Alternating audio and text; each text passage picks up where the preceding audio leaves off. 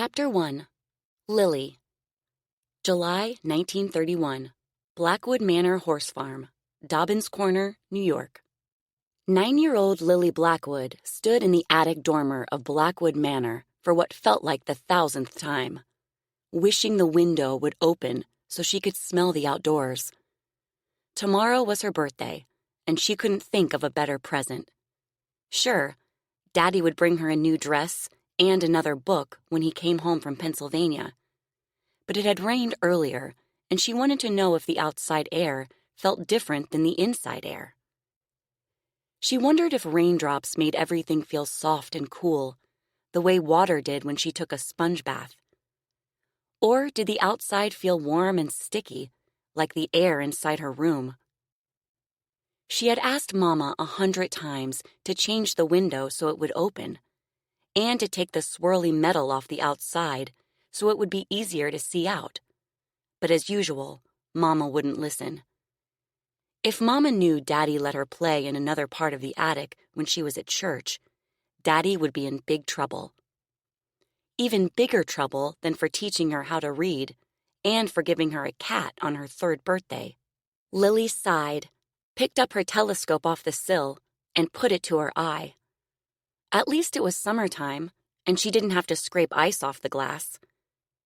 Daddy called this time of day twilight, and the outside looked painted in only 2 colors, green and blue.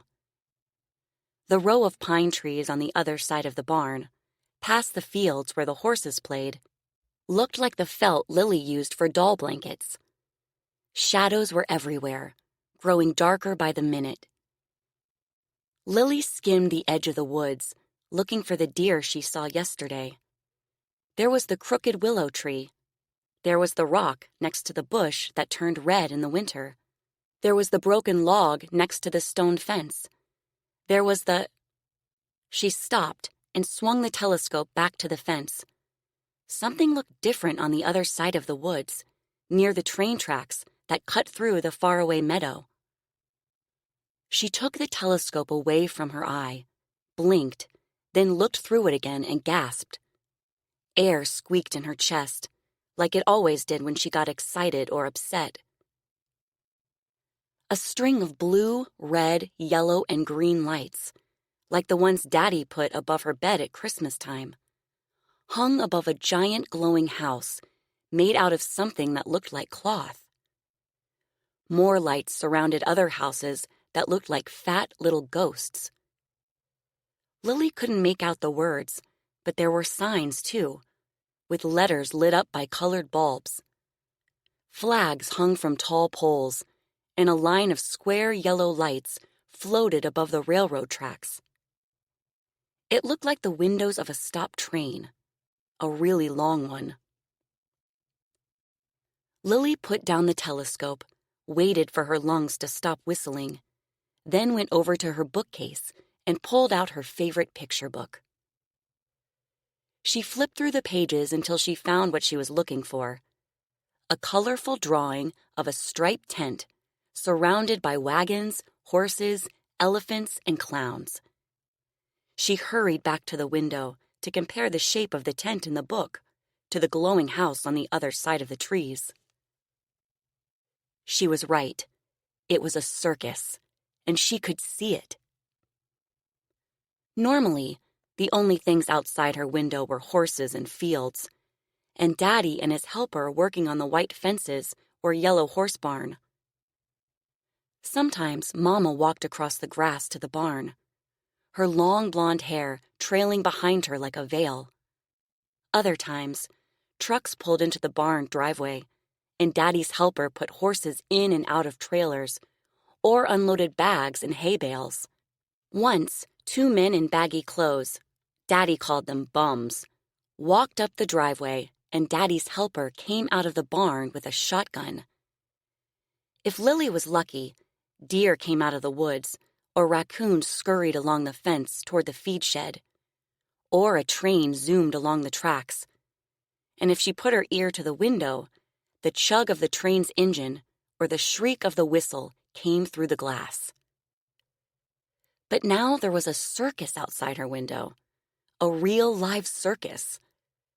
For the first time in her life, she was seeing something different that wasn't in a picture book.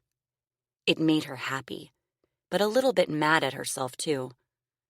If she hadn't been reading all afternoon, she might have seen the train stop to unload. She could have watched the tents go up and caught sight of the elephants and zebras and clowns. Now it was too dark to see anything but lights. She put down the book and counted the boards around the window. Sometimes counting made her feel better. 1, 2, 3, 4, 5. It didn't help. She couldn't stop thinking about what she'd missed. She pressed her ear against the glass. Maybe she could hear the ringleader's cries or the circus music. The only thing she heard was air squeaking in her chest and her heartbeat going fast. On the windowsill, her cat, Abby, woke up and blinked. Lilly wrapped an arm around the orange tabby and pulled her close, burying her nose in the animal's soft fur. Abby was her best friend and the smartest cat in the world. She could stand on her hind legs to give kisses and lift her front paw to shake. She even jumped up on Lily's bed and got down when told. "I bet Mama will go to the circus," Lilly said. "She doesn't have to worry about people being afraid of her." The cat purred. What would it be like to see an elephant in person? Lilly wondered. What would it feel like to touch its wrinkly skin and look into its big brown eyes? What about riding a pink and white horse on a carousel? Or walking among other people, eating peanuts and cotton candy? What about watching a real live lion perform? As far back as Lilly could remember, there had been times at night, after her light was out, when she snuggled in her bed, her mind racing with thoughts of leaving her room and going downstairs. She'd read enough books to know there was more than one floor in a house, and she imagined sneaking across the attic, finding a staircase, making her way through the bottom floors of Blackwood Manor, and walking out the front door. She imagined standing with her feet on the earth, taking a deep breath, and for the first time in her life, smelling something besides old wood, cobwebs, and warm dust. One of her favorite games during Daddy's weekly visits was guessing the different smells on his clothes. Sometimes he smelled like horses and hay. Sometimes shoe polish or smoke. Sometimes baking bread or, what did he call that stuff that was supposed to be a mix of lemons and cedar trees? Cologne? Whatever it was, it smelled good. Daddy had told her about the outside world, and she had read about it in books, but she had no idea how grass felt between her toes or how tree bark felt in her hand. She knew what flowers smelled like because Daddy brought her a bouquet every spring. But she wanted to walk through a field of dandelions and daisies, to feel dirt and dew on her bare feet. She wanted to hear birds singing and the sound of the wind. She wanted to feel a breeze and the sun on her skin. She'd read everything she could on plants and animals and could name them all if given the chance. But besides Abby and the mice she saw running along the baseboard in the winter, she'd never seen a real animal up close. Her other favorite game was picking a place in her book of maps and reading everything she could about it, then planning a trip while she fell asleep, deciding what she would do and see when she got there. Her favorite place was Africa, where she pictured herself running with the lions and elephants and giraffes. Sometimes she imagined breaking the dormer window, crawling out on the roof, climbing down the side of the house, and sneaking over to the barn to see the horses. Because from everything she had seen and read, they were her favorite animals. Besides cats, of course. Not only were horses strong and beautiful, but they pulled wagons and sleighs and plows. They let people ride on their backs and could find their way home if they got lost. Daddy said Blackwood Manor's horses were too far away from the attic window to tell who was who, so Lilly made up her own names for them: Gypsy, Eagle, Cinnamon, Magic, Chester, Samantha, Molly, and Candy. How she would have loved to get close to them, to touch their manes and ride through the fields on their backs. If only it weren't for those stupid swirly bars outside her window that Mama said were there for her own good.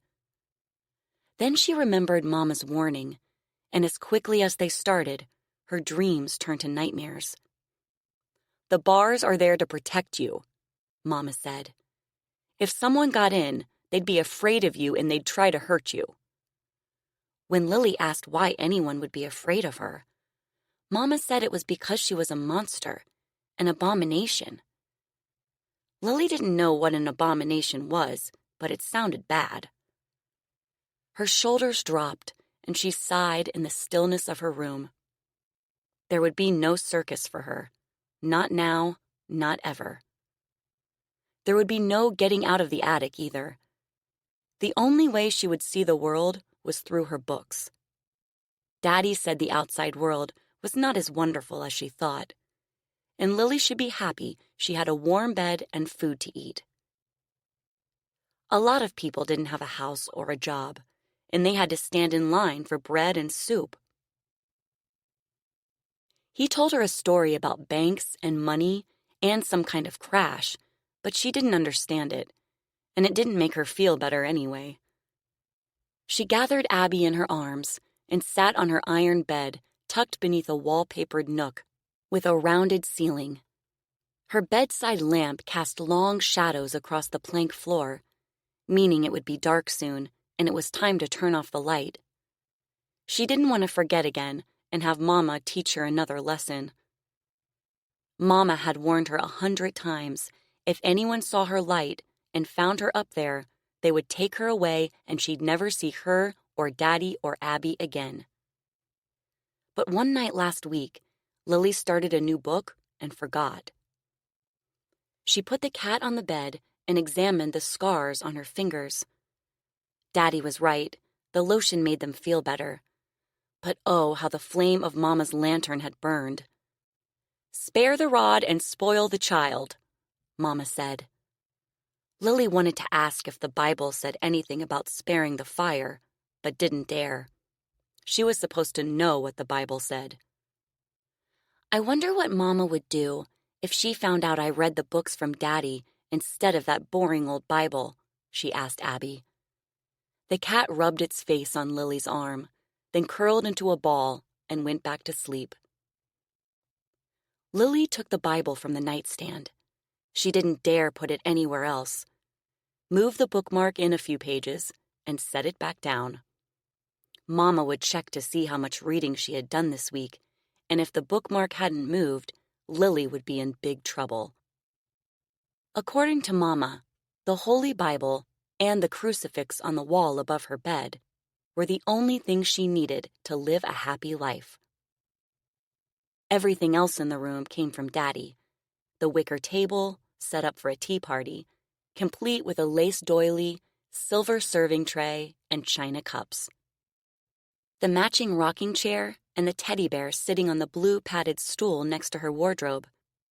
The dollhouse filled with miniature furniture and straight-backed dolls. The model farm animals lined up on a shelf above her bookcase, all facing the same way, as if about to break into song. 3 porcelain dolls with lace dresses in a wicker baby pram, one with eyes that opened and closed. And, of course, her bookcase full of books. It seemed for a while like Daddy would give her everything, until she read Snow White and asked for a mirror. Sometimes, in the middle of the night, when she was certain everyone was asleep and there was nothing but blackness outside her window, she turned on her light and studied her reflection in the glass. All she saw was a blurry, ghost-like mask looking back at her, the swirly metal outside coiling across her skin like snakes.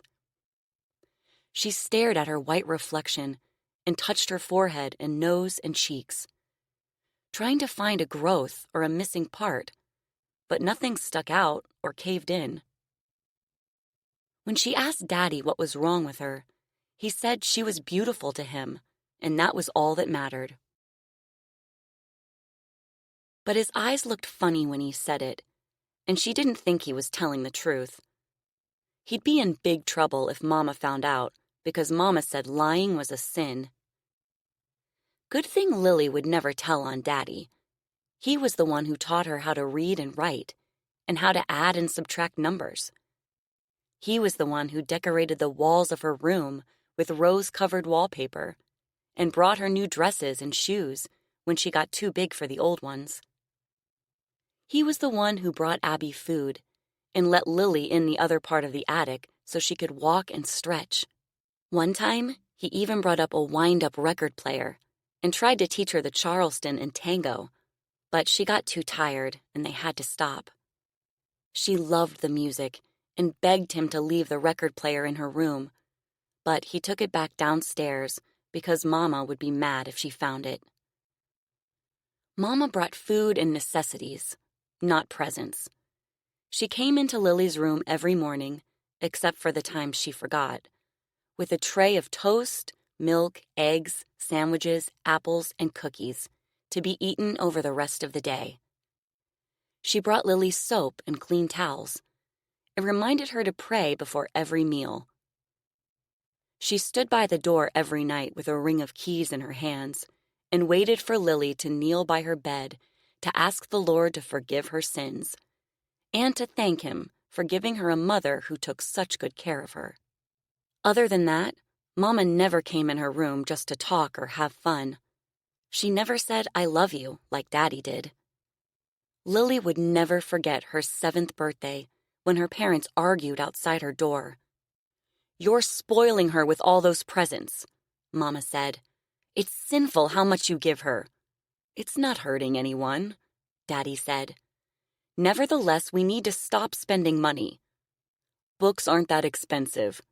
"Maybe not, but what if she starts asking questions? What if she wants to come downstairs or go outside? Are you going to say no?" At first, Daddy didn't say anything, and Lily's heart lifted. Maybe he would take her outside after all. Then he cleared his throat and said, "What else is she supposed to do in there? The least we can do is try to give her a normal birthday. It's not her fault she—" Mama gasped. "It's not her fault? Then whose is it, mine?" "That's not what I was going to say," Daddy said. "It's not anyone's fault. Sometimes these things just happen." "Well, if you had listened to me from the beginning, we wouldn't—" She made a funny noise, like her words got stuck in her throat. "She's still our daughter, Cora. Other than that one thing, she's perfectly normal." "There's nothing normal about what's on the other side of that door," Mama said, her voice cracking. "That's not true," Daddy said. "I talked to Dr. Hillman, and he said—" "Oh, dear Lord, tell me you didn't. How could you betray me like that?" Mama was crying now. There, my darling. I didn't tell anyone.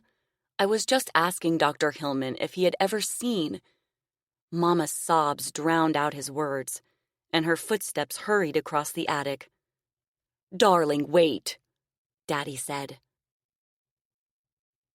The next day, Lily quit praying before every meal, but she had not told Mama that. Since then, she had disobeyed her mother in 100 little ways. Mama said it was wicked to look at her naked body and made Lily close her eyes during her weekly sponge bath until she was old enough to wash herself. Now, Lily looked down at her milk-colored arms and legs when she bathed, examining her thin white torso and pink nipples.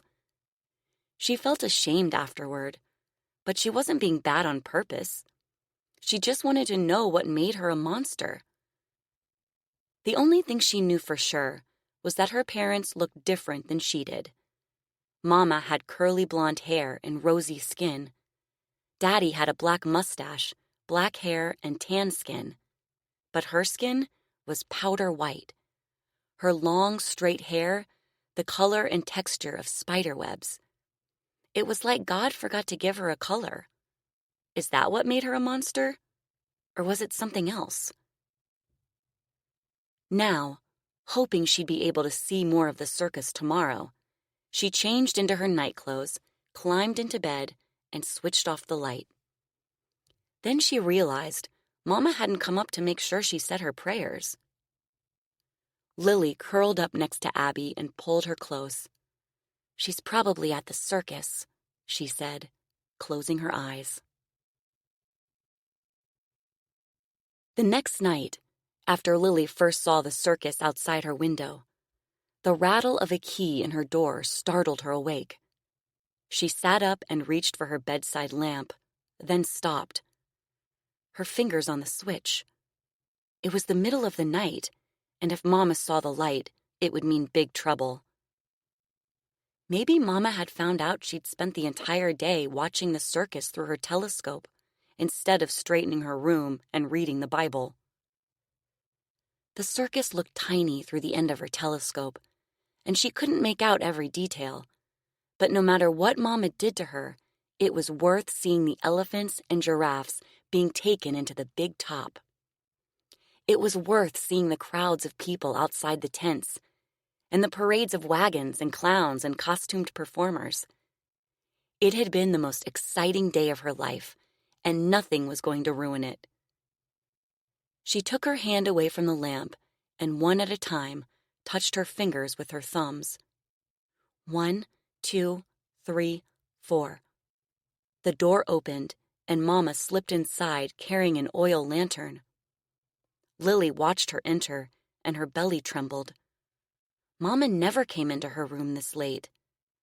At the end of the bed, Abby lifted her furry head, surprised to see Mama too. Mama, Daddy said her real name was Coraline, was a tall, pretty woman, and she always wore her long blonde hair pinned back on the sides. Her only jewelry was the wedding band on her left hand, and she dressed in simple skirts with sensible shoes in the name of modesty and for the glory of God. Daddy said Mama put on her best dresses and furs when she went out to important dinners and parties, but only because that was what everyone in the outside world expected. Lilly didn't understand why Mama changed what she looked like, but Daddy said that was okay. One time, Daddy showed her a picture of Mama all dressed up, and Lilly thought it was someone else. Daddy liked to tell the story of how he had first spotted Mama between the barn and the round pen, sitting on a barrel watching the horses play in the field. Mama's father, a retired Pentecostal minister, who always dreamed of raising horses, had come to Blackwood Manor horse farm to buy a stallion.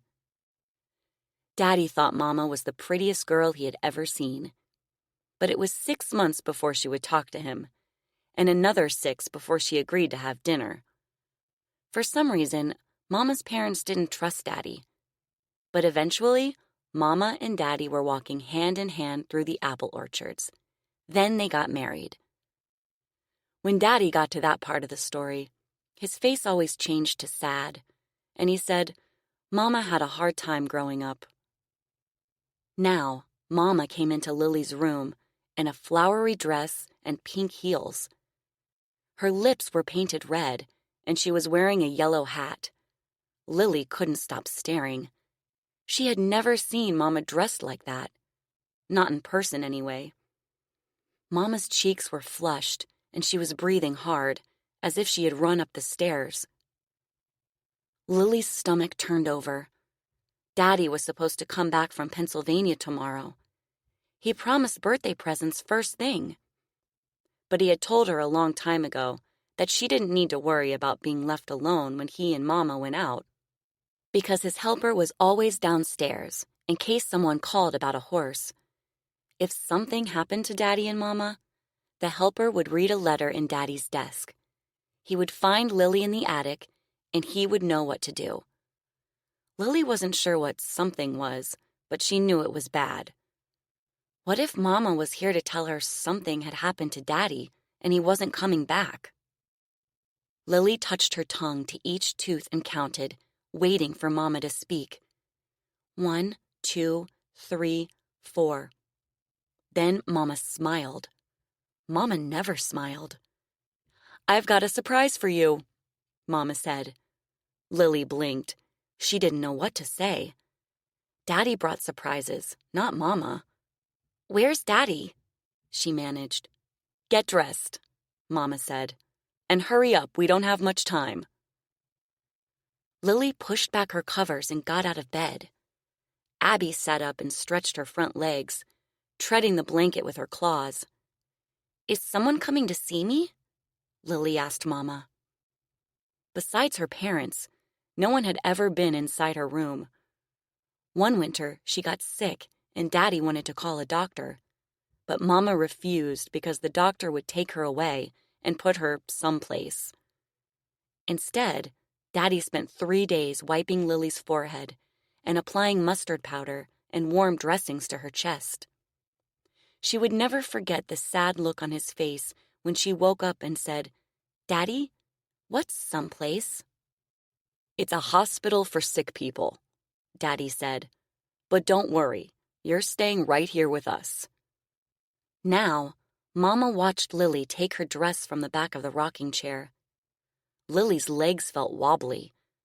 What if someone was coming to take her someplace? Mama chuckled. "No, Lilly, no one is coming to see you."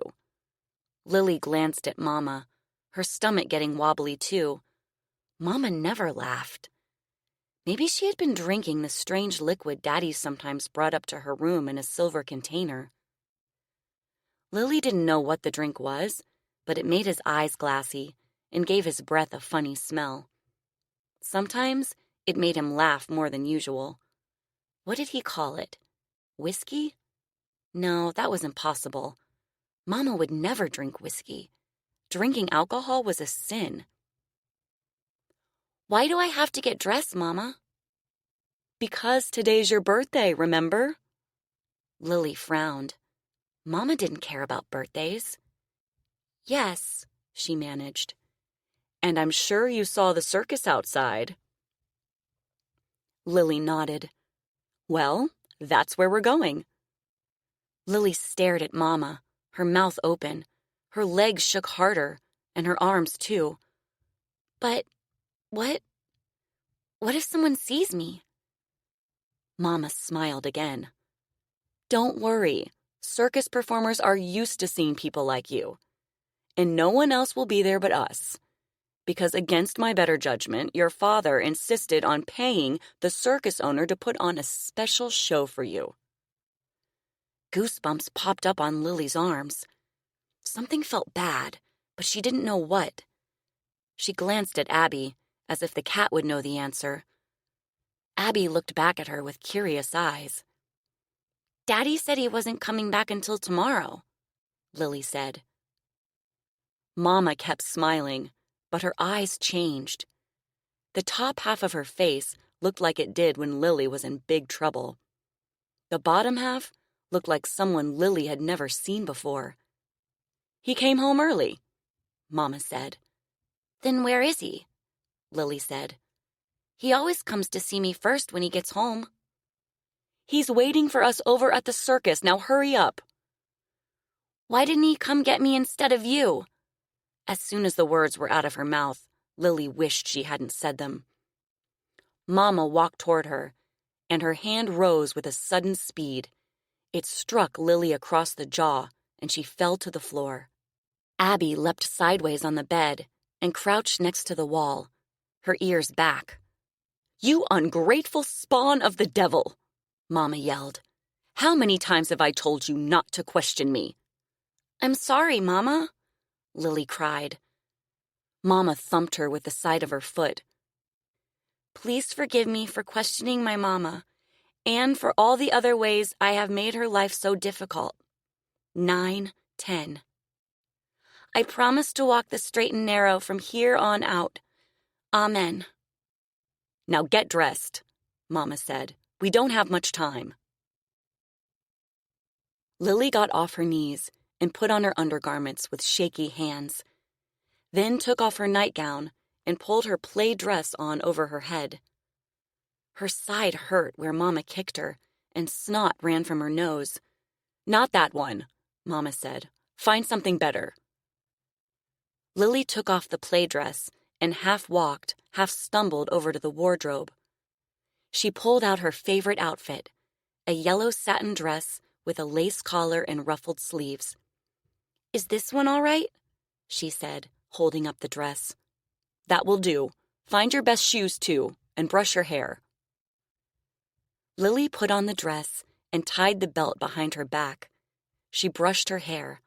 1, 2, 3, 4, 5, 6 strokes. Then sat on the bed to put on her patent leather shoes. Abby edged across the covers and rubbed against Lily's arm. Lilly gave her a quick pet, then got up and stood in the middle of the room, her ribs aching and her heart thumping. Mama opened the door and stood back, waiting for Lilly to go through it. Lilly had waited for this moment her entire life, but now, more than anything, she wanted to stay in the attic. She didn't want to go outside. She didn't want to go to the circus. Her chest grew tighter and tighter. She could barely breathe. "Let's go," Mama said, her voice hard. "We don't have all night." Lilly wrapped her arms around herself and started toward the door, gulping air into her lungs.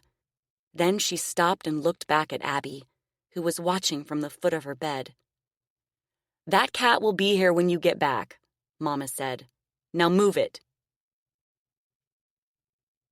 Chapter 2. Julia. November 1956. Hatfield, Long Island. 18-year-old Julia Blackwood glanced up and down the supermarket aisle to make sure no one was watching. The store was small, maybe 30 feet wide by 40 feet long, and she could see over the shelves and into each corner. A pimple-faced teenager sat on a stool behind the counter, chewing gum and staring at a black-and-white television above the cash register. A radio on a shelf played "Why Do Fools Fall in Love?" while a gray-haired lady checked eggs for cracks next to the open dairy cooler door. Julia took a deep breath, went down on one knee, and pretended to tie her grease-spotted keds.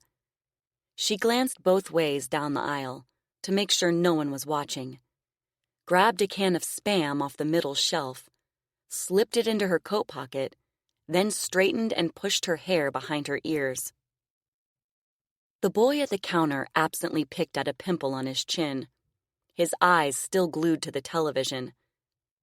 Julia let out her breath and made her way to the next aisle, walking slowly and pretending to examine the groceries. She plucked a small apple from a produce bin, put it in her pocket, and made her way toward the counter. "Can I get a key to the restroom?" she asked the pimple-faced boy. Still watching television, the boy reached beneath the cash register and handed her a key on a brown rabbit foot. Then he snapped his gum and grinned at her. "Just replaced the soap this morning." Heat rose in Julia's cheeks, and she had to fight the urge to leave. The boy knew why she wanted to use the bathroom. It was the 4th time in as many months that there was no water in her room above the liquor store, this time due to frozen pipes instead of an unpaid bill. And she hadn't washed her hair or taken a shower in 3 days. Sure, no one at work would know whether or not she'd had a bath, but who wanted an oily-haired waitress serving them fried eggs and onion-covered burgers? Big Al's diner was already a greasy spoon. It didn't need any more help in that department. Instead of leaving, she swallowed her pride, took the key from the boy, and trudged to the back of the store. The cold, green enameled restroom smelled like rotten food and old socks. Grime and black mold colored the grout between the broken, mismatched floor tiles, and a jagged yellow crack ran across the toilet seat. Julia washed her hands in the silver-legged sink, dried them with brown paper towels, then ate the apple as fast as she could, trying to ignore the stench of old urine. When she was finished, she stripped down to her underwear and bra, folded her cranberry-colored waitress uniform on top of her coat, and put them on the toilet tank lid, the only place that looked halfway clean. Shivering, she scrubbed her face and armpits with paper towels and lava soap, then washed her hair in the sink, trying not to get soaked.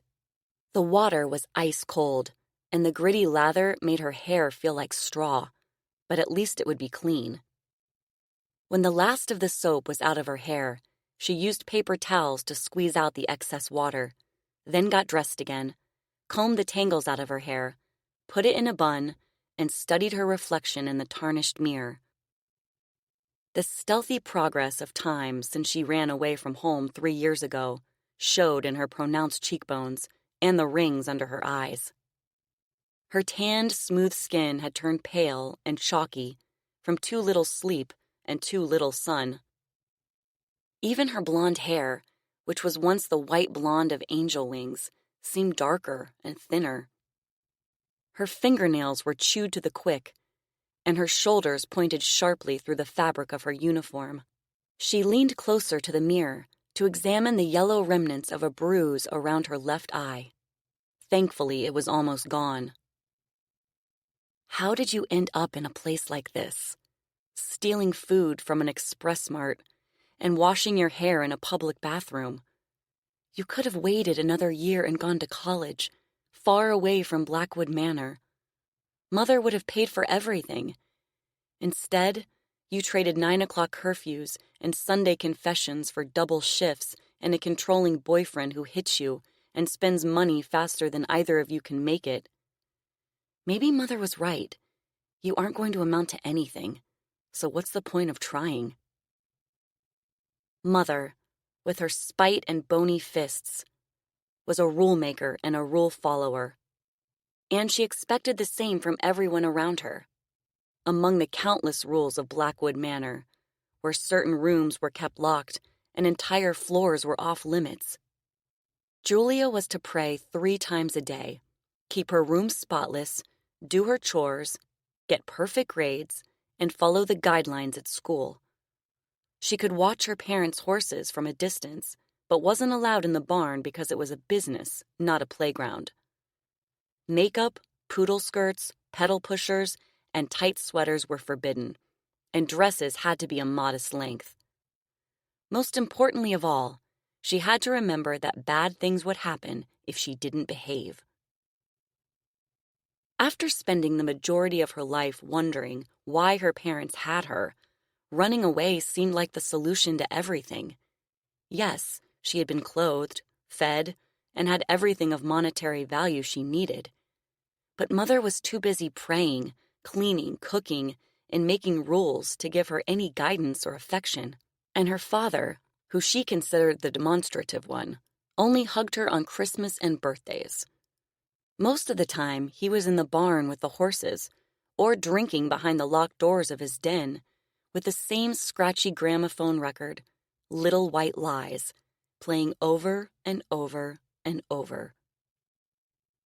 For years, she wondered what it meant when her father went on vacation to recover or get help.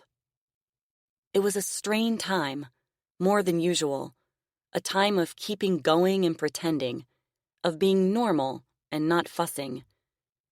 The Blackwoods never bared their souls or poured out their hearts. Then, when Julia turned 12, Mother explained her husband's alcoholism and said it was Julia's fault for being such a difficult child. Julia thought back to the day her father was killed. The sky was clear and blue. The breeze was gentle and scented with pine. Who would have expected someone to die on a beautiful day like that? She had skipped church to go to the lake. It was the last day of summer, a hot, humid day, perfect for swimming, and one of the popular girls had finally invited her to hang out with her and her friends at the isthmus. When it came time to leave for church, Julia locked the door to the bathroom and pretended to be sick.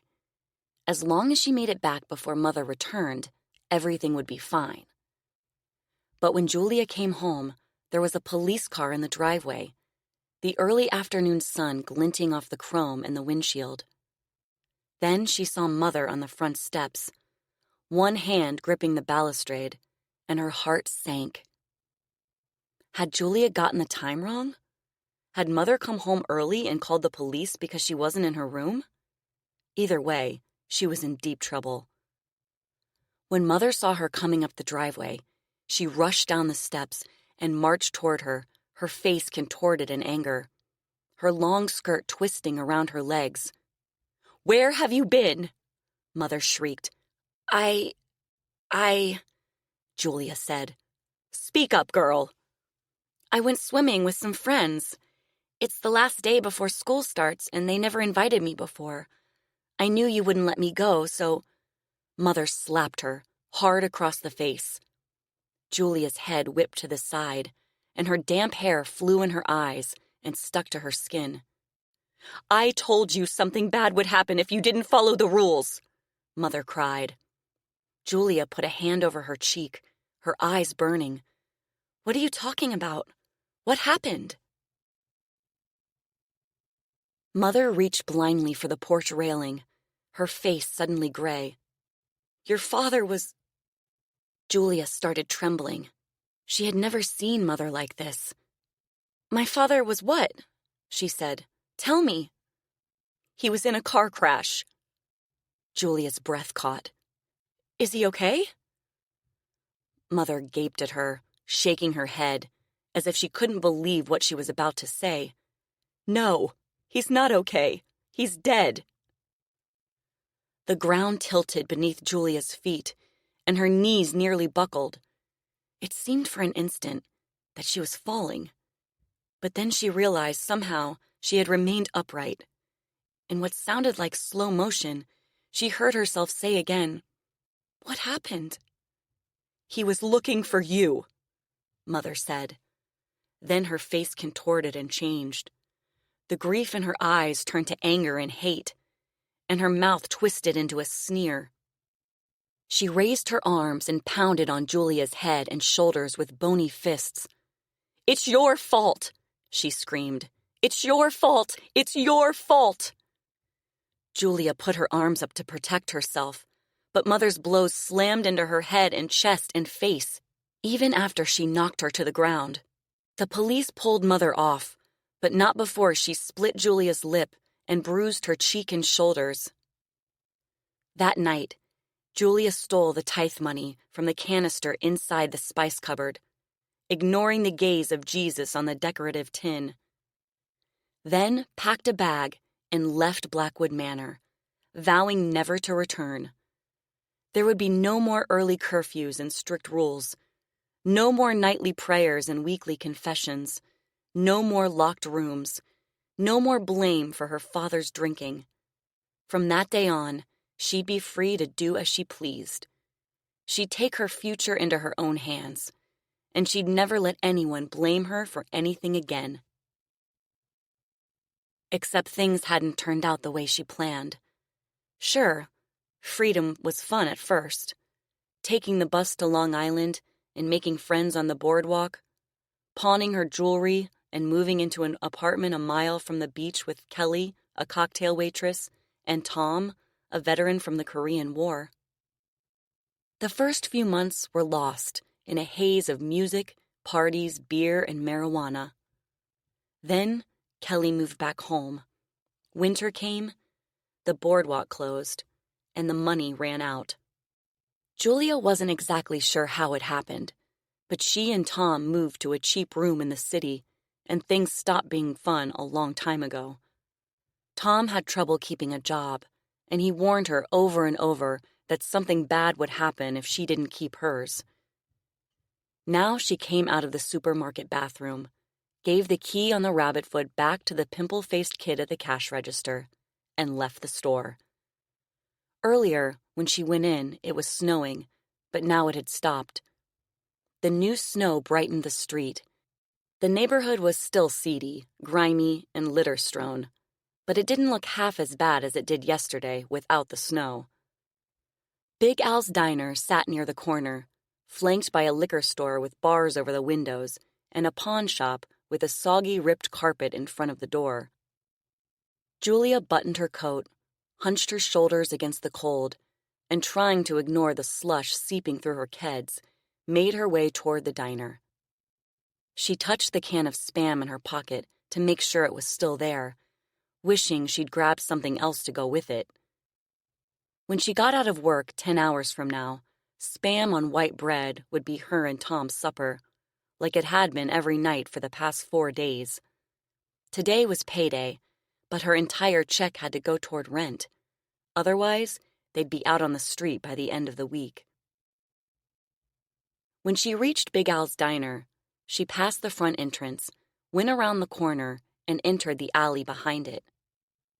For some reason, Big Al had a thing about the help coming and going through the front door, as if the diner were a fine restaurant instead of a greasy spoon.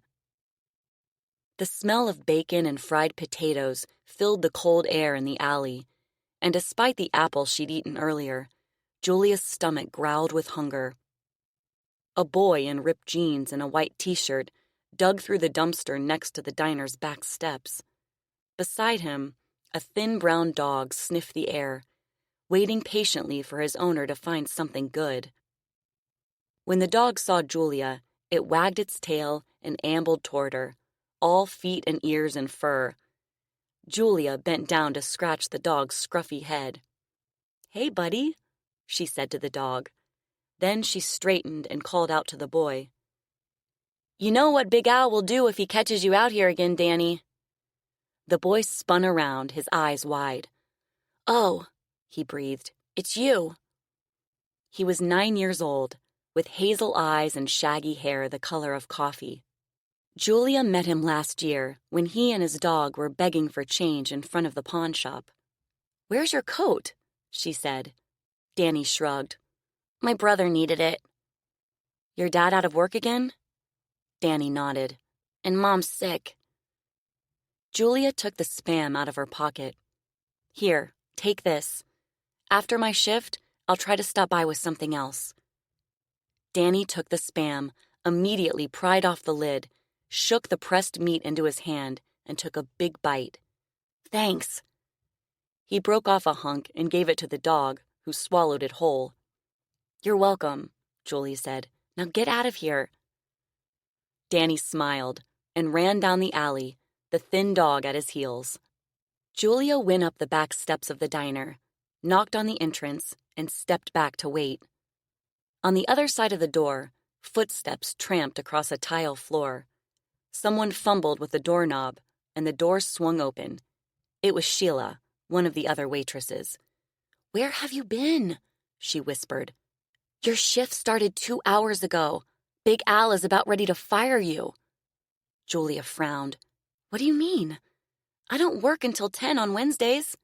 She entered the diner, already taking off her coat. "It's Tuesday," Sheila said. "Shit," Julia said. She hung her coat on a hook, took an apron from the basket outside the walk-in cooler, slipped it over her head, and hurried into the kitchen, tying the apron strings behind her back. Sheila followed. Big Al came through the swinging doors between the kitchen and dining area, his forehead covered in sweat, his greasy salt and pepper hair hanging in his eyes. As his name implied, he was a big man, over 6 feet tall, with wide shoulders and thick legs. But it was his enormous belly that earned him the nickname Big Al. Covered in a greasy white apron, it hung over his pants like a beluga whale. "Look who decided to show up for work today," he snarled. "Sorry," Julia said.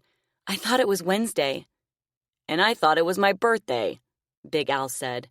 "That's why I gotta wait tables and cook at the same time." "I'm sorry," Julia said. "I made a mistake. It won't happen again." Big Al grunted. "Damn right it won't. I'm holding your paycheck until next week. Maybe by then you'll figure out if you want this job or not." "But Julia said. "Please, Al, I need it for rent." "Maybe you should have thought about that before coming in late," Big Al said. "Now shut up and get your ass to work." Julia gritted her teeth and pushed through the swinging doors into the dining area. The counter and nearly every booth were packed. Sheila came out of the kitchen behind her, 2 plates of eggs and a plate of pancakes balanced in one hand, a plate of French toast in the other. "Can you cover the counter, hun?" she said to Julia. "Just till the breakfast rush is over." "Sure," Julia said. She grabbed a pad and pen and scanned the counter for the next customer. A man in a black jacket and fedora sat at the far end. The menu closed in front of him. She started toward him. "Can I get a refill on my coffee?" someone said as she went by. "Yes, sir," she said. She put her pen and pad in her apron, grabbed the coffee urn, refilled the man's coffee, then went to wait on the man in the fedora. She turned over a white mug in front of him. "Coffee?"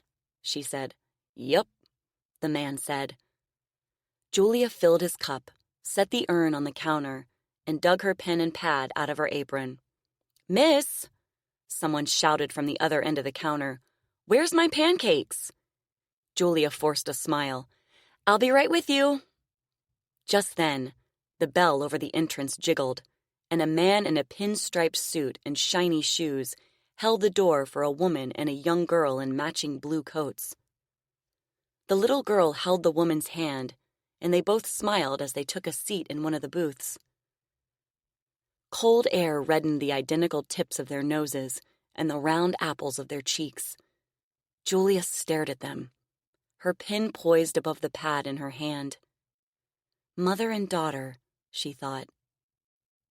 The mother took off her gloves, then smiled and reached across the table to help the girl take off her mittens. The daughter laughed when the mother rubbed her hands between hers to warm them. "I wonder if it's the little girl's birthday," Julia wondered. "Or maybe they're on a shopping trip." Then the mother kissed the little girl's fingertips, and Julia's eyes grew moist. She looked for the man in the pinstriped suit, assuming he was the little girl's father. But he stood in the center of the room, skimming the diner as if looking for someone. Maybe he was lost. He didn't look like he belonged in this neighborhood. "I'll have 2 eggs over easy," the man at the counter in front of her said, "with toast and butter." Julia blinked and looked down at him, as if she'd forgotten where she was. She shook her head to clear it. Okay, sorry, coming right up." She headed toward the kitchen to place the order, berating herself for getting distracted. She had to stop daydreaming. If Big Al caught her staring off into the distance, she'd be fired for sure. But sometimes she just couldn't help it. She was drawn to watching people who clearly loved each other, especially parents and their children. She loved seeing their faces light up with affection and recognition of their unconditional love, and the fact that they knew how important they were to each other without ever saying a word. She wondered what it felt like. "I asked for ketchup 10 minutes ago," a woman said to Julia as she hurried by. Julia grabbed a squeezed bottle of ketchup and put it in front of her. "Where's my bill?" another woman said. "I'll find it," Julia said. She placed the order on the kitchen turnstile, rang the bell, and asked about the missing pancakes. Big Al pushed a pile of pancakes through the window and wiped his forehead on the back of his arm, glowering at her. Julia took the hot plate and delivered it to the customer. When she went back to the other end of the counter, the man in the pinstriped suit was there, standing behind the stools. She dropped off the woman's bill and went over to see what he wanted. "Can I help you?" she said. "I'm looking for Julia Coraline Blackwood," he said. Julia's mouth went dry. Is this guy a cop?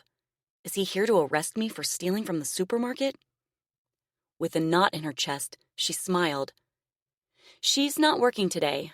Can I give her a message for you?" The man reached into the breast pocket inside his suit, pulled out a photograph, and turned it around so she could see it. Julia felt the blood drain from her face. It was her high school picture, taken the year she left home. How did he get it? And what did he want? "I'm a private investigator, Miss Blackwood," the man said. "Hired by your parents' attorney.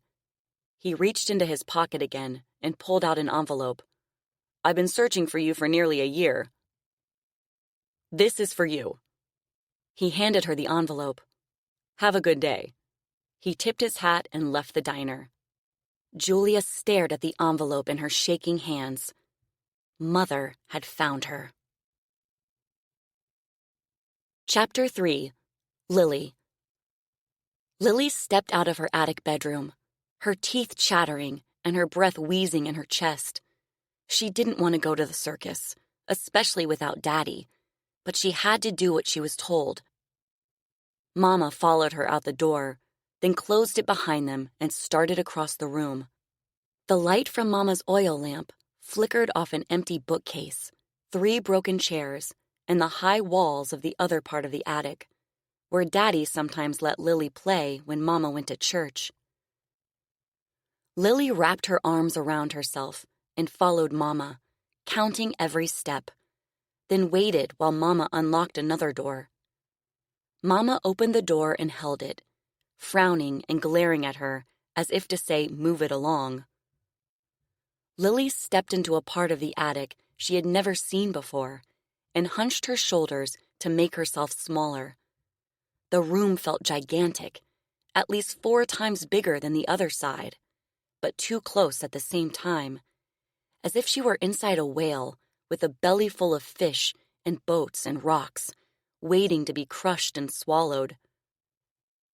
She stood trembling in a walkway between piles of dusty boxes and books and trunks.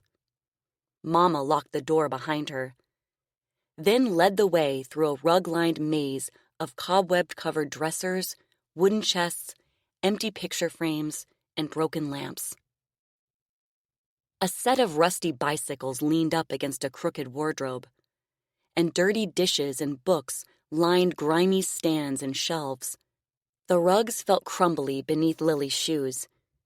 At the far end of the room, a long, narrow hole in the floor opened to a staircase. Mama went down the wooden steps, her lantern light disappearing into the tight space.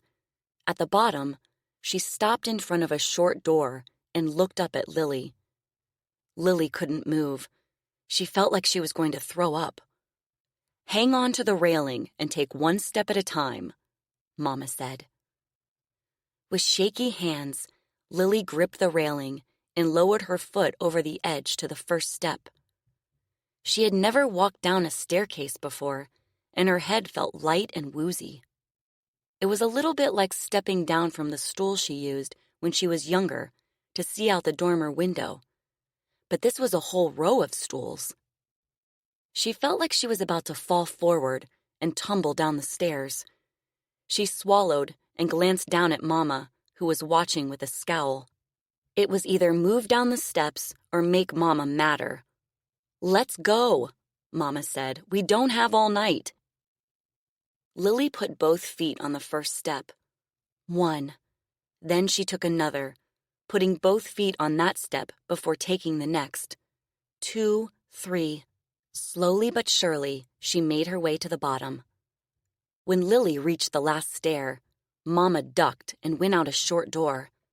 Lilly followed her into a narrow space, about twice the size of her water closet. On the other end, another door led into another room. Mama told Lilly to wait, then locked the door to the staircase and reached up to pull a red string. A shiny cloth decorated with a house and flower gardens fell over the top half of the door. Then Mama moved a small table with feet that looked like claws beneath the shiny cloth, and like magic, the door disappeared. Mama put her ring of keys in the table drawer and led Lilly out into another room with an enormous bed and odd sheet-draped figures. What is beneath those sheets? Lilly wondered.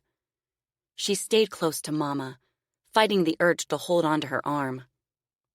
But Mama didn't like to be touched, so Lilly didn't do it. She wanted to close her eyes, but then she'd trip, and Mama wouldn't like that either. After the bedroom, they went into a long, thin space with shiny floors and walls lined with pictures and decorations. What was it called? Lilly tried to remember but couldn't. One side of the space had a swirly metal railing instead of a wall, like the swirly metal bars outside her window. She stayed close to the wall and away from the railing, feeling mixed up and dizzy, like she was going to fall. Everything felt too big, too wide, too long. Her breath rattled in her chest. She touched her thumbs to her fingers and tried to count, but kept losing track of her numbers. She coughed, and Mama gave her a stern look. If she had known the bottom part of the house was going to feel like a giant pit waiting to swallow her whole, she never would have wished to leave her room. She wanted to run back up there now, but that would make Mama really mad.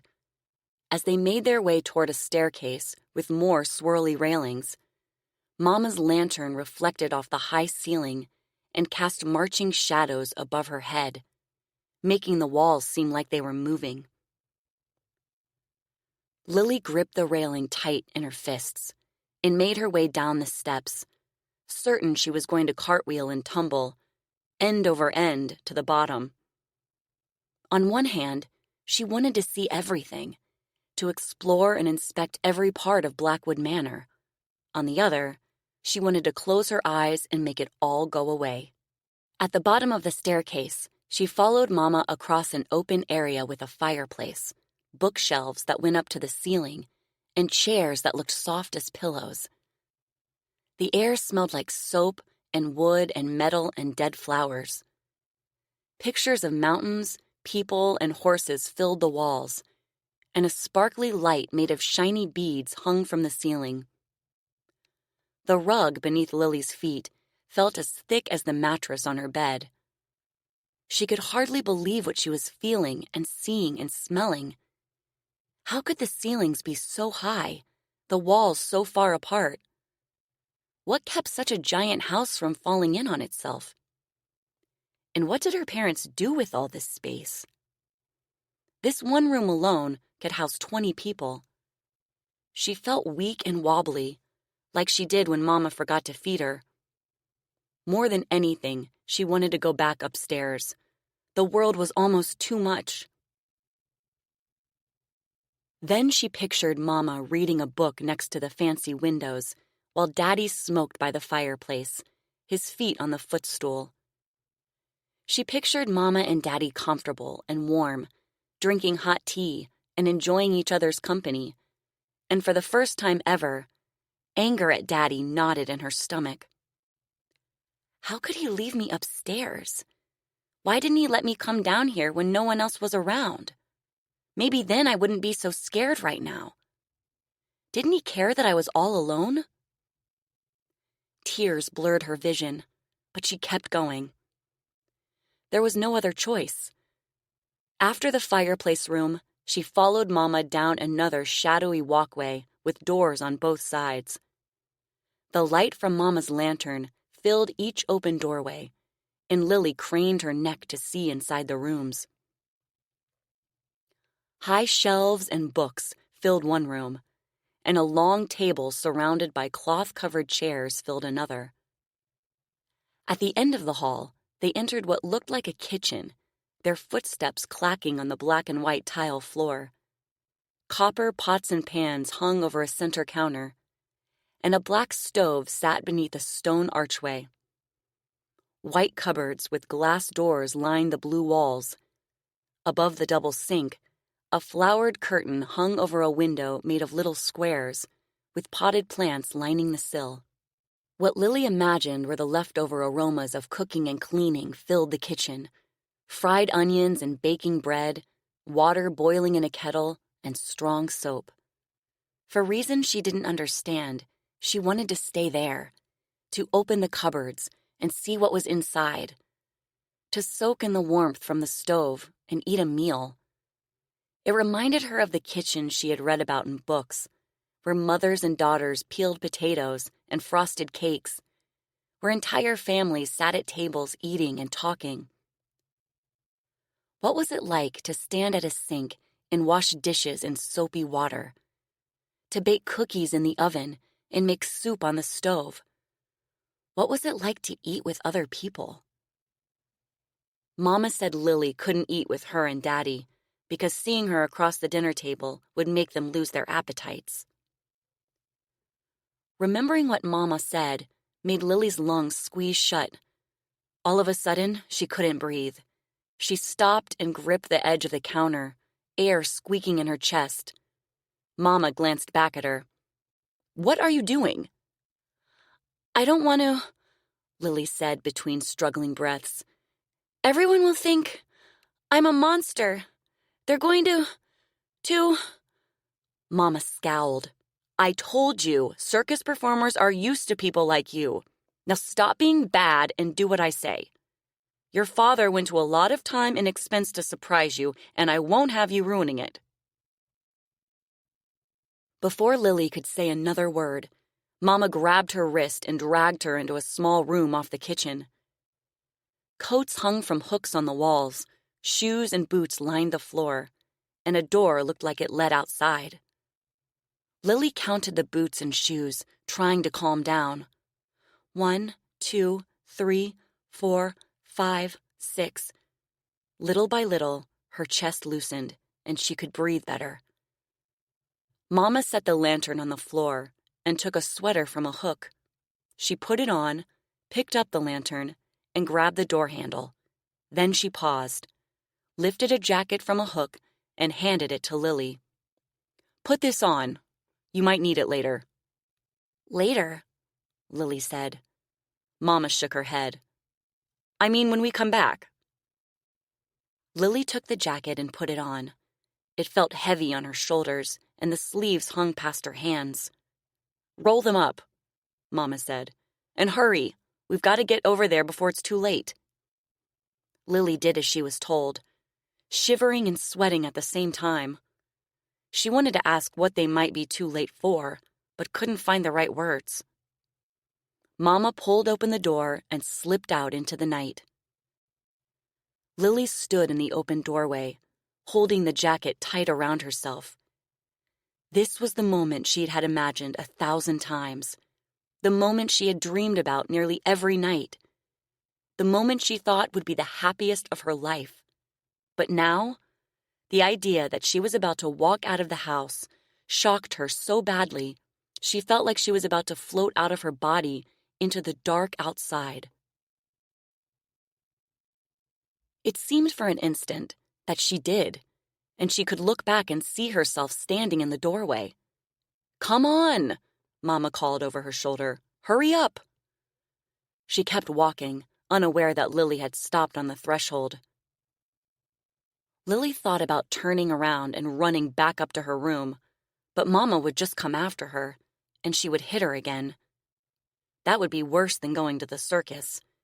Besides, what if she never had this chance again? She took a deep breath, ignored the rattle in her chest, and stepped out of Blackwood Manor. The outdoors felt enormous, bigger than she ever could have imagined, vaster than she ever could have dreamed. She stood shaking, surprised and scared and happy all at the same time. She was outside. A half moon slid down the side of a cloudless sky filled with a million stars, casting a wintry glow over the summer night. And the smells, oh, the smells. She wasn't sure what wonderful aromas filled the air, but she imagined grass and dirt and trees and water and mud and insects and leaves. She imagined horses and hay and flowers and rain. The thousands of pictures she had pored over in books flashed in her mind, and now she was about to see them in real life. A warm breeze caressed her face. Night felt warm and soft, like breathing under a blanket. She pushed up her sleeves to feel the air on her skin, and moonlight reflected off her white hands and arms. They looked like they belonged to a ghost. Mama kept going, walking fast, and the yellow circle of lantern light moved farther and farther away, bouncing across the grass. On one hand, Lilly wanted to know what it felt like to be surrounded by night. On the other, she was terrified by the massive empty space. Who knew what lay beyond the darkness, just feet from where she stood? Who knew if she would be swallowed by blackness or snatched up by a wild animal? She hurried after Mama, counting her steps until she caught up. 1, 2, 3, 4, 5, 6, 7. The feeling of walking and not hitting a wall felt strange and exciting and scary at the same time. Together they crossed the shadowy yard, past the long silhouettes of trees and the towering shape of the barn. Horses whinnied and nickered inside the dark building, thumping against the walls of their stalls. A sweet, dry grass smell filled Lily's nostrils, along with a musty, warm tang she imagined was manure. Mama opened the gate to one of the pastures, let Lily through, then closed it again. Side by side, they moved across the field. Insects chirped and clicked all around them. Lily wanted to walk slower, but Mama was in a hurry. On the other side of the field, they ducked beneath a white plank fence and made their way toward a line of trees. The ground was rutted and uneven, and Lily kept tripping on clumps of dirt and grass. She was wheezing again, but didn't dare stop to catch her breath. She thought about asking why they didn't take the road, then remembered they couldn't chance being seen. Who knew what would happen if someone saw a white monster on the side of the highway? Following Mama into a stand of evergreen trees, she did her best to keep up. Her shoes, which she only wore when Daddy asked her to, pinched her toes. Sweat broke out on her forehead, and her nose started to run. Inside the trees, Mama led the way along a narrow dirt path, padded with pine needles. A clean smell filled the air, like soap and Daddy's cologne. Lily wondered if it was the trees. She thought about asking Mama, but it was all she could do to stay behind her. An owl hooted above her head, and she jumped, then craned her neck to see it and nearly tripped over a rock. When they finally made their way out of the woods, the thinning trees and low bushes, they came out at the grassy edge of another field. From there, Lily could see the dark shapes of circus tents and wagons. The colored lights had been turned off, and the midway was deserted. Mama led her across the grass into a sawdust-carpeted lot, beneath a huge banner that read, "The Barlow Brothers Circus." Overhead, triangle flags hung limp in the warm air. Closed lemonade and hot dog stands lined the lot next to stands with signs that read, "Cotton candy, ice cream, and roasted peanuts." A giant painting of clown faces filled the sky above one tent.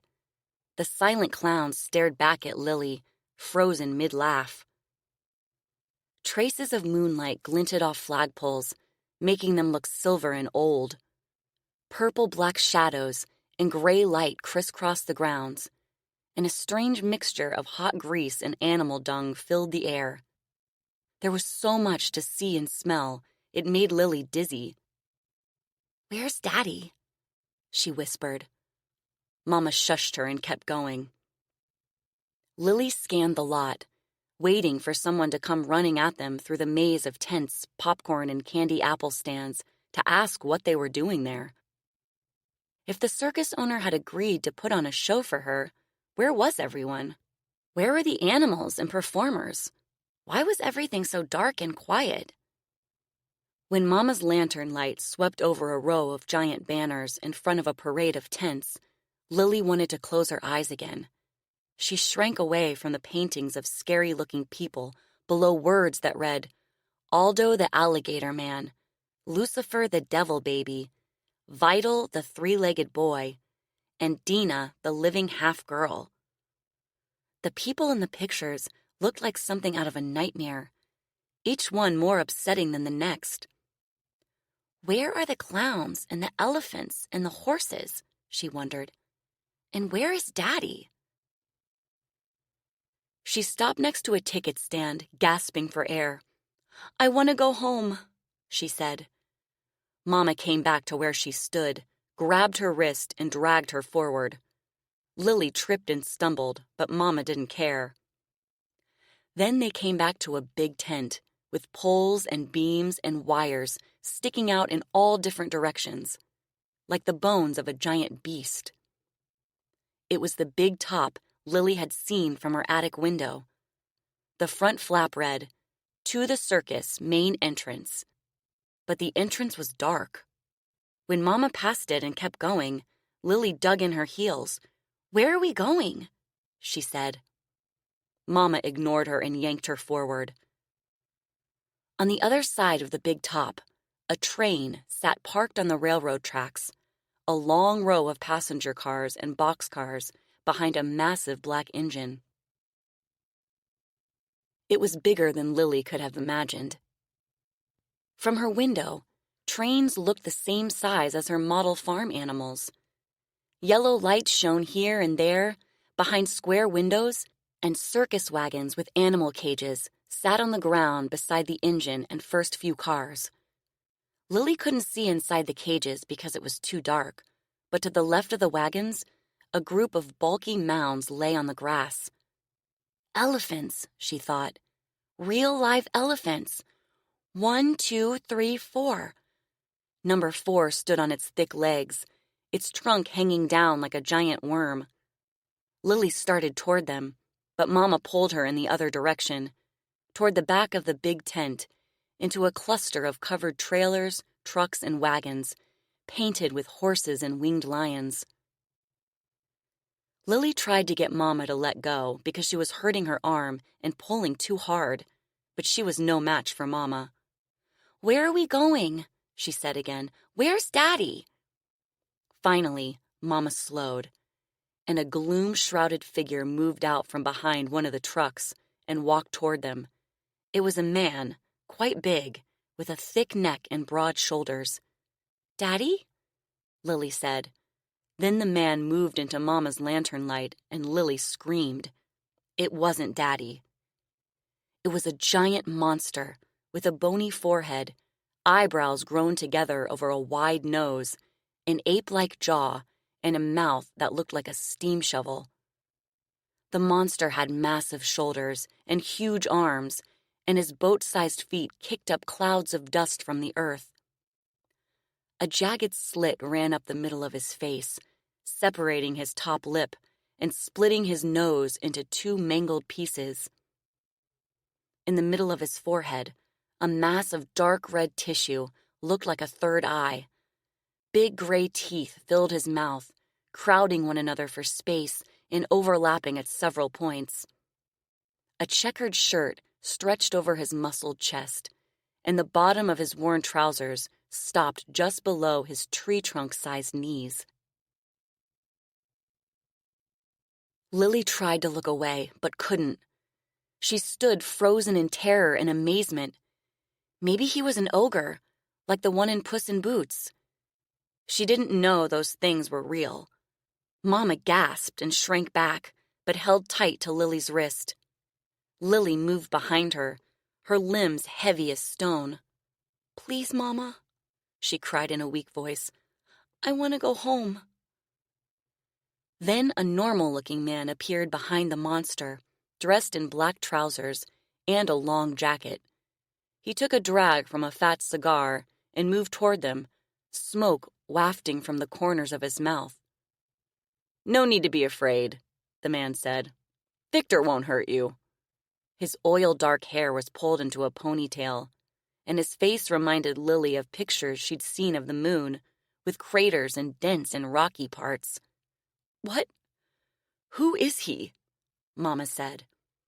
"Victor is my star attraction," the moon-faced man said. "But that's not what you're here for, is it? Where's the girl?" Mama dragged Lilly out from behind her, her mouth twisting with the effort. The moon-faced man turned on a flashlight and shined it at Lilly. She blinked and squinted, blinded by the light, then dropped her chin to her chest, breathing hard. Air squeaked and rattled in her lungs. What did the man want? And what would he do when he saw her face? Would he run away in fear, or would he try to hurt her? If she really was the devil's spawn, maybe he'd try to kill her. Mama had told her over and over that she was only trying to protect her. Maybe she brought her here to prove why. "Take off her coat," the man said. Mama yanked the coat off Lilly and let it fall to the ground. The man shined the flashlight from the top of Lily's head to her feet. "How do I know she's really your daughter?" he said to Mama. Then he put his hand, it was fleshy and damp, beneath Lily's chin and lifted her face. She held her breath, unable to pull her eyes away from his, waiting to see his reaction.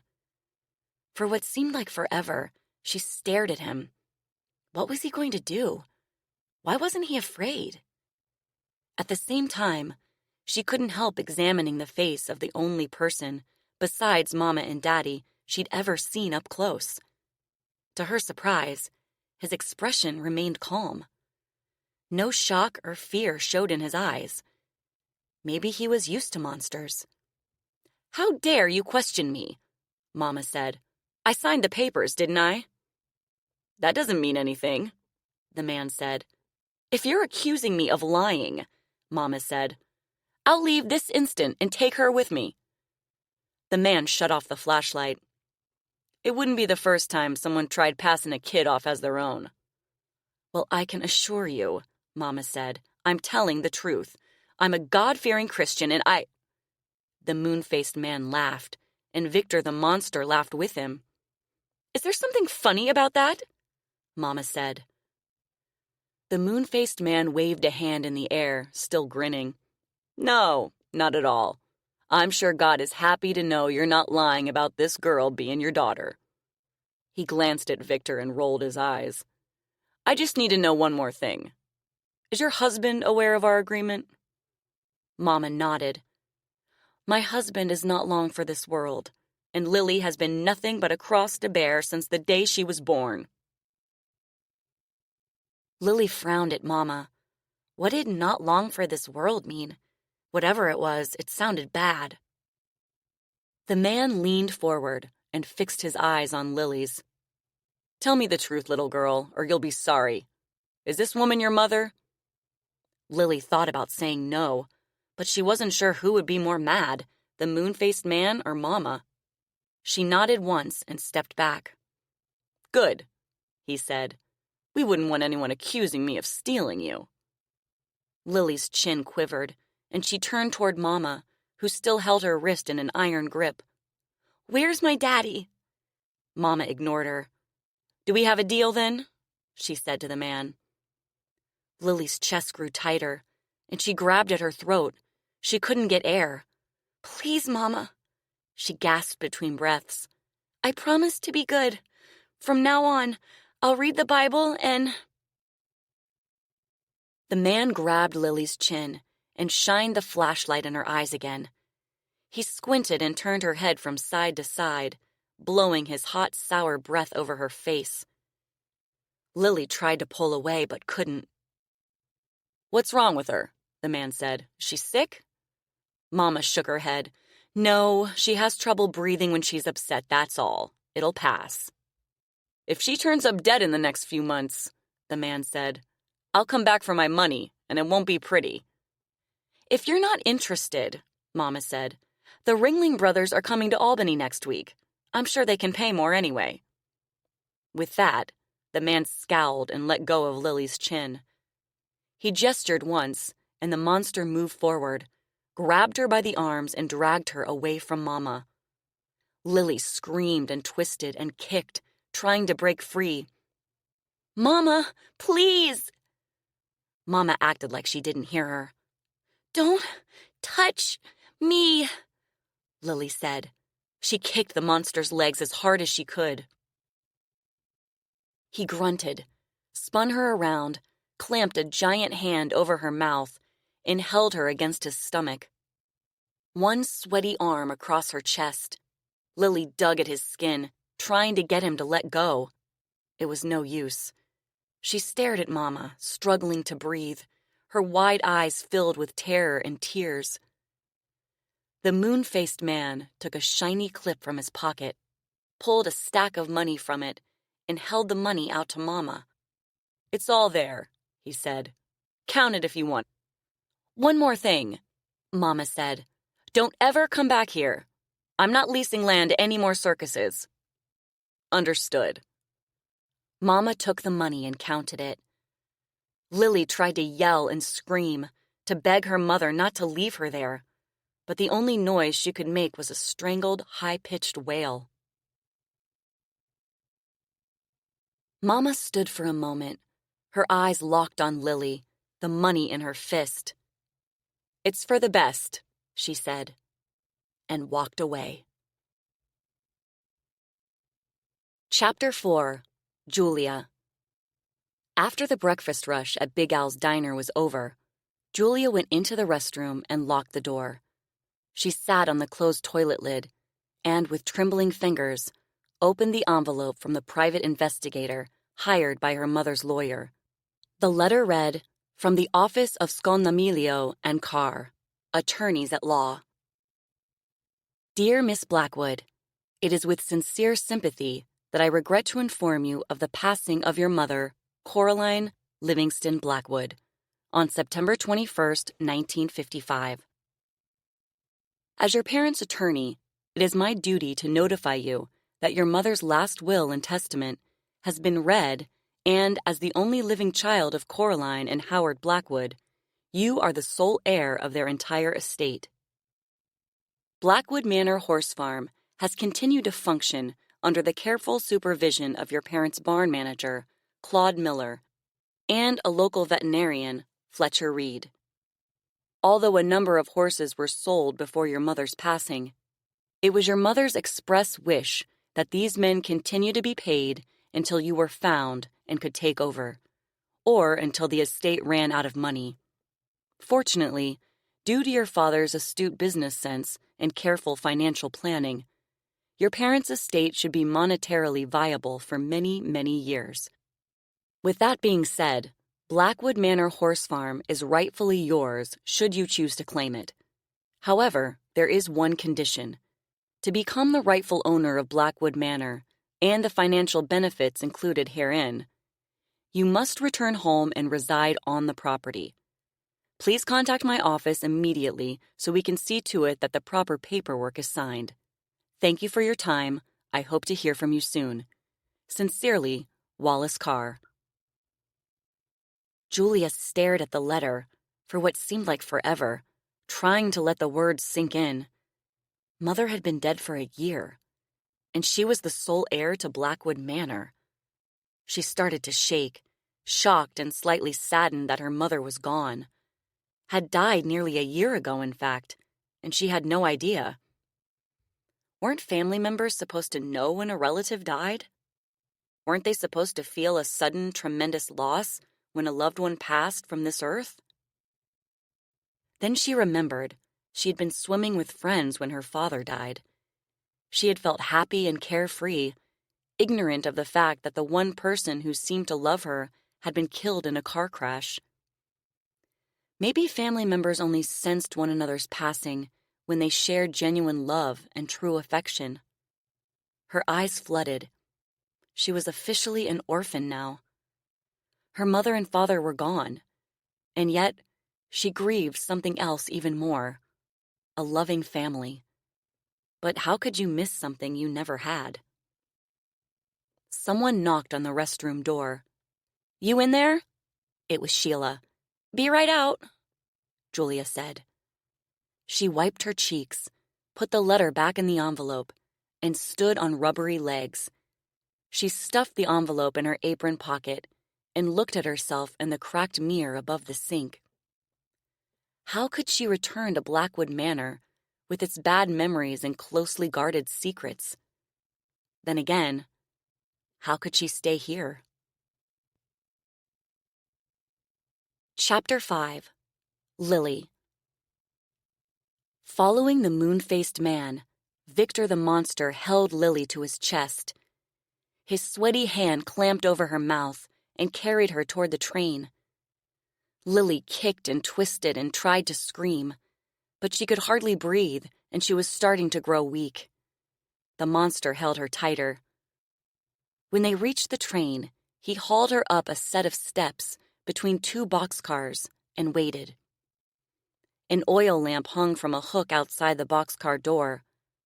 The moon-faced man took the lamp from the hook, slid open the entrance, and led them inside. Goats and llamas filled the pens on one side of the car, and bales of hay and stacks of burlap bags lined the other.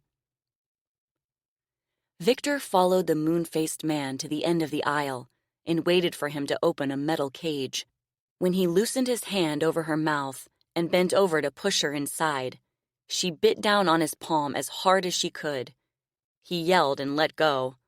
She twisted in his arms and almost got away, but the moon-faced man grabbed her by the scruff of the neck and shoved her into the cage. She stumbled, fell, and landed on her hands and knees. Victor slammed the door shut, and the moon-faced man locked it with a padlock, swearing under his breath. Filthy straw lined the bottom of the cage, and a horrible smell filled her nostrils. She scrambled on her knees over to the door and hooked her fingers through the bars, wheezing and gasping for air. "Let me out!" she screamed. "Sorry, sugar," the moon-faced man said. "I just paid hard-earned money for you, and in case you haven't figured it out yet, you belong to me now." "Please," she cried, "I want to go home." He laughed. "You are home, and I'm your legal guardian now." Lilly gagged and tried to catch her breath. This had to be a nightmare. It had to be. Why would Mama do this to her? Why? "No, my daddy will come get me." "I'm afraid not, little one. Your daddy is dying and your mother signed the papers. It's all legal." "That's not true," she said. "My father is in Pennsylvania. He's coming back tomorrow.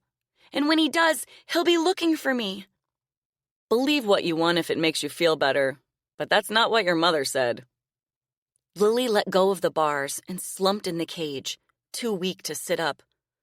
What are you going to do to me?" "When I decide, you'll be the first to know." He picked up the oil lamp, started to walk away, and signaled Victor to follow. "Please," Lilly cried. "I'm begging you, please let me out." "Want me to stay here and keep an eye on her, boss?" Victor said. His voice was low and gravelly, as if his throat were full of rocks. "No," the moon-faced man said. "She's not going anywhere." He made his way toward the other end of the boxcar. Lilly screamed until she ran out of breath, and her throat felt like it was on fire. The goats and llamas bleated and pawed at the inside of their stalls. The moon-faced man came back and glared at her. "Scream all you want," he said. "No one will hear you, and if they do, no one cares." He kicked the cage and disappeared down the aisle. Victor went with him. The boxcar door opened and slammed shut, and the inside of the car was plunged into blackness. Lilly pulled in a shaky breath and screamed again, rattling the cage with her hands. She reached through the bars and yanked on the padlock with every ounce of strength she had left. It was no use. The lock was too strong. She screamed until her throat was raw, then collapsed in the straw, gasping for air. Her elbows and knees felt smeared with dirt, and the sharp tang of urine burned her nostrils. She curled up in a ball and sobbed, tears and sweat coursing down her cheeks. For as long as she could remember, she had wanted to see the outside world. Now, she'd give anything to go back to Blackwood Manor. "Please, God," she prayed, "if Mama comes and gets me, I'll do everything she says. I'll pray 10 times a day and memorize the Bible verses. I'll get rid of my dolls and books and do whatever she wants. No more daydreaming, no more asking for a window that opens. I love Mama, and I'm sorry for being bad. Please, God, please, I'll do anything. I miss my daddy and Abby." She pictured her cat curled up on her bed, waiting and wondering why she had left her all alone. The thought of Abby being sad and thinking she had deserted her was almost more than she could take. What would happen to Abby now? Who would feed her and love her and pet her? Not Mama. Mama didn't like cats. Then she imagined Daddy going upstairs to surprise her with a birthday present and finding her bedroom empty. He would want to know where she was, and after Mama told him what she had done, he would race over to the circus train to rescue her. If Mama told the truth.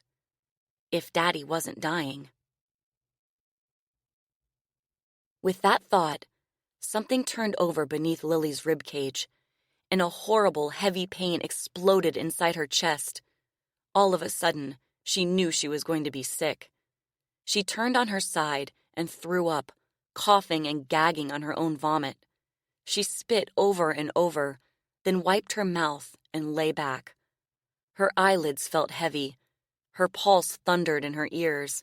She felt dizzy, like that time Daddy had to put mustard and warm dressings on her chest for 3 days.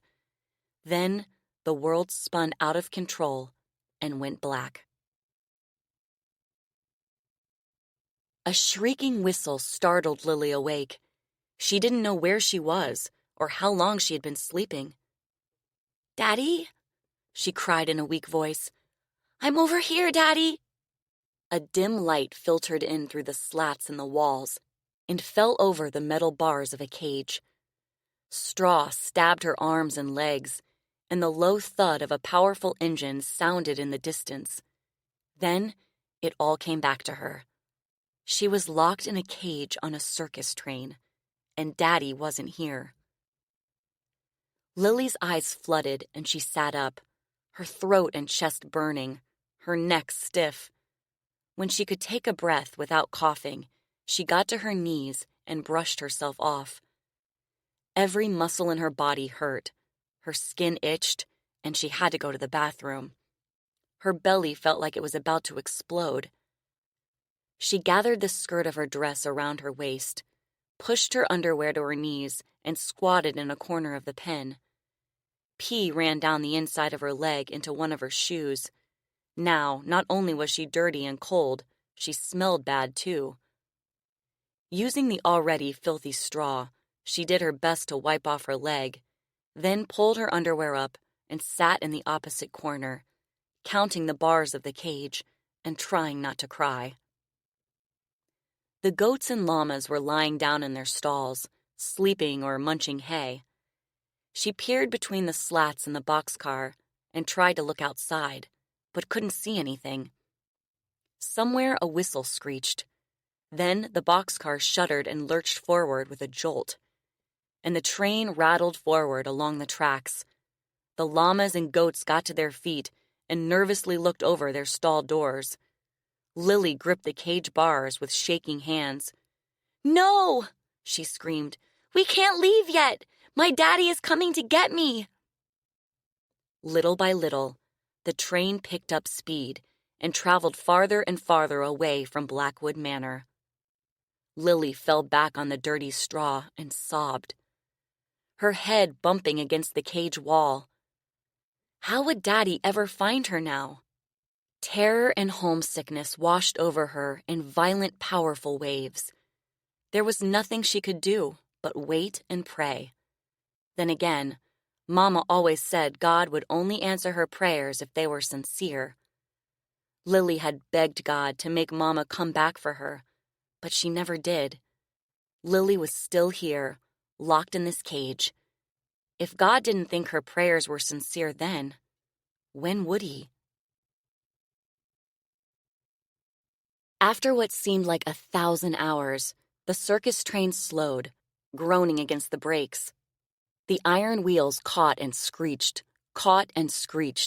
and the pistons hissed longer and louder. Finally, the train came to a shuddering stop, and the shriek of releasing steam pierced the air. The goats and llamas stood and swayed on unsteady legs. Lily sat up, trembling and scared and cold. Outside, iron latches lifted, doors slid open on their tracks, and men talked and shouted. Ramps and chutes clattered to the ground.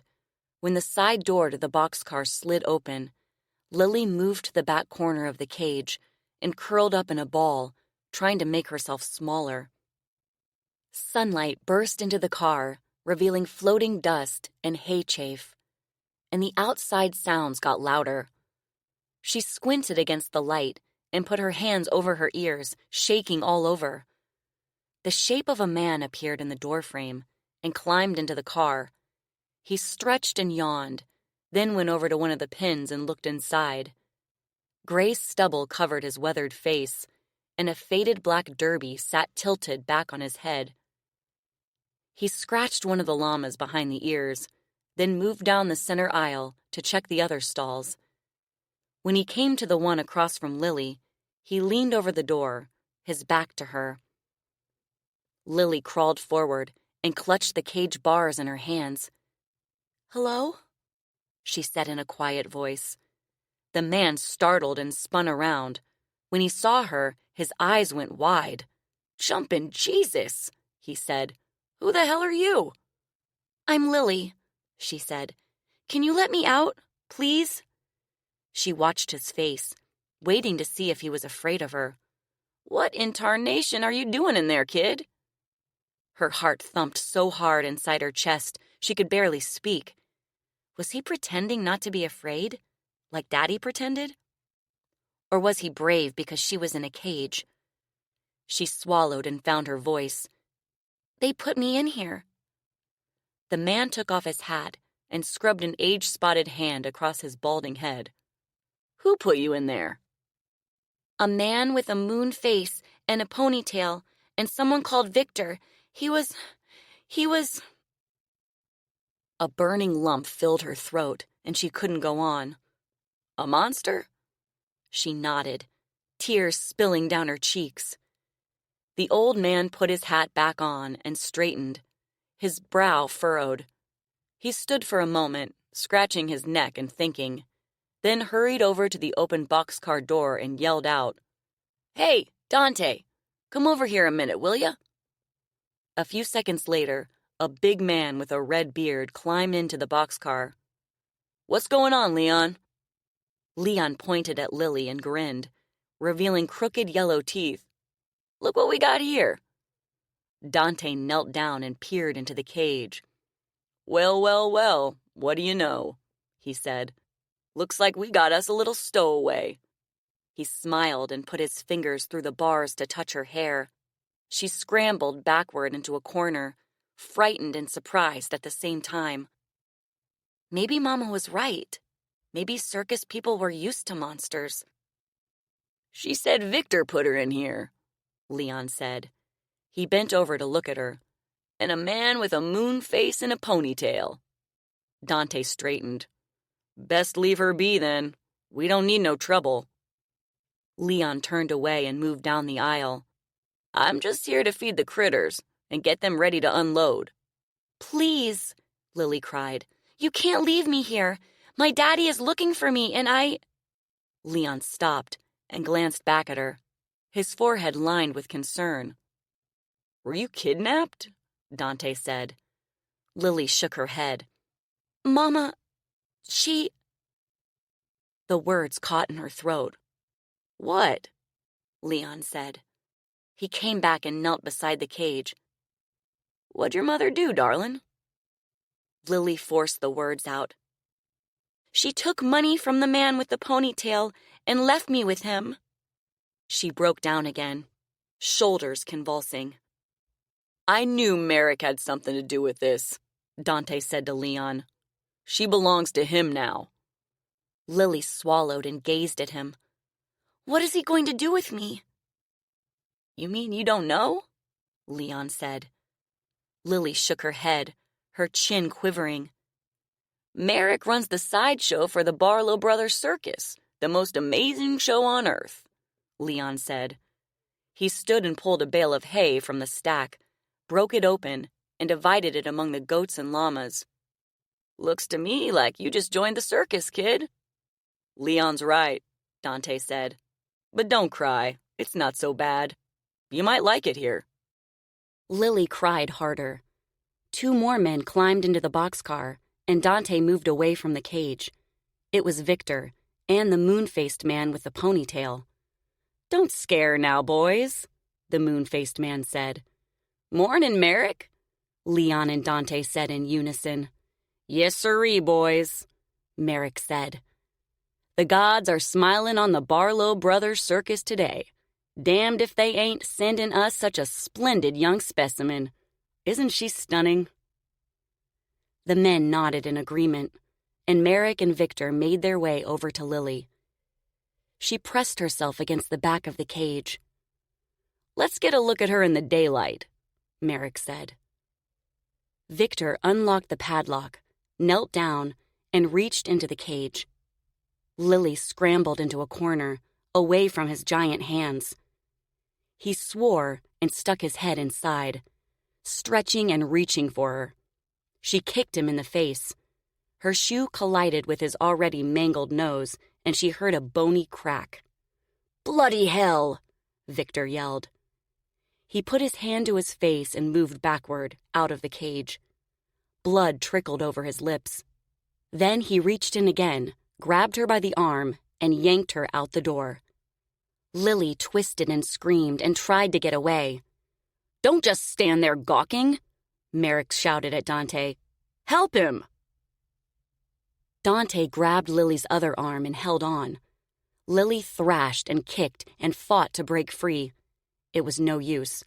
She was no match for two grown men, and her lungs were closing again. She stopped struggling and gasped for air. Merrick moved closer, his eyes gleaming. "You're a fighter," he said. "That's good. But I don't appreciate you kicking my star attraction in the face, even if it's already a mess." "Let me go," Lilly shouted. "I want to go home." "I'll say it one more time," Merrick said. "You are home, and you might as well learn to play nice, because you're not going anywhere." "Yes, I am," Lilly cried. "My daddy is coming to get me and—" "I'm afraid that's not going to happen, sugar." Lilly coughed and gulped and tried sucking in more air. Then, for some reason, she suddenly remembered that cats hiss and llamas spit when they're afraid. She took the biggest breath she could muster, closed her mouth to gather her saliva, and spat at Merrick. A white blob landed on his cheek and slid down his face, leaving a wet trail.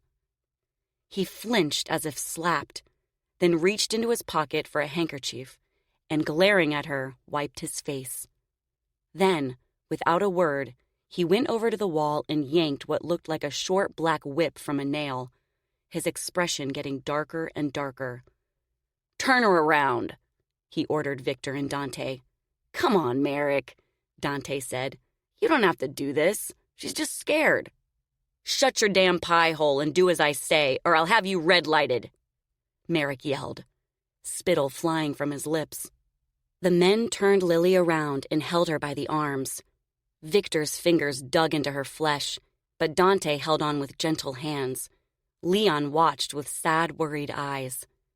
"I'm sorry about this," Dante whispered. "Just do what he says from now on." Then the whip lashed across her back, ripping like fire over her shoulder blades. She arched her back and cried out. Merrick grunted and whipped her again, once, twice, 3 times. The pain was hot and strong, like the flame on Mama's lantern.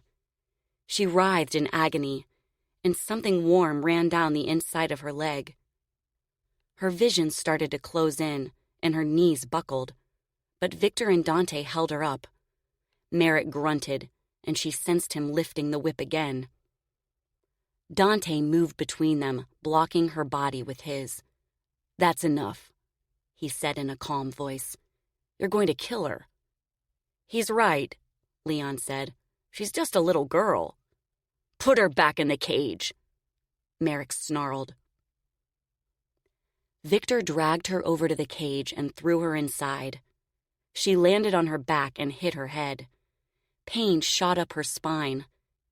She rolled on her side in the straw, her shoulders burning and her breath hitching in her chest.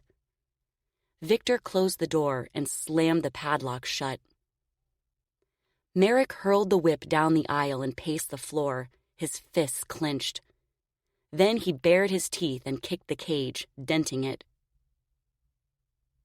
"I'll leave you in there for as long as it takes," he said. He pointed at Leon. "Old Leon here can bring you food for weeks. Got it?" She nodded and gasped for air. "Now you see who's in charge here?" She nodded again. "You've got a lot to learn, little girl," Merrick said. "And if you think we're something to be afraid of, try escaping and see who you run into. There are men out there just waiting to examine someone like you. More than one freak has been cut up and had their brains and body parts pickled and put on display." He paced the floor again, then stopped and addressed Leon, who had gone back to pulling apart another bale of hay. "Hey, Leon, what do you think the good people of this fine town would do if they saw this young lady wandering around their neighborhood?" Leon busied himself putting hay into a stall and avoiding Merrick's eyes. "I can't say for sure." "Of course you can," Merrick said. He smiled a mean, snake-like smile. "Come on, tell Miss Lilly the truth, for her own good." Leon stopped working and eyed Lilly, a sad look on his face. "I suppose the folks in town might be frightened of her. Probably make fun of her, too." "That's right," Merrick said. "Or some damn fool might try to kill her, just 'cause she looks different than they do. Ain't that right, Leon?" Leon shrugged. "Come on, old man. Tell Lilly what happened to your daughter." Leon's shoulders dropped, and he gripped the top of a stall door with one hand. He stared at his feet for a long time, then made his way over to Merrick. "He's right, Miss Lilly," he said. "It ain't safe out there for people like you." His saggy eyes brimmed with tears. "Tell her why," Merrick insisted. "'Cause people are afraid of what they don't understand. My daughter and me, we worked for Merrick and Mr. Barlow for 3 years. She was the most beautiful, bearded woman you ever saw. Her eyes were blue as the sea, her blonde hair soft as silk.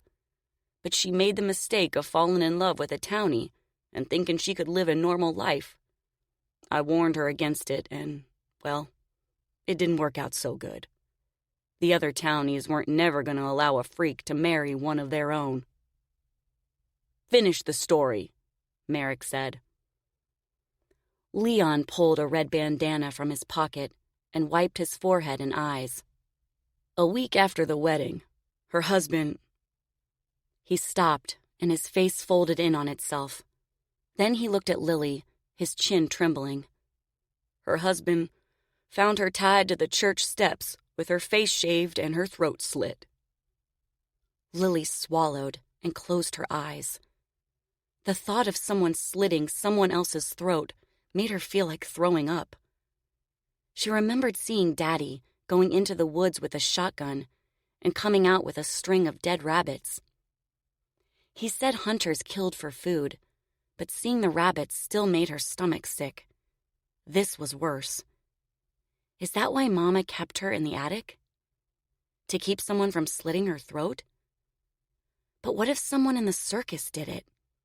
If Daddy didn't find her soon, and she couldn't escape because someone might slit her throat, was she going to spend the rest of her life locked in this cage? Between her burning back and the idea that she was never going home again, it was too much. She put her hands over her face and felt herself going someplace else, someplace where it would all go away. Merrick kicked the cage again. "Wake up!" She took her hands from her face and struggled to a sitting position. What are you going to do to me?" "You work for me now," Merrick said. "I run the sideshow, which is why most people come to the circus anyway. They might bring the kiddies to see the elephants and the lions, but what they really want to see are the freaks. And I have the best around. People will pay good money to see someone like you." "But Mama said people would be afraid of me." "Well, we'll find out, won't we? Now, if you're ready to cooperate, I'll let you out of that cage. We'll get you cleaned up and get you something to eat. Sound fair?" She nodded. "No more biting and trying to escape. No more kicking and screaming? If you try anything, I'll just lock you back up. Got it?" She nodded again.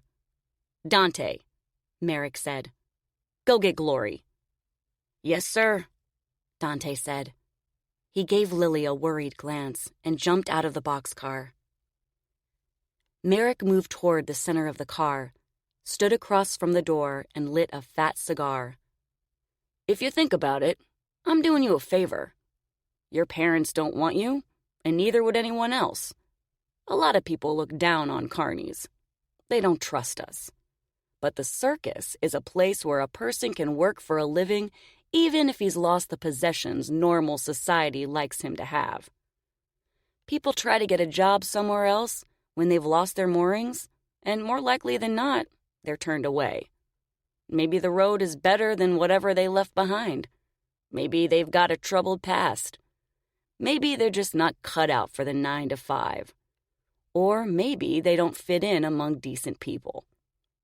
He took a drag on the cigar, then made his way toward Lilly again, smoke trailing from his lips. Or maybe their family just don't want them around. But we take them in, all of them, even people like you. So you see, it all depends on which side of the fence you're looking from. Lilly didn't know anything about sides of fences. The only thing she knew for sure was that she wanted to go home more than anything in the world. After a minute or two, Dante returned with a woman wearing a pink skirt, a sparkly sleeveless blouse, and a pearl headband in her short, wavy hair. Her face looked soft and pink, but the rest of her skin looked as if someone had written all over it with different colored ink. Drawings of lions, angels, crosses, skulls, hearts, and flowers covered every exposed inch of her arms and legs, each image merging with the others to create one continuous design. Lilly couldn't take her eyes off her. When the woman saw her in the cage, she gasped. "Where did she come from?" she said. "We picked her up at the last stop," Victor said. "Picked her up?" the woman said. "What do you mean, picked her up?" She knelt next to the cage, and Lilly watched her expression, waiting for her reaction. The only emotion on her face was concern. Maybe she was pretending like everyone else.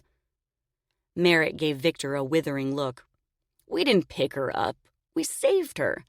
Just like I saved Victor from that orphanage, remember?" He gestured toward Lilly. "Glory, meet our newest act."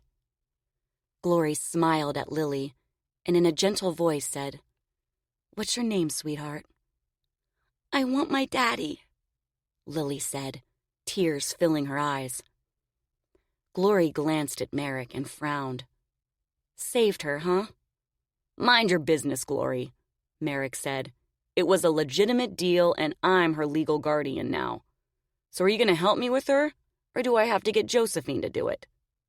Glory stood. "No, keep Josephine away from her. I'll get her cleaned up and fed." "That's what I thought," Merrick said. He jerked his chin at Victor. "Let her out." Victor unlocked the padlock, opened the door, and stepped back. Glory bent over in front of the cage, smiled, and crooked her finger at Lilly to come out. "It's all right," she said. "You don't need to be afraid." "Watch out," Victor said. "She's a wild animal." Breathing hard, Lilly stared at Glory and tried to decide if she could trust such a strange-looking woman. Except for the odd drawings on her skin, what were they called? She couldn't remember. Glory looked normal, and her eyes seemed soft and kind.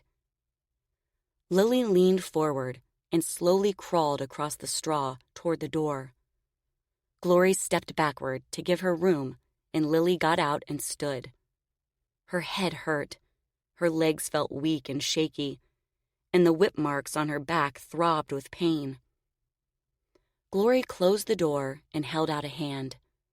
Lilly wrapped her arms around herself and moved away, her eyes lowered. "Come on, honey," Glory said. I'm not going to hurt you. Lilly shook her head. Other than Victor crushing her to his chest and the men holding her by her arms, the last time anyone had touched her was when she was a little girl, unable to wash and dress herself. Daddy never held her hand or hugged and kissed her, not even on her birthday. When he surprised her with Abby the kitten one year, she was so happy she reached out to hug him, but he drew away, and Mama only hit her. Thinking about her parents, Lilly went limp, as if she were about to collapse in a pile on the floor. Was she ever going to see them again? It's okay, Glory said. You don't know me yet, but we'll be friends soon. Just you wait and see. Lilly stared at her, trying not to cry. Glory motioned for Lilly to follow her toward the boxcar door. Lilly did as she was told, but when they reached the door, she shrank back, blinking, and put her hands over her ears. The sounds were too loud, and the light hurt her eyes. A city of tents and people and animals filled a field of brown grass outside the boxcar. The big top lay flat on the ground while men worked all around it, putting the walls together and lacing up seams. An elephant carried long posts curled in its trunk across the lot, while another pushed posts upright with its forehead and the help of workers pulling ropes. Groups of men stood in circles and took turns swinging big hammers over their heads, bringing them back down on tent stakes, pounding them into the ground, and filling the air with loud bangs. High poles stuck out from the big top's center and sides, like a giant bug with 100 feelers. Men shouted and yelled to be heard above the noise. A group of dark-skinned workers struggled to hang oversized banners in front of a tent across from a row of red and white striped candy apple, popcorn, and hot dog stands. Draft horses hauled wagons, equipment, and cages filled with monkeys, bears, lions, and tigers around the yard. Red and gold letters on wagons with sunburst wheels read, "The Barlow Brothers Circus, the most amazing show on earth." 2 men on horseback galloped past the boxcar, kicking up clouds of dust. Glory eased over the edge of the door down to the gravel, then smiled up at Lilly. "It's all right," she said. "Come on." Lilly didn't want to, but she took her hands from her ears and climbed down. When she felt something warm on her arms and face, she looked up and squinted. It was the sun. Shielding her eyes with her hand, she looked from horizon to horizon.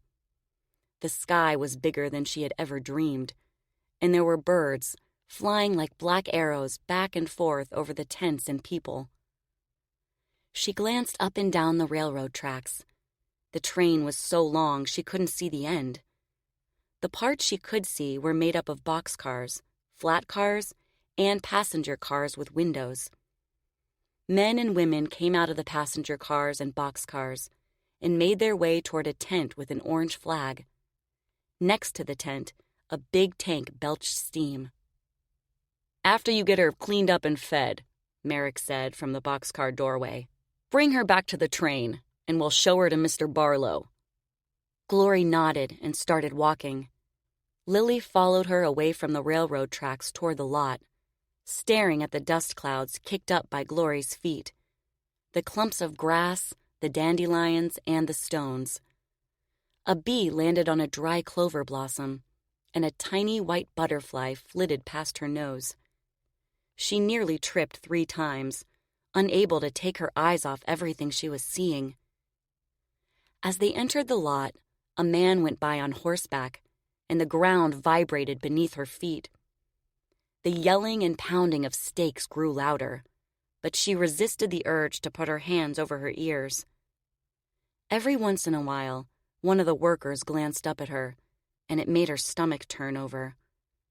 What if someone wanted to slit her throat? She hunched her shoulders and walked as close to Glory as she could without touching her, trying to make herself smaller. There was so much to see.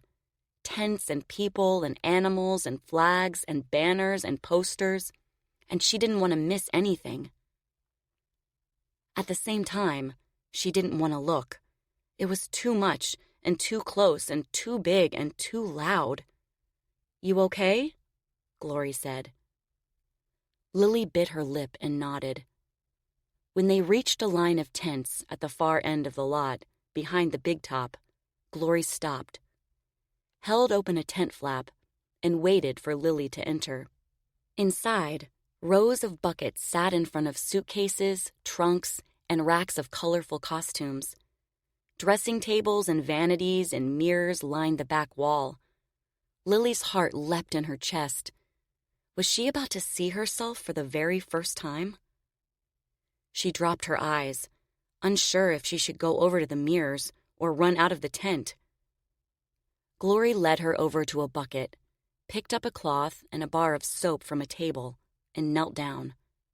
She dunked the cloth and soap into the bucket and slowly made a move to wash Lily's face. Lilly drew away, her chin to her chest. "It's all right," Glory said.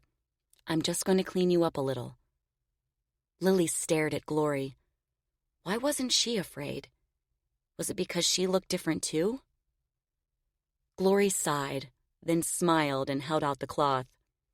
Lilly slowly reached out and took it, then rubbed it over her face. It felt good. "Are you doing okay?" Glory said. "I know this is a big change, and it all must seem so scary." Lilly clenched her jaw to keep her chin from trembling and shrugged. "Did Merrick really save you from an orphanage?" Lilly wasn't sure what an orphanage was, but she shook her head anyway. "A hospital?" Lilly shook her head again. "Did he take you from your daddy?" Lily's eyes flooded. She shook her head a third time. Glory frowned. "Where did he get you then?" She took the rag, rinsed it, and handed it back to Lilly. "Can you tell me?" She managed. "He gave Mama money, and Mama left me with him." Glory gasped. "He bought you?" Lilly nodded. "He bought you from your mother?" Glory's face grew as red as the ink heart on her neck. "But why would she—" She put trembling fingers over her lips. Lilly shrugged one shoulder and started to cry. "Oh, sweetheart, I'm so sorry." She reached for Lilly again, but Lilly took a step back. Glory dropped her arms and gave her a weak but sad smile. "It's all right," she said. "I understand. You don't have to let me hug you. As a matter of fact, you don't have to let anyone hug you or even touch you. If someone tries, you run away as fast as you can. Then tell me, okay?" Lilly nodded and blinked back her tears, wondering if she should tell Glory about Merrick hitting her with a whip. Mama always warned her not to tell Daddy when she punished her, or the next time would be worse. If Merrick found out she told Glory he hit her, it might be the same. Lilly took the cloth again and washed the dirt off her arms and legs. "We need to get you out of that filthy dress," Glory said. She straightened, went over to a trunk and lifted the lid. "You can borrow one of Tina's dresses until the Monday man can get you some of your own. She won't mind." She pulled out a simple blue dress with puffy sleeves and a white belt. "This one should work. Do you need help putting it on?" Lilly shook her head and took the dress. She unbuttoned the collar of the one she was wearing, then stopped and glanced at the tent door. What if someone came in and saw her naked? "Don't worry," Glory said. "Everyone's headed to the cookhouse for breakfast." Lilly gazed up at her and waited. "Oh, sorry," Glory said, turning around. "Let me know when you're done." Lilly took off her dress and let it fall to the ground. It was her favorite, the only thing she had left from home, and now it was ruined. She slipped the clean one over her head, pushed her arms through the sleeves, then realized she couldn't reach the top buttons in the back. If Glory helped with the buttons, She might see the marks from Merrick's whip. Maybe she wouldn't realize it was unbuttoned.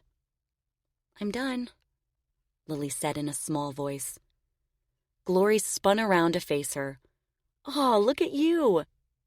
And it's a perfect fit. Can I button up the back?" Lilly glanced at the ground.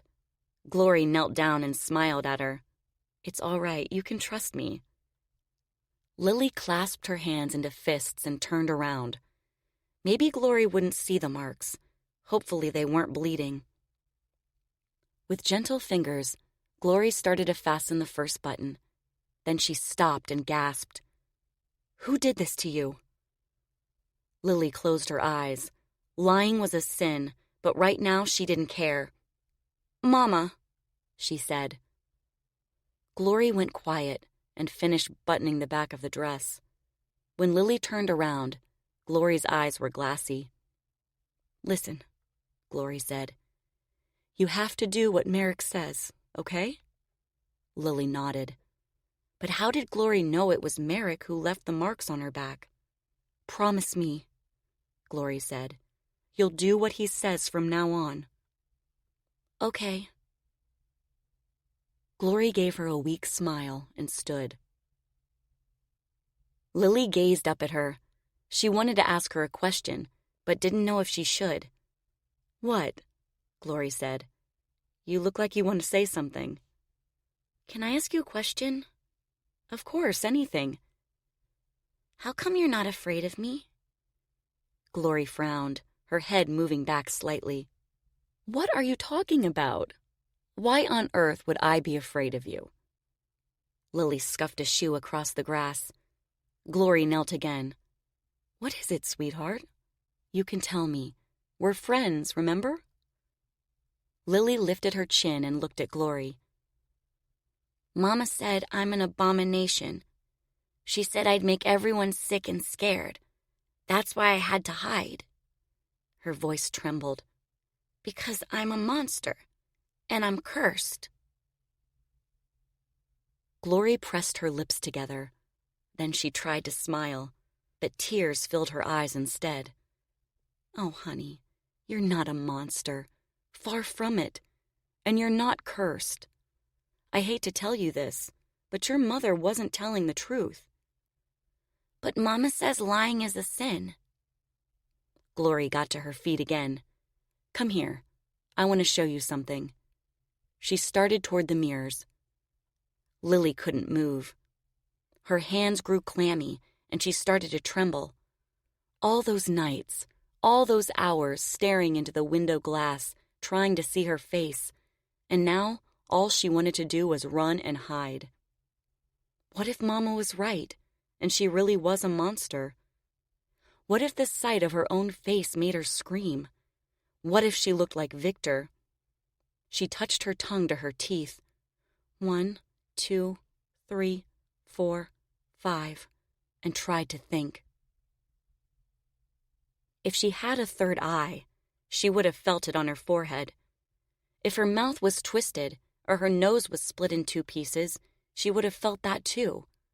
Still, she wasn't sure she wanted to look in a mirror. Her mouth felt dry as dirt. "It's all right," Glory said. "I promise." Lilly kept her eyes lowered so she wouldn't see herself in the mirror before she was ready, and slowly followed Glory over to a dressing table filled with colored feathers, combs, brushes, earrings, necklaces, and glass bottles of all shapes and sizes. She counted the bottles to try to calm down. 1, 2, 3, 4, 5. It didn't help. Her lungs grew tight. She couldn't breathe. She put a hand on her chest, the muscles in her neck loosening and tightening as she struggled for air. Glory knelt in front of her. "It's all right," she said in a soothing voice. "Just relax and try to breathe slowly. Take a really deep breath and let it out like this." She inhaled deeply and blew out a long, slow breath.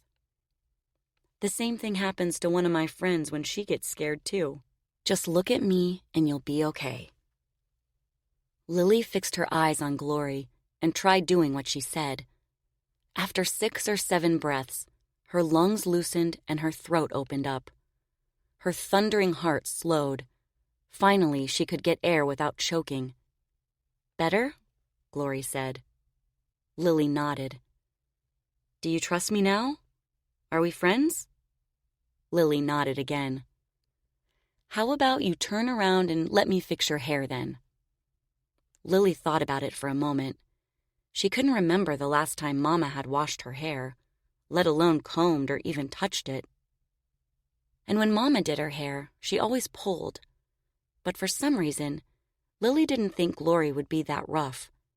She turned, her hands and fists at her sides, and waited for Glory to touch her head. With gentle fingers, Glory gathered Lilly's hair in one hand, and using a brush from the dressing table, worked out the snarls and bits of hay. It felt strange and strangely pleasant to have another person touch her hair, to feel the pull and tug of someone else's movements on her scalp. Goosebumps rippled across her skin, and her heartbeat slowed.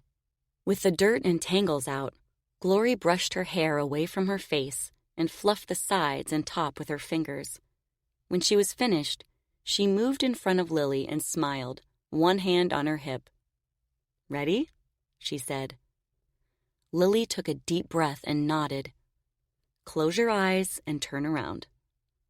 Lilly squeezed her eyes shut and turned to face the mirror. "Okay, open them," Glory said. Lilly counted, curling and uncurling her fingers. 1, 2, 3, 4, 5, 6, 7, 8, 9, 10. Then opened her eyes and, ever so slowly, raised her head to look in the mirror. When she saw her reflection, she drew in a sharp breath. Looking back at her was a young girl with flawless skin, winter white hair, and eyes the color of a summer sky. The only mark on her face was a small indent on her chin from the time Mama pushed her and she fell into her bed frame. Her lips were such a light pink they were nearly invisible, and her lashes and brows looked dusted with snow. The navy blue dress looked black against her milk-colored skin. Lilly leaned forward and touched the mirror. Was it some kind of trick? But the girl in the mirror moved too, and their identical pale fingers touched, tip to tip, on the glass. The color of their skin matched perfectly, but there was something else in her reflection too, something that shook her to the core. She looked like a doll, a beautiful, perfect doll. She wasn't a monster. She wasn't an abomination. She wouldn't have made anyone sick. Mama had lied, and Daddy had too. She stared at herself for a long time, tears flooding her eyes. Why had Mama kept her locked in the attic? And why had Daddy gone along with it? Did they hate her because God forgot to give her a color? Was it really that horrible? If they were only trying to protect her, why didn't they let her go downstairs? Why didn't they spend time with her? Why didn't they hug and kiss her? Like Mama said, no one in the circus cared what she looked like. So why did she? Why did Daddy?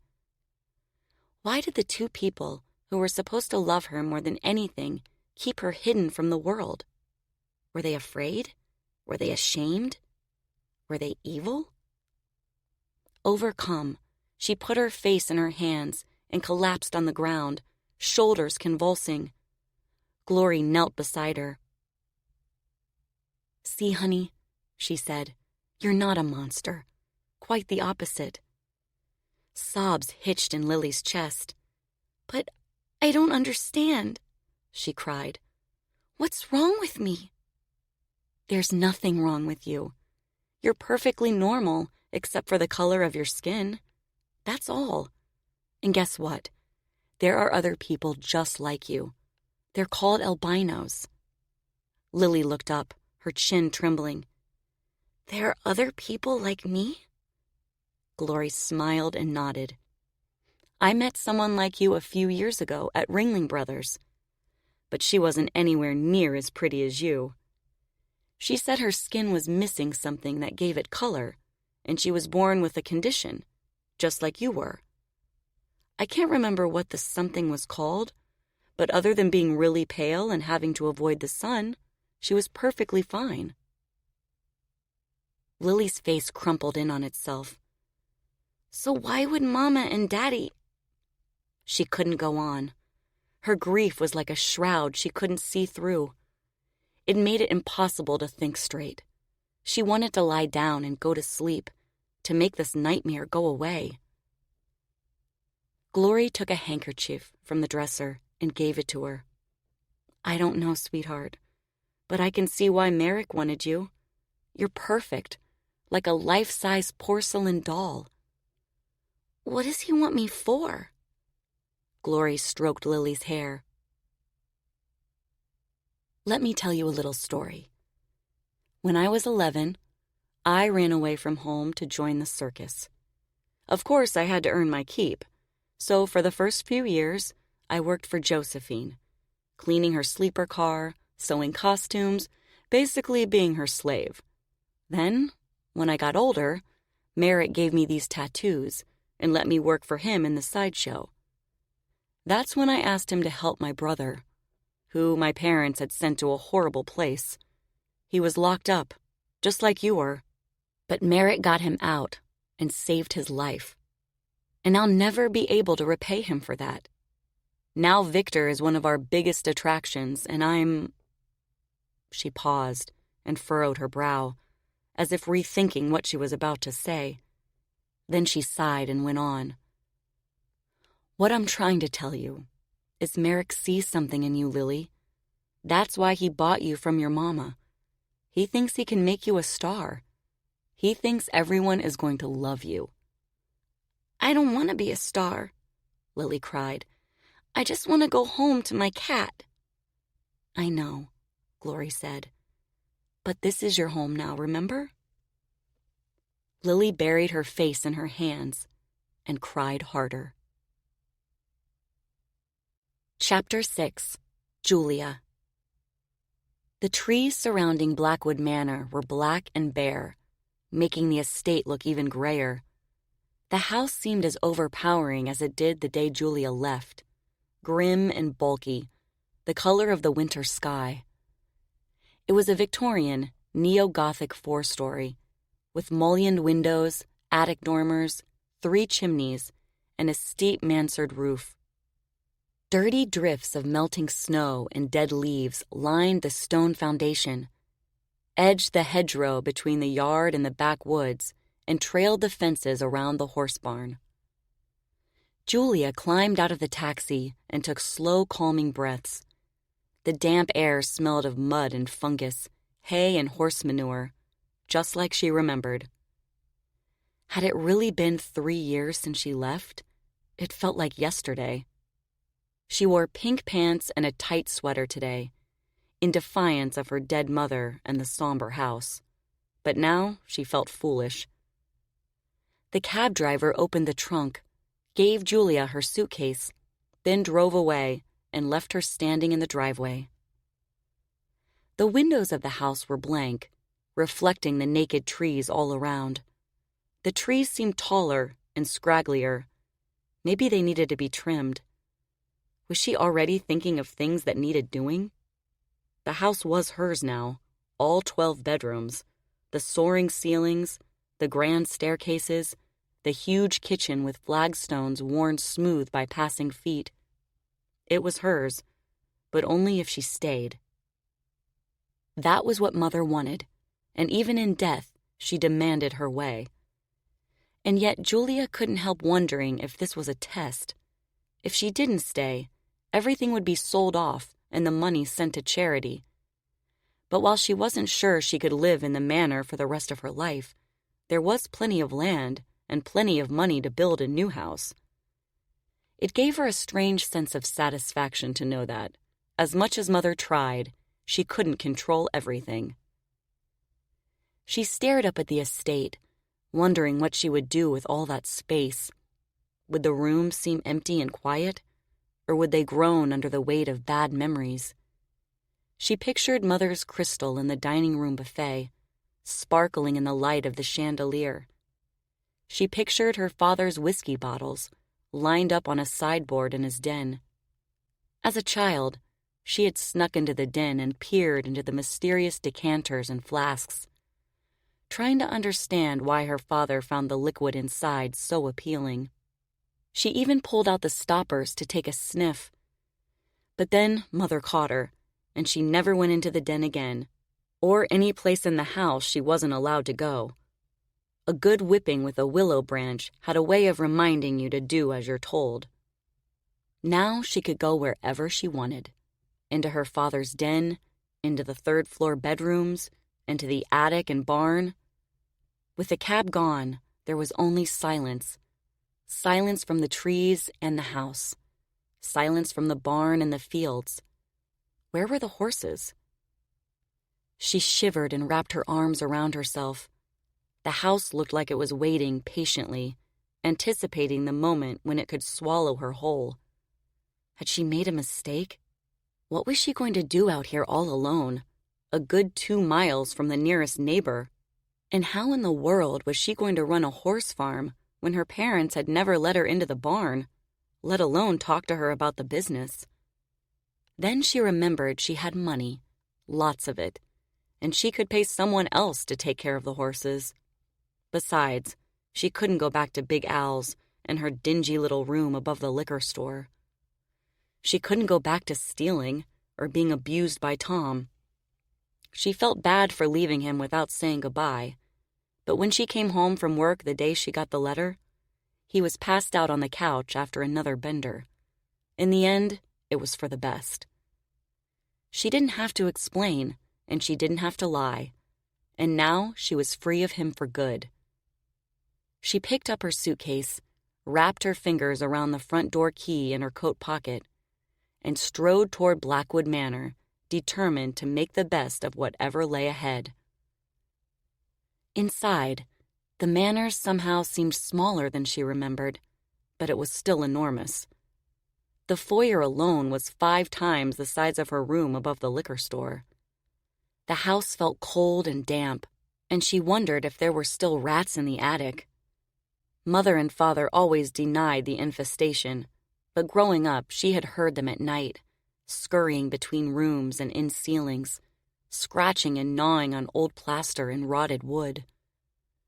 The sounds of the old house had always kept her awake, beams creaking and shifting, pipes knocking and moaning, and her vivid young mind imagined someone or something living behind the walls. She dropped her suitcase at the bottom of the stairs and drifted toward the kitchen, her footsteps echoing on the wood floors. She hadn't eaten since last night, and now she was starving. After the attorney found out she had agreed to take over the estate, he called Claude, the barn manager, to have groceries delivered. Too bad Claude hadn't turned up the furnace, too. The smells of her childhood rushed back to her as she made her way through the house. Lemoned oak, stone floors, and wood fires, dusty furniture, and silver polish. She passed the formal dining room and pictured Mother perched like a queen at the head of the table, casting a cold glare at anyone who dared slurp their soup or interrupt while she was talking. In the living room, moldy ashes lingered in the grates of the fireplace, and the familiar red tin of matches sat in the same spot on the mantel. A pair of reading glasses rested on an open book on the end table next to Mother's favorite wingback chair, as if she had just set them down and gone upstairs to take a nap. Suddenly, being alone in the house made Julia uneasy, as if she might turn and see Mother standing in a doorway, an acid smile on her wrinkled face, her hair tinted gold. In the kitchen, she rinsed out the copper tea kettle, filled it, and put it on the stove to boil. The water from the sink smelled the same, iron, whetstone, and a hint of algae, so unlike the chlorinated water in the city. How many times had she been in this kitchen, washing dishes and helping Mother cook? How many times had she begged to do more than cut vegetables or cheese, more than get the flour out of the pantry or the milk and eggs from the refrigerator? She wanted to knead the bread and brown the meat for the soup. She wanted to frost the cake and roll out the pie crust. But Mother worried she'd ruin whatever they were making, so she never let her do any of those things. After all, it was a sin to let good food go to waste. Julia grabbed an apple from the wooden bowl on the island and stood at the sink. Looking out the window, her shoulders hunched against the chill. Outside, the winter garden was a tangle of leggy plants and overgrown weeds. Mother would turn over in her grave if she could see it. Now, more than ever, Julia felt truly alone. Her mother and father were gone, and nothing had been resolved. Now it never would be. Over the years, she had pulled herself apart, piece by piece, trying to understand why she felt so unloved, and why it always seemed as though her parents were keeping things from her. Somewhere in the back of her mind, there were foggy memories of Mother swaddling her in blankets and kissing her cheek, and she could still picture Mother's blonde hair and red lips as she sang lullabies and rocked her to sleep. But something changed as Julia got older, and she had no clue what it was. Around the time Julia turned 9, Mother told her how she had prayed for a daughter and had spent most of her pregnancy in bed because she was so afraid of losing her. Then she went into a tirade about how disappointed she was to learn Julia's only goals in life were to disobey and argue with her. Sometimes it seemed like her parents had a separate life that had nothing to do with her. Or she had been born into the wrong family. She used to fantasize that she was adopted, or that her parents were spies, or had changed their identities to hide from the mob. But that was only to distract herself from being sad. Maybe she would never know. A sudden banging at the back door made her jump. The banging came again, more insistent now. She set the apple on the counter, headed toward the door in the mudroom off the kitchen, and looked through the glass. An elderly gentleman in a tweed fedora and brown jacket stood on the stone steps. "Hello?" he called. Julia opened the door a crack. "Can I help you?" "Just stopping by to check on you, Miss Blackwood," the man said. He was short and thin, with a weathered face and watery blue eyes.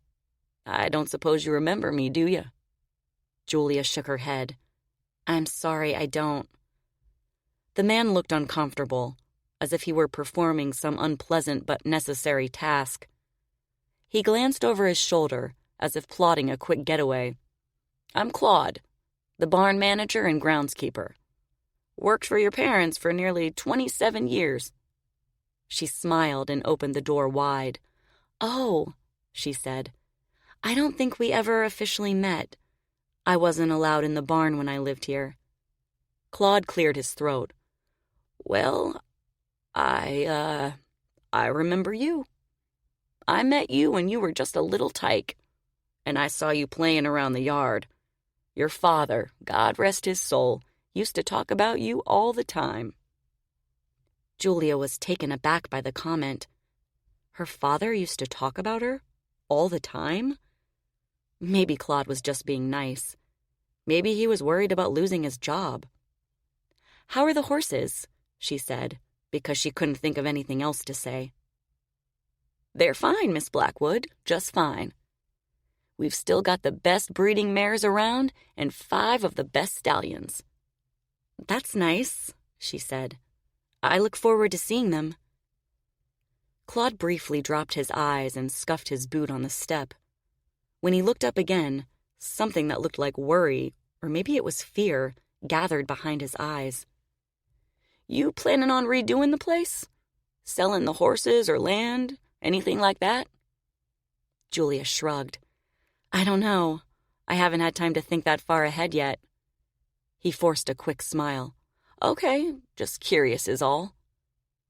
"Maybe we can get together in the next day or two, and you can start going over everything with me?"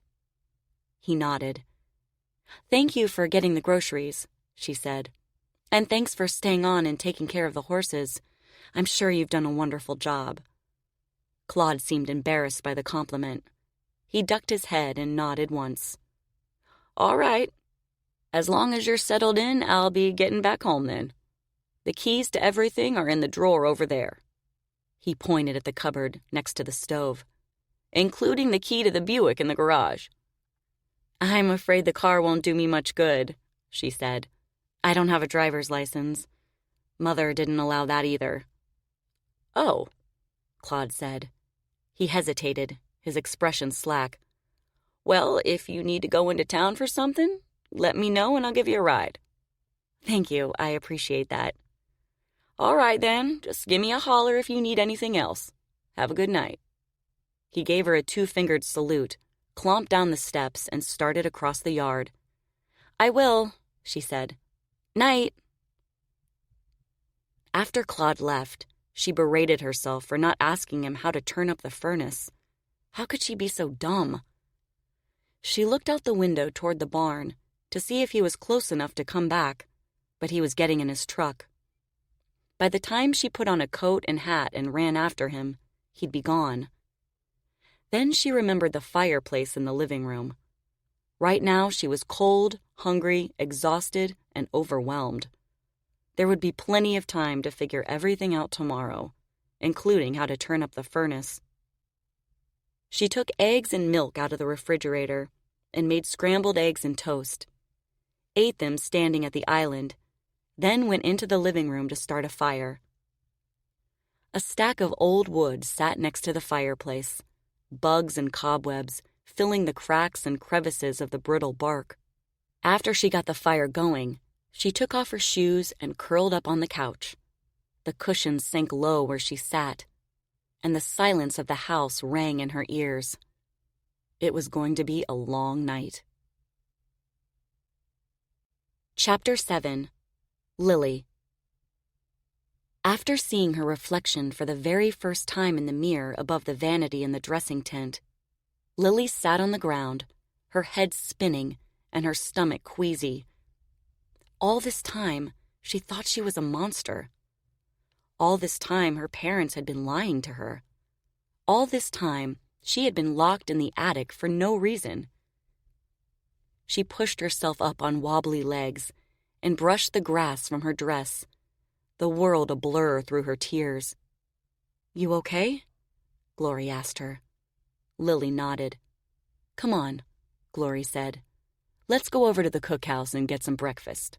That'll help you feel better. You must be half-starved." Lilly didn't think she could eat anything, but she followed Glory out of the tent and across the midway. She thought about turning around and running away, but where would she go? Home? No one wanted her there. To the nearest town? Merrick and Leon said she wasn't wanted there either, unless someone was waiting to pickle her brains and put them on display. There was nowhere to go. Walking beside Glory past rows of concession stands and circus wagons, she tried not to think about what might happen next. It was hard enough putting one foot in front of the other. On the other side of a row of wagons, 3 elephants stood with their heads down, their back legs chained to stakes in the ground. A man in bib overalls and a boy in a newsboy cap stood beside one of the elephants, studying something in the grass. Whatever they were looking at was gray and round, like a big rock. The man leaned against a long stick, and the boy bent over at the waist, his hands on his knees, smiling. Then the boy sat on the ground, and the rock moved. It got to its feet, shook its little ears, and flopped its small trunk up and down. It was a baby elephant. Lilly slowed, unable to pull her eyes away. The boy laughed, and the man rubbed the big elephant's leg, stroking its thick hide back and forth. The boy ran a hand down the baby elephant's forehead and along its trunk. The baby put its front feet on the boy's shoulder, then dropped to its knees and lay on its side like a big dog in the boy's lap, curling its head into its legs. Lilly couldn't believe what she was seeing. The boy laughed harder and scratched the baby's belly with both hands. Then he looked up at the man, who had caught sight of Glory and Lilly, and followed his gaze, grinning. To Lily's surprise, he waved. She dropped her eyes and walked faster. Had she been staring? Was she supposed to wave back?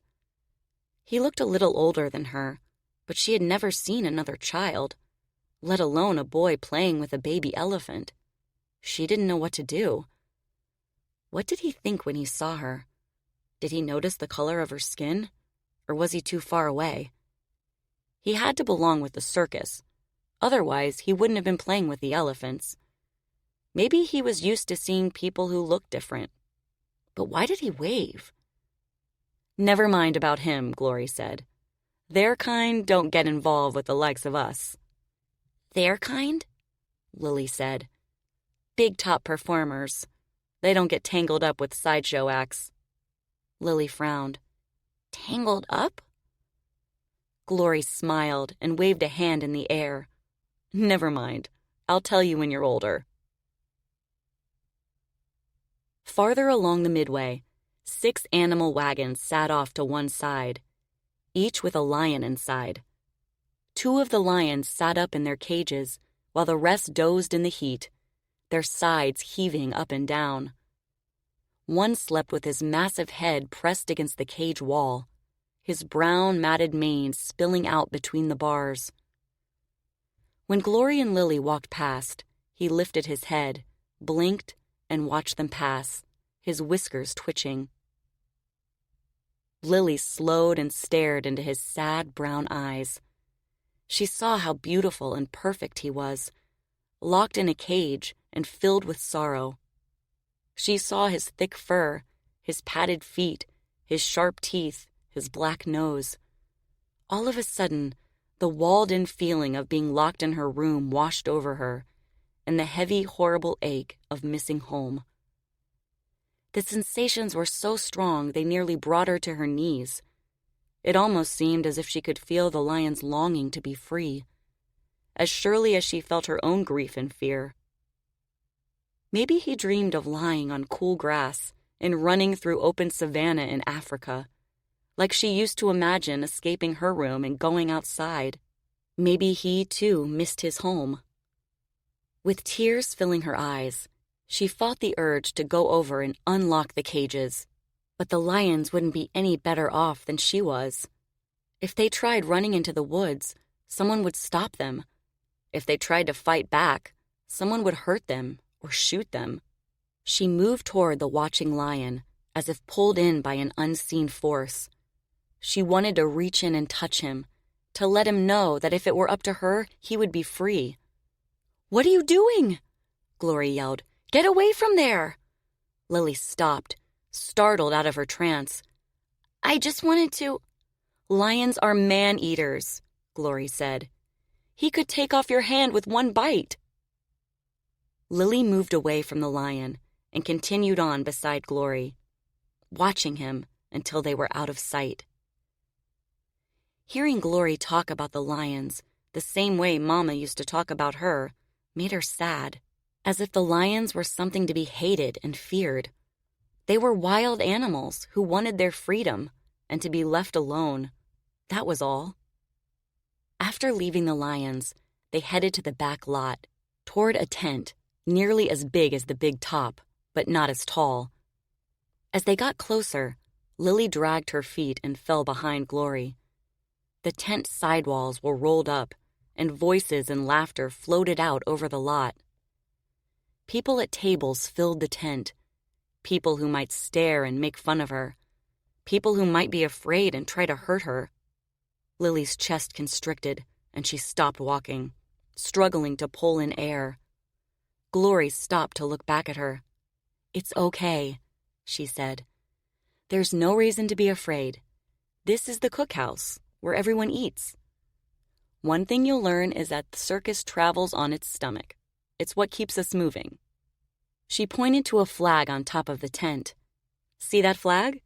When it's orange, the cookhouse is open. When it's blue, it's closed." Lilly didn't care about the cookhouse or the flags. She didn't want to go in there. Glory returned to where she stood. "Listen," Glory said, kneeling beside Lilly in the grass. "If there's one thing you need to know about circus folk, is that we're strangers in every town we go, so we only have each other. Sure, we got our own set of rules so we can get along, and not everyone follows the rules. But when the chips are down, we protect our own. And you're one of us now. You're part of our family. No one is going to hurt you. I know it's hard, but try to calm down and breathe slowly." Lilly thought about reminding Glory that Merrick had hurt her, but she couldn't talk. Her lungs were too tight, and her throat felt like it was closing. She drew in a shaky breath and blew it out, long and slow, over and over and over, counting each inhale and exhale. After what seemed like forever, her thundering heart slowed and her chest loosened. "Okay now?" Glory said. Lilly nodded. Glory gave her a weak smile, then straightened and started walking again.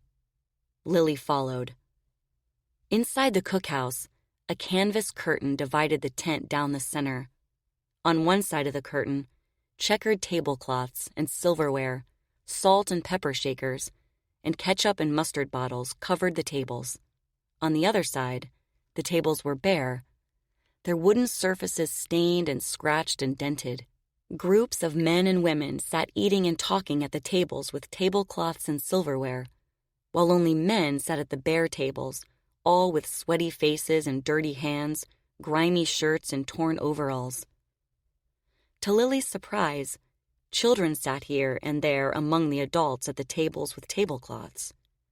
And other than the men in white jackets and aprons behind the food counter, everyone was dressed in ordinary clothes.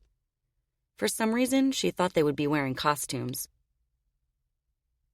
The smell of cooking grease and fried food filled the air, and people with trays lined up in front of a counter filled with eggs and bacon and toast. Following Glory over to the food line, she noticed a giant man at the end of one table, his head and shoulders towering several feet above his fellow diners. Beside him, a second man looked thin as a skeleton, his skin stretched tight over his face. At a table filled with platters of pancakes and bacon, a fat woman with a purple bow in her curly blonde hair took up an entire bench. Across from the fat lady, a tiny girl with glossy black hair stood on a stool feeding a man with no arms. Lilly dropped her eyes and followed Glory's feet. Her stomach went wobbly and her chest felt tight again. How did a person live with no arms? And why was that girl so small? Her head seemed too big for her neck, and her legs and arms looked extra short and chubby. Was she an elf, or a doll come to life? Lilly wanted to run out of the tent and never come back. There were too many sights and sounds and smells, too many strange faces and bodies, all crammed together in one place. She wanted to go home. She wanted to be in her safe little room with Abby. Thinking of her cat again, her eyes and throat burned. Was anyone taking care of her? Or did Mama leave her in the attic to starve? Trying not to cry in front of everyone, Lilly followed Glory into the food line, the world a blur through her tears. Glory handed her a dented tin plate, and she took it with shaking hands. "Have whatever you want," Glory said. "There's sausage and eggs, bread and jam, pancakes, hash browns, and ham." Lilly didn't think she could eat. Her stomach cramped with grief and fear and nerves. But she took a pancake and piece of toast to be polite.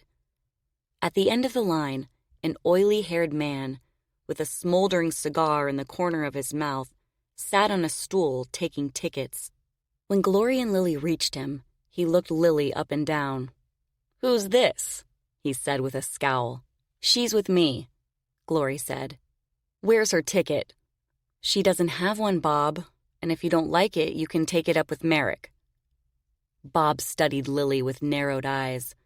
He paused for a long second, then took Glory's ticket and jerked his head to one side, telling them to move along. Lilly gripped her plate with trembling hands and followed Glory toward the far side of the cookhouse. Heads lifted to watch her pass, and thousands of eyes followed her across the tent. Women whispered behind raised hands, and children giggled and stared.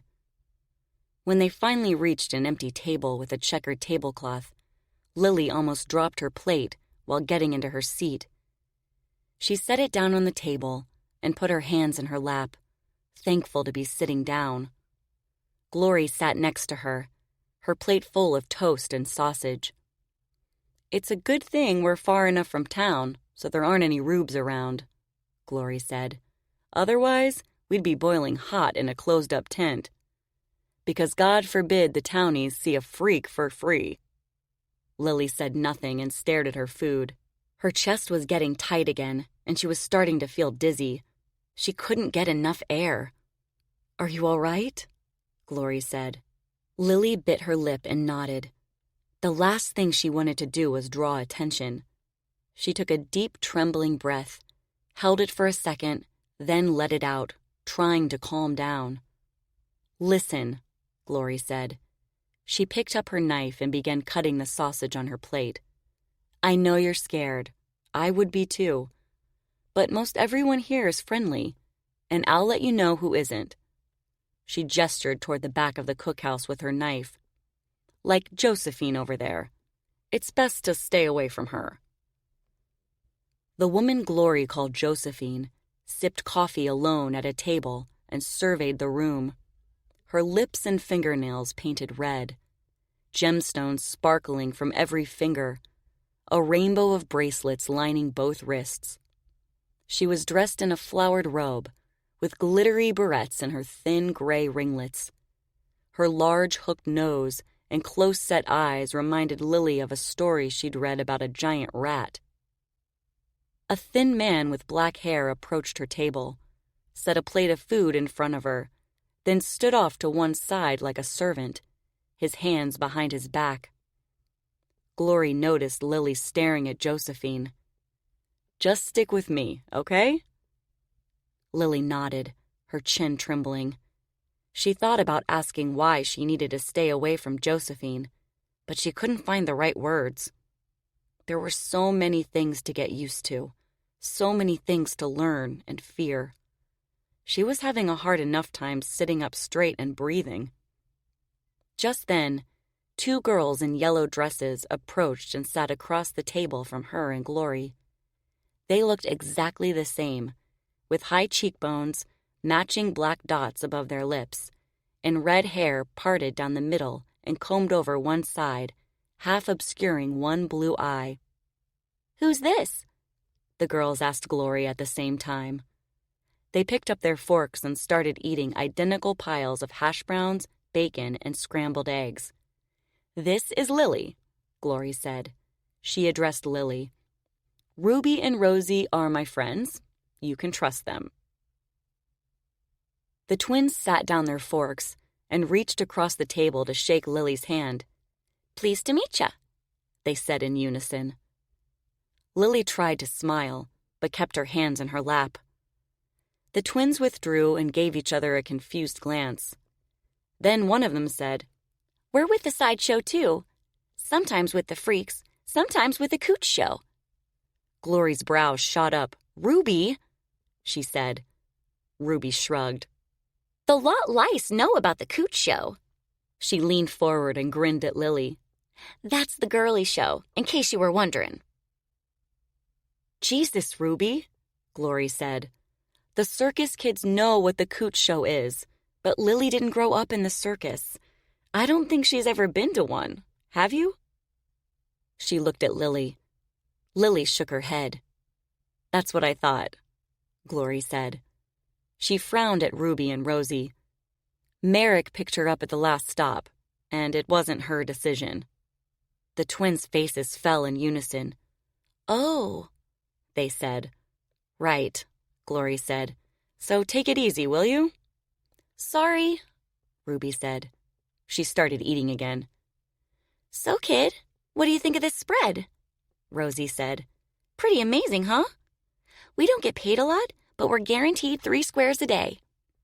"Well, from what I hear," Ruby said, "this spot is wide open, so things might get a little wild later. Guess the patchmen greased the rails of the local officials good last night, so this isn't going to be no Sunday school show. But Josephine isn't happy because Mr. Barlow promised 2 of her girls to the sheriff without asking." "Josephine isn't happy unless she's running the show," Glory said. "It's her way or the highway." Rosie addressed Lilly. "You stay away from that one, you hear? First, she'll reel you in like she's your best friend. Then, before you know it, she'll have something over you and turn you into one of her—" Glory shot Rosie a hard look. "Too soon," she said. "Oh," Rosie said. "Sorry." "Do you know what your act will be?" Ruby asked Lilly. Across the way, the man and boy Lilly had seen with the elephants waited in the food line, trays in hand. They gave their tickets to Bob, then made their way to the other side of the tent, toward the tables with salt shakers and tablecloths. Lilly couldn't help staring. The boy had touched and played with a baby elephant. He had to be someone special. So why in the world did he wave at her? Did he think she was a normal girl? "Lilly?" Rosie and Ruby said at the same time. Lilly blinked and looked at the twins. "What?" "I was wondering if you know what you'll be doing," Ruby said. "What's your act?" She shoved a piece of bacon in her mouth and chewed, the black dot above her red lips moving round and round in tiny circles. Lilly shrugged and gazed at Glory, a question on her face. "We don't know yet," Glory said. "Merrick hasn't decided. After breakfast, he wants to show her to Mr. Barlow." Lilly thought Glory sounded worried, or maybe it was sad. Then the thin black-haired man who gave Josephine a plate of food appeared at their table and jerked his chin at Glory. "Josephine wants to know about the girl." The skin on his face was stretched, tight over his cheeks, and his eyes looked bigger than normal, like they were about to pop out of his head. "She's with Merrick," Glory said. "Where'd she come from?" the man said. "If Josephine wants to know," Glory said, "she can ask Merrick." The man grinned but said nothing. Then he winked at Lilly and walked away. Lilly stared at her food again, growing more and more nauseous. She thought about saying she couldn't eat, then picked up her toast and nibbled on the crust, trying not to be sick. After breakfast, Glory took Lilly back to the train so Merrick could show her to Mr. Barlow. On the way there, they passed a tent, surrounded by hay bales and water buckets, and a group of men with an elephant in the mouth of an open-sided barn. 3 of the men held ropes that went up to a pulley attached to a pole above the elephant's head, then came down and tied around the elephant's front feet and the top of its trunk near its mouth. A 4th man with a stick commanded the elephant to sit up, and the 3 men pulled on the ropes, yanking the elephant's front feet and head in the air. 2 other men shoved a round stand under the elephant's rear end, forcing it to sit down. Lilly came to a halt and put a hand over her stomach. The walled-in feeling of being locked up and the heavy, horrible ache of missing home twisted in her chest again. But this time, there was something else, too. Something that felt like terror and pain. Glory stopped and looked back at her. "What's wrong?" "What are they doing to that elephant?" she said. "Trying to teach it new tricks," Glory said. "They've been having trouble with that one." "It looks like they're torturing it." "It doesn't hurt her." Lilly searched Glory's face with watery eyes. "How do you know?" Glory gazed at her for a long moment, then started walking again. "I don't," she said in a quiet voice. Lilly stared at the ground and followed. She couldn't look at the elephant again. Just like when she saw the lion, she could feel every twinge of the elephant's fear, every stab of pain and confusion. The weight of it pressed in all around her, as if she were being swallowed by mud or quicksand. When they neared the train, Glory slowed. "Listen," she said. "We're on in a few hours, and Mr. Barlow is like a bear with his leg caught in a trap before we open the doors, so don't speak unless you're spoken to." Merrick was waiting for them outside one of the passenger cars, pacing and wringing his hands. Unlike the rest of the passenger cars, which were green or brown or gray, this one was painted a glossy red and trimmed with decorative black scrolls. Tasseled curtains hung in the windows below gold lettering that read, "The Barlow Brothers Circus." Beside Merrick, two men stood on either side of the car steps. One was bald, with mean-looking eyes and hairy arms. The other seemed as big as a horse, his short-sleeved shirt stretched over his chest like it was about to rip open. His black hair was in a knot on top of his head. "You see those men?" Glory said under her breath. "Don't ever mess with them. They're Mr. Barlow's strong men. They protect him and work as patches when things get rough with the townies." Lilly could only nod. "What took you so long?" Merrick said. Before Glory could answer, he grabbed Lilly by the arm and took her up the metal steps to a platform between Mr. Barlow's car and the next. Glory started up the steps behind them, but Merrick told her to wait outside. Then he lifted his chin, cleared his throat, and rapped on the door. Lilly waited beside him, her heart kicking like a jackrabbit in her chest. "Enter," a baritone voice called from inside. Merrick opened the door and told Lilly to enter first. Fancy light fixtures decorated the shiny wood walls of the car, along with two upholstered chairs, a velvet sofa, a round table, and flowered rugs scattered here and there like playing cards. A small sink, countertop, and cupboard sat against one wall, and two wooden fans whirred on the ceiling. Behind a beaded curtain, an open doorway led into another room. The smell of smoke, old wood, and warm dust filled the air, reminding Lilly of her bedroom back home. Homesickness washed over her, and she was overcome by a sudden falling sensation, as if the weight of her head had grown too heavy for her neck and was pulling her over.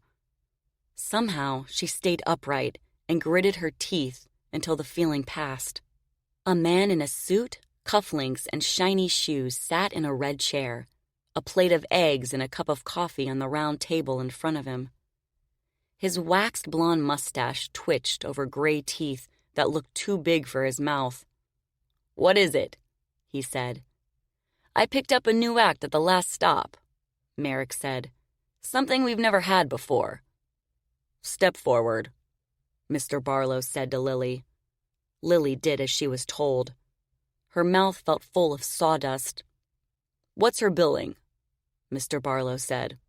"I'm not sure," Merrick said. "Got any ideas?" Mr. Barlow spun a finger in the air and ordered Lilly to turn. Moving slowly so she wouldn't get dizzier, she did as she was told. Mr. Barlow took a sip of coffee and stared at her, drumming his fingers on the table. Then he rose from his chair. "Alana!" he shouted, making Lilly jump. "Come out here." In another room, someone groaned and bed springs squeaked. "What?" a female voice whined. Mr. Barlow scowled. "Come here," he said, "and don't make me say it again." "Ugh, Christ on a cracker," Alana mumbled. Then she called out in a cheerful voice, "I'll be right there." More sounds came out of the room, feet hitting the floor, a heavy sigh, jewelry clinking, a drawer being opened and closed. After a long minute, Alana pushed the beaded curtain to one side and entered the room in a white robe, opened at the waist, and undergarments made out of lace. Lipstick smudged her mouth like red fingerprints, and her long hair was a tangled mess of blonde curls. The pink of her nipples showed through the thin fabric of her brassiere.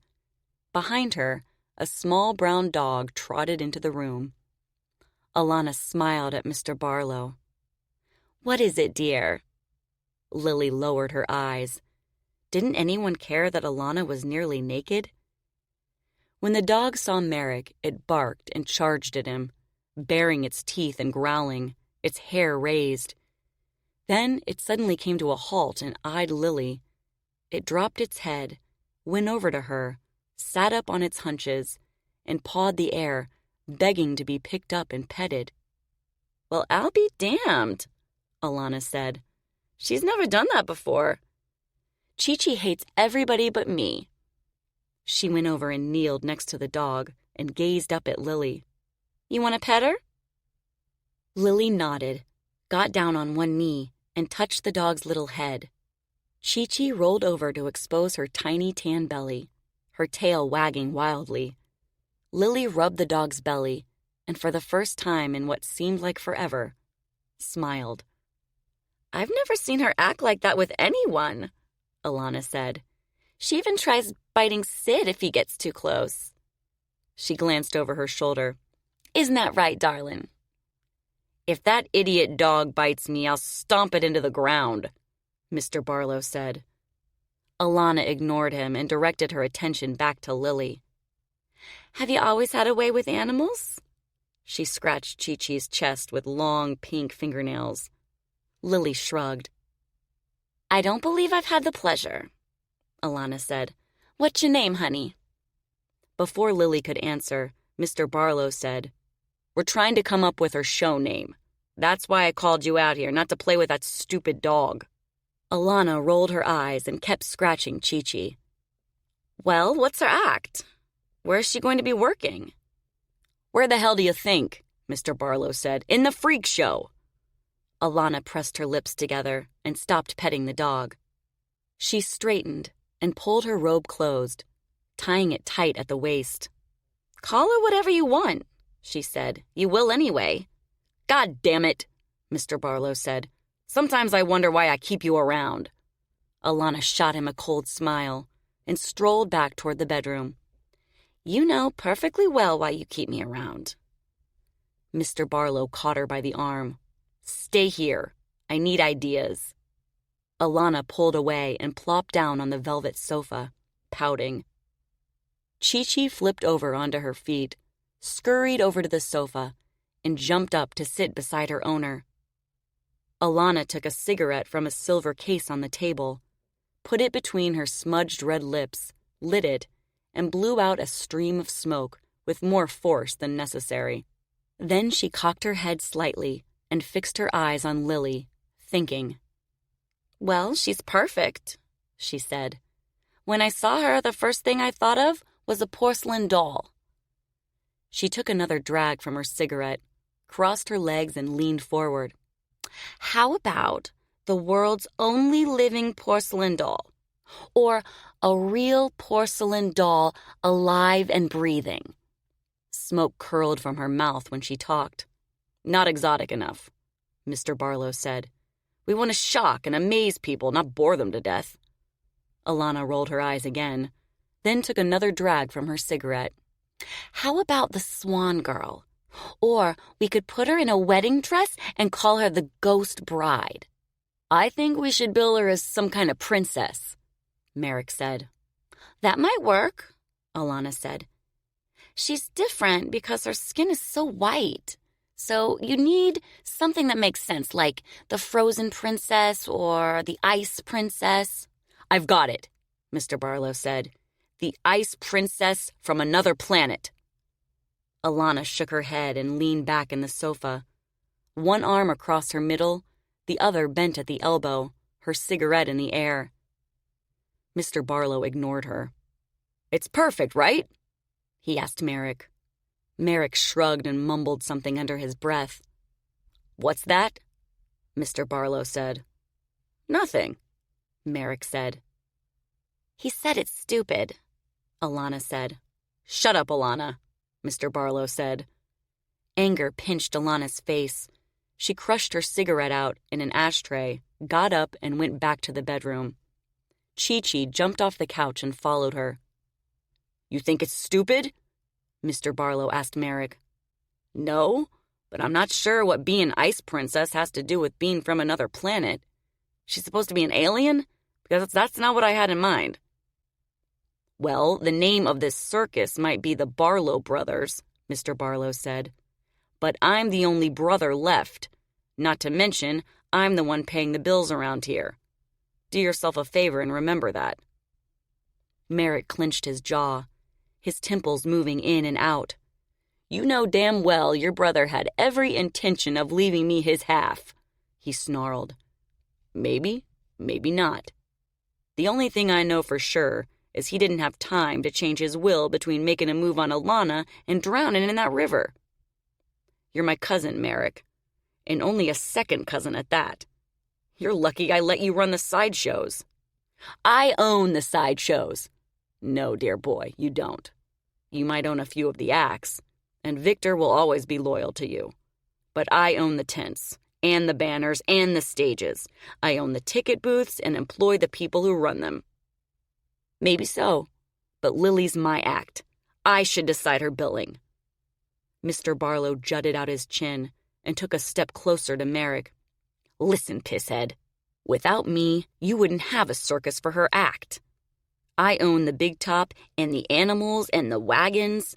I pay the people who set it all up. I even own the train that hauls your sorry ass from one show to the next. Now get the hell out of my car before I throw you out. Merrick stomped over to the door and yanked it open, his face the color of beets. He ordered Lilly out and slammed the door behind them. Glory was waiting outside, sharing a cigarette with the bald strongman. Let's go, Merrick said. He stormed toward the other end of the train. Glory gave the cigarette back to the strongman and hurried to catch up. Lilly followed. What happened? Glory said. Merrick ignored her and kept going, his hands in fists. Then he stopped and let loose a string of curses. That arrogant bastard might know what he's talking about when it comes to the big top, but he doesn't know a damn thing about the freak show. What did he say? Glory said. Merrick started walking again. I don't want to talk about it.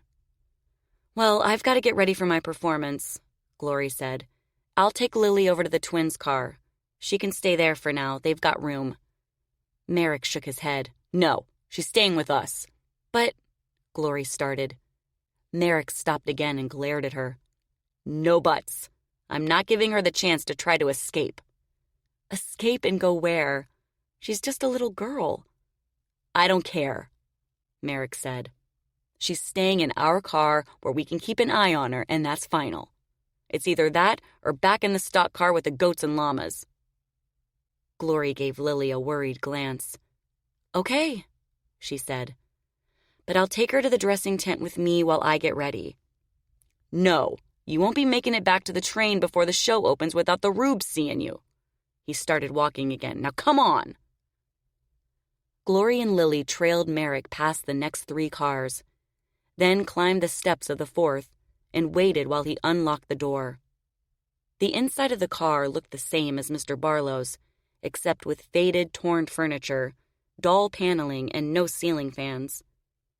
Dirty glasses filled the small sink, and a set of yellow curtains hung in the open doorway between the 2 rooms, their edges stained gray.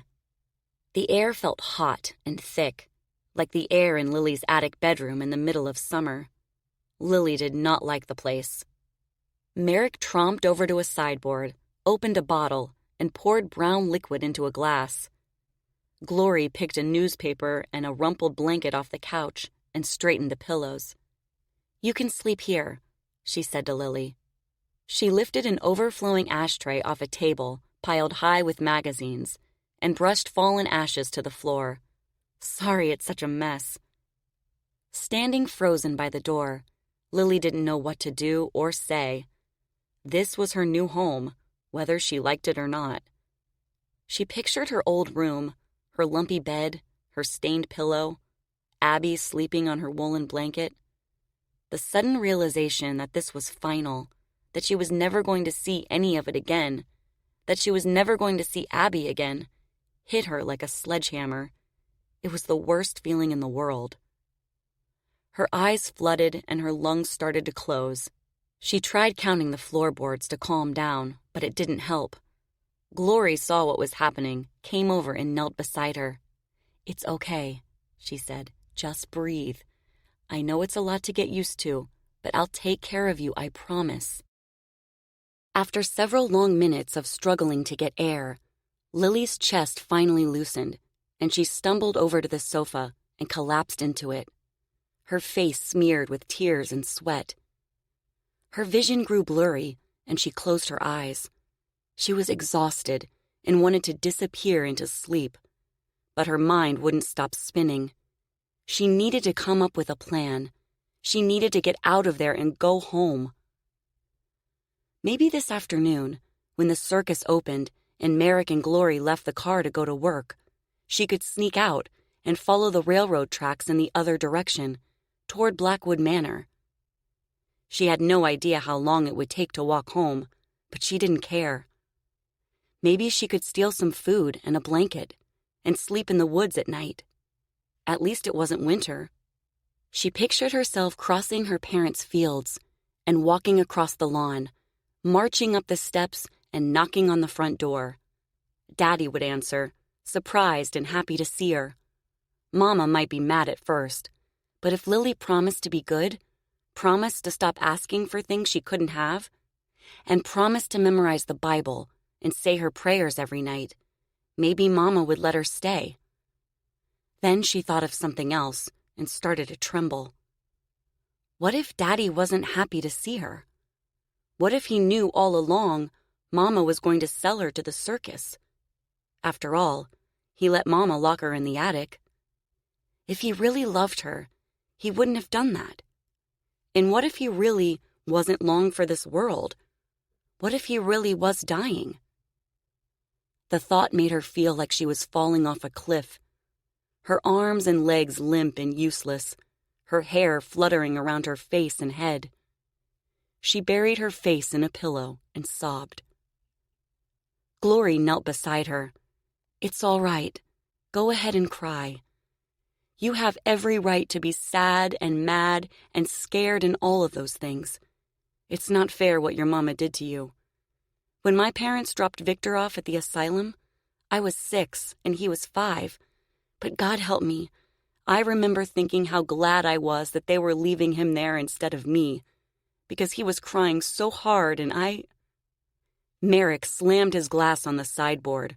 "For Christ's sake, Glory," he snarled. "Quit your blubberin'. The show starts in an hour and you need to get ready." Glory got to her feet, wiping her palms on her skirt.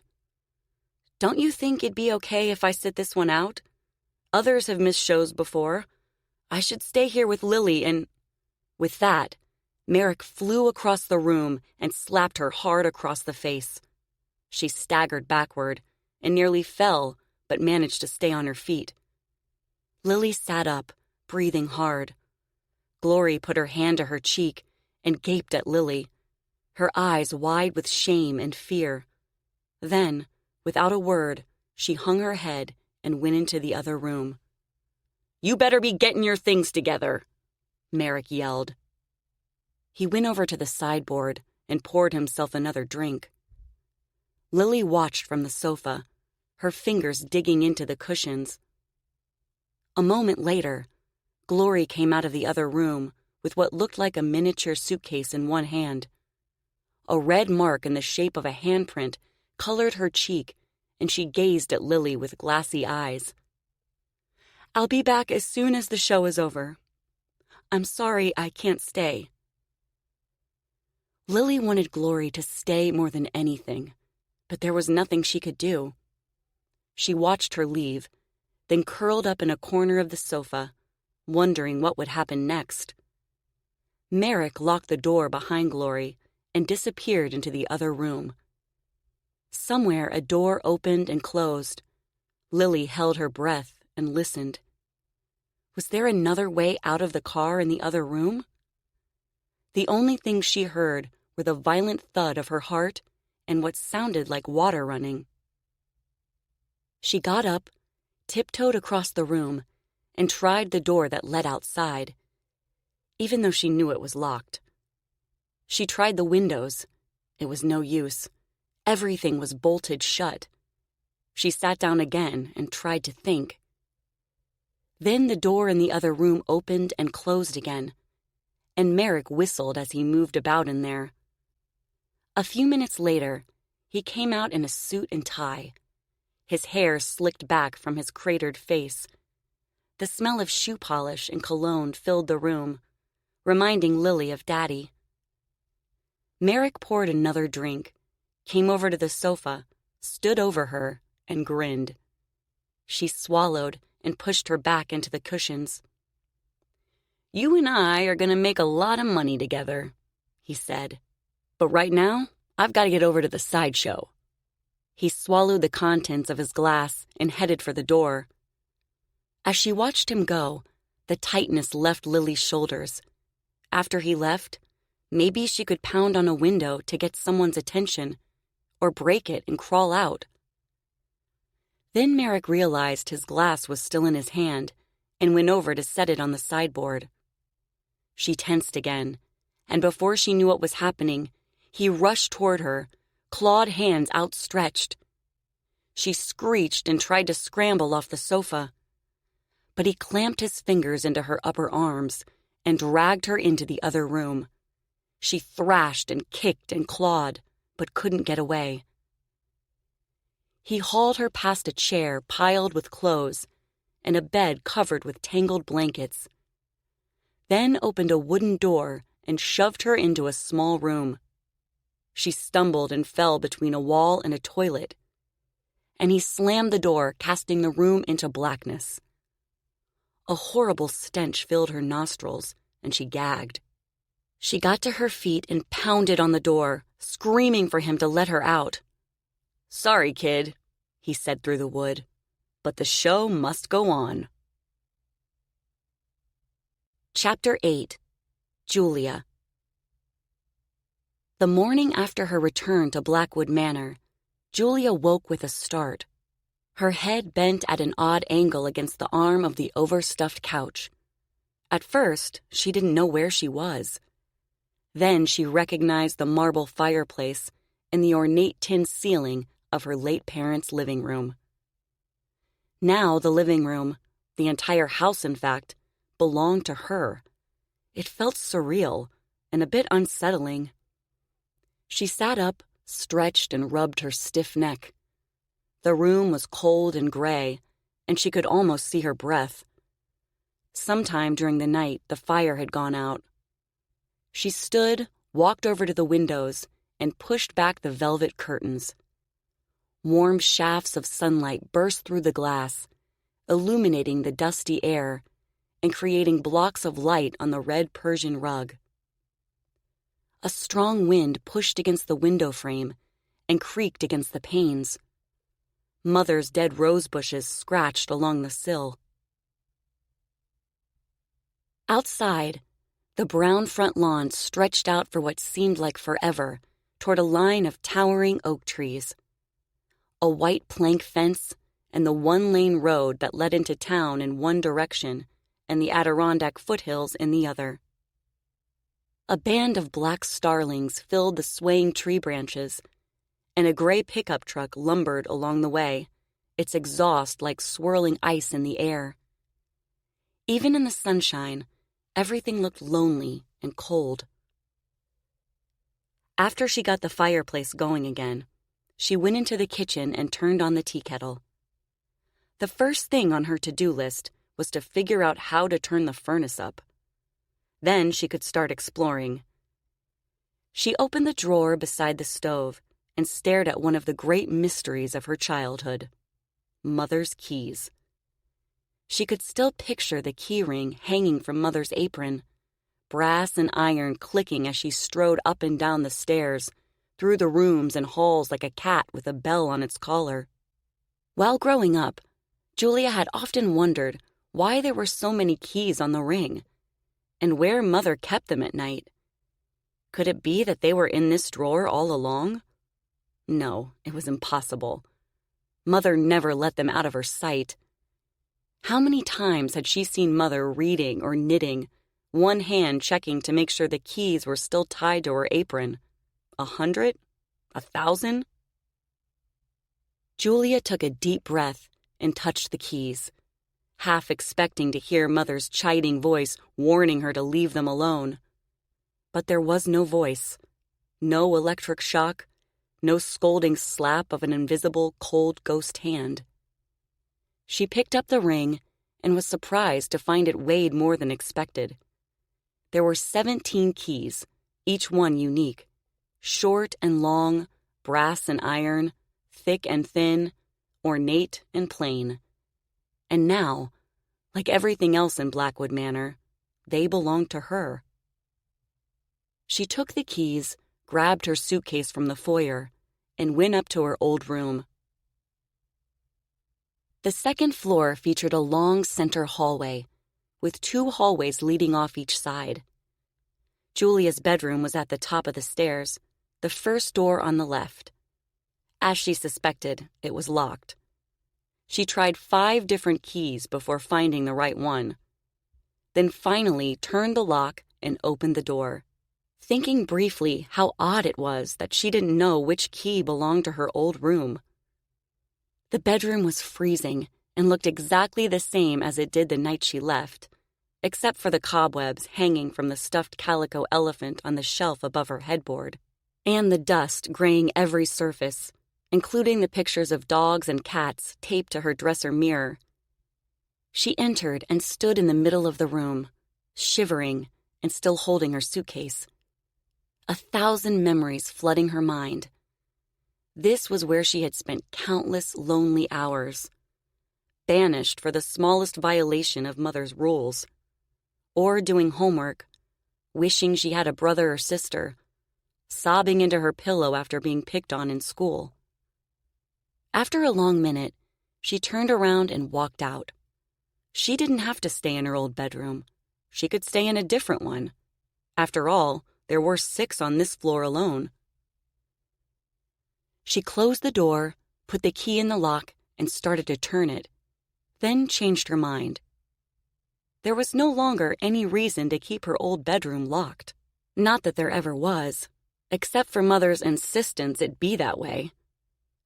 She carried her suitcase toward the end of the hall, Mother's keys jangling against her hip. The sound reminded her of lying in bed every night, the clinking of keys outside her bedroom as Mother checked the doors up and down the hall.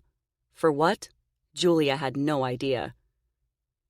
She stopped in front of the room opposite her parents' bedroom, what Mother called the playroom, the only other bedroom she was allowed in while growing up.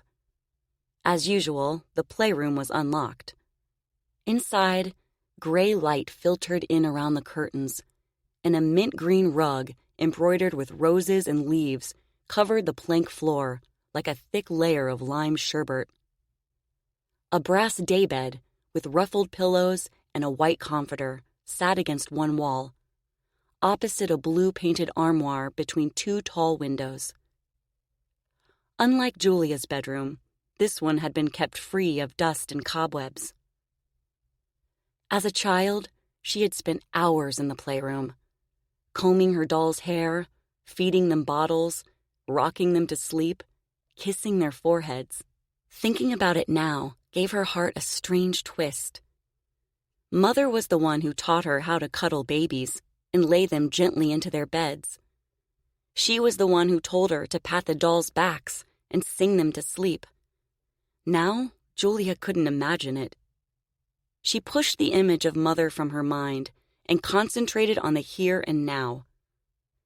Trying to figure out the woman who had brought her into this world at an age when most mothers were watching their children get married or sending them off to college wouldn't change anything. Mother was who she was, and now she was gone. She set her suitcase next to the armoire, pushed open the drapes, and looked out a window. The playroom overlooked part of the side yard, where 6 gnarled apple trees ringed a small lawn. Whenever she was being too loud or trying Mother's patience during summer vacation, she was sent there to play, while the grown-ups drank iced tea and whiskey at a wicker table on the terrace. Over the tops of the apple trees, the butter-colored horse barn and white paddocks sat surrounded by brown fields. 3 horses grazed in a round pen, while 2 men looked on. One stood with his hands on his hips. The other had his foot on the bottom fence plank, his arms crossed and resting over the top. The man with his hands on his hips looked like Claude, but she had no idea who the other one was.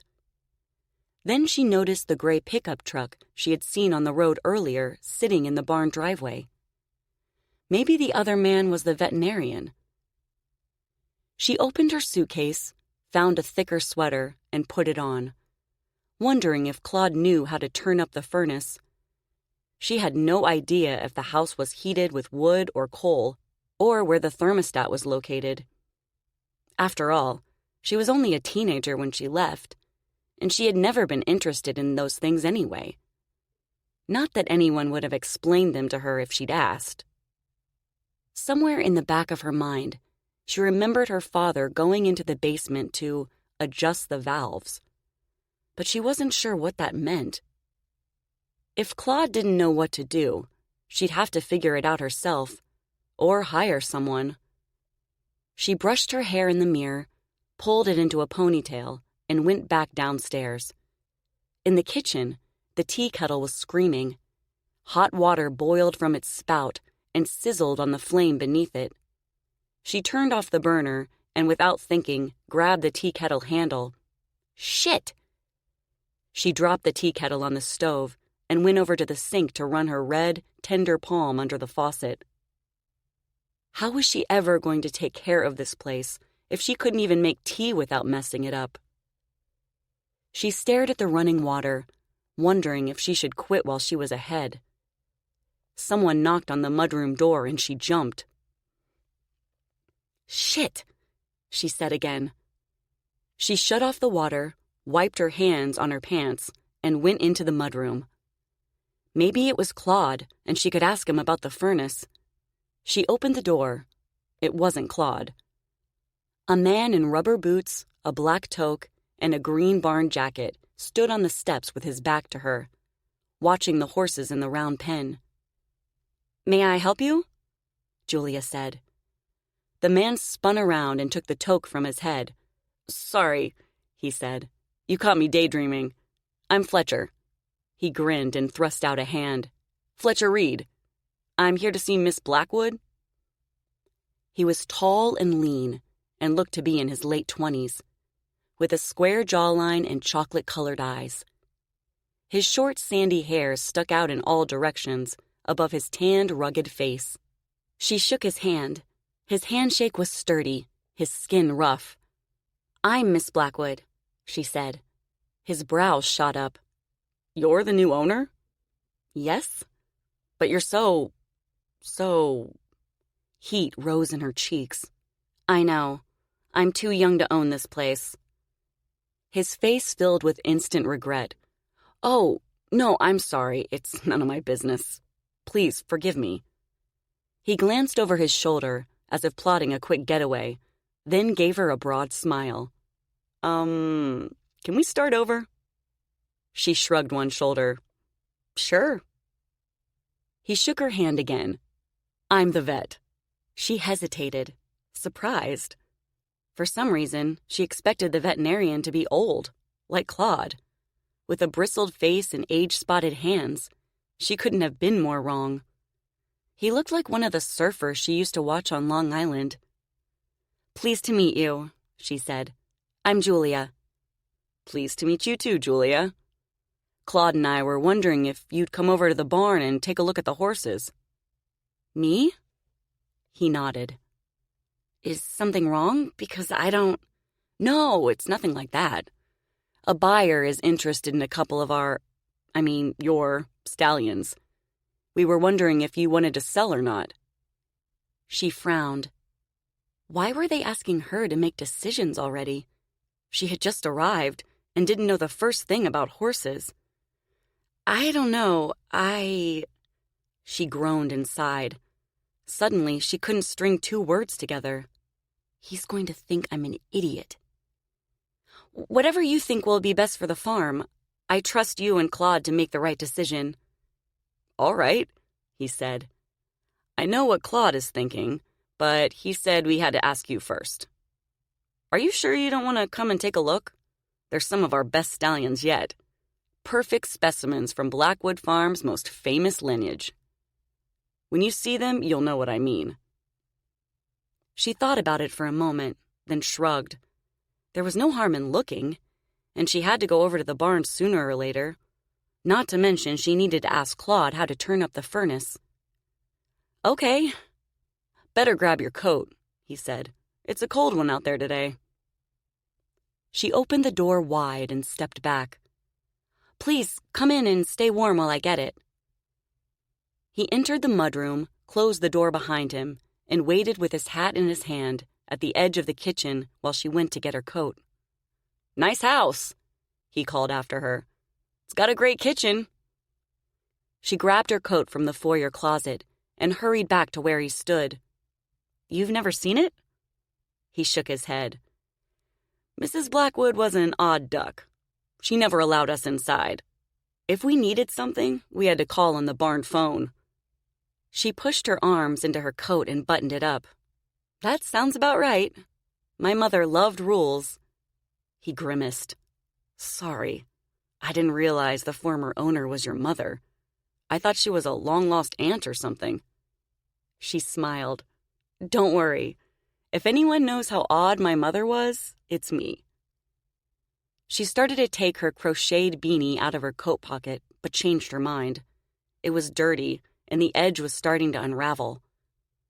Then she realized her coat wasn't in much better shape. If Fletcher and Claude knew how she'd been living the last 3 years, they'd never take her seriously. She stuffed the beanie back in her pocket, at the same time realizing she couldn't go over to the barn wearing Keds. She quickly scanned the mudroom for something to wear, and for the first time since her return, noticed Mother's barn boots in their usual spot beneath the bench. She slipped off her sneakers and pushed her feet into the rubber boots as if she'd done it 100 times, despite the fact that they were 2 sizes too big. Somehow, it felt wrong to put them on. She stood and did her best to ignore the hollows and lumps in the soles, misshapen from years of wear and tear beneath Mother's bunioned feet. Claude didn't tell you I was Coraline's daughter? She said, trying to act calm and composed.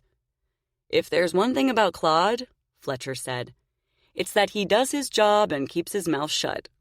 He never breaks the rules or gets into anyone's business. Well, that's good to know. So why didn't you call me on the barn phone? It was disconnected after your mother, Mrs. Blackwood passed. Claude didn't see any reason to have it working again until you arrived. She started toward the door. Makes sense to me. I'll call and have it connected again. He grinned, put on his toque, opened the door, and held it for her.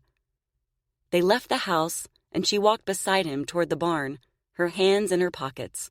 Her hair whipped in her eyes, and a cold wind made her nose run, making her wish she'd worn her hat despite its appearance. Maybe later she'd find a more suitable coat and hat in the house, until she could buy new ones anyway. Unfazed by the harsh wind, Fletcher turned his face to the sun and strode across the lawn, scanning the distant horizon. Then he turned his head and smiled at her, as if going out to the barn together was something they did every day. Unlike Julia, who hated awkward silences and always tried to fill them with conversation, he seemed completely at ease with the silence between them. Somehow, walking side by side was enough. Then again, she didn't like small talk either, so she was glad he wasn't commenting on the weather or landscape. Life was too big and too short and too important to talk about the lack of rain or the latest gossip. She wanted to know how people felt about themselves and one another, whether they were happy or sad. She wanted to know what made them feel loved and what hurt them to the core. She wanted to know about their past, how they got where they were, and their relationships with their mothers and fathers and siblings. She wanted to know if she was the only mixed-up person in the world who felt completely and utterly alone. But she couldn't ask Fletcher about any of those things, and she had to say something. "How long have you worked at Blackwood Manor?" she asked. "I don't just work here. I work at farms all over the county." "Of course," she said. "Maybe sometimes it's better to keep your mouth shut." "Well, how long have you been the vet here?" He twisted his mouth to one side, thinking. "Around 3 years, I think." "So you started right after my father died?" "A couple of months before, if I recall. Your father was great with the horses. He really knew his stuff." She shrugged and smiled, not sure what to say. Other than seeing him heading over to the barn, or working outside on fences and equipment, she never knew that side of her father. "If you don't mind me asking," he said, "where have you been the last few years? Away at school? Claude never told me Mr. and Mrs. Blackwood had a daughter." Julia swallowed. She didn't want to lie, but she didn't want to tell him the truth either. "I'd rather not talk about it." "Sorry, sure." He shoved his hands in his pockets. "So when was the last time you were around the horses?" "It's been a while. I wasn't allowed in the barn when I was growing up." He jerked his head back, his eyebrows raised. "What? Why not?" She hunched her shoulders against the cold, or maybe it was against her emotions. "Like I said, my mother loved rules. She said it was too dangerous for a young girl to be in the barn, and it was a business, not a playground. I'm pretty sure she didn't want me in there because she thought I'd cause trouble or ruin something." Fletcher looked down at his feet as he walked. His brows knitted. "That's too bad. Most young girls love horses. Would have been good for you." She studied him out of the corners of her eyes. What made him think that she needed something good for her? Did she look that beaten down? When they reached the round pen, Claude tipped his cap in her direction. "Morning, Miss Blackwood." "Please," she said, "call me Julia." Fletcher rested one arm on the fence. "So, what do you think?" Inside the pen, 3 horses ran back and forth, their tails held high, like black flags in the wind. Their coats shined like oil, and their hooves pounded hard on the dirt, making the earth beneath Julia's feet tremble. Seeing the horses up close, a memory came to her.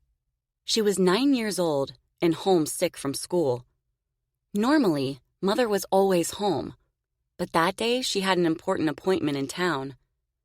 Father was supposed to check on Julia when he came in from the barn around noon, but as usual, he went into his den and locked the doors. When Julia crept down to the kitchen to get something to drink, she looked out the window above the sink and saw a black horse in the garden, trampling the tomatoes and eating the lettuce and carrot tops. She ran to the den to get her father and started to knock on the door, then stopped, her knuckles on the wood. On the other side of the double doors, her father was weeping.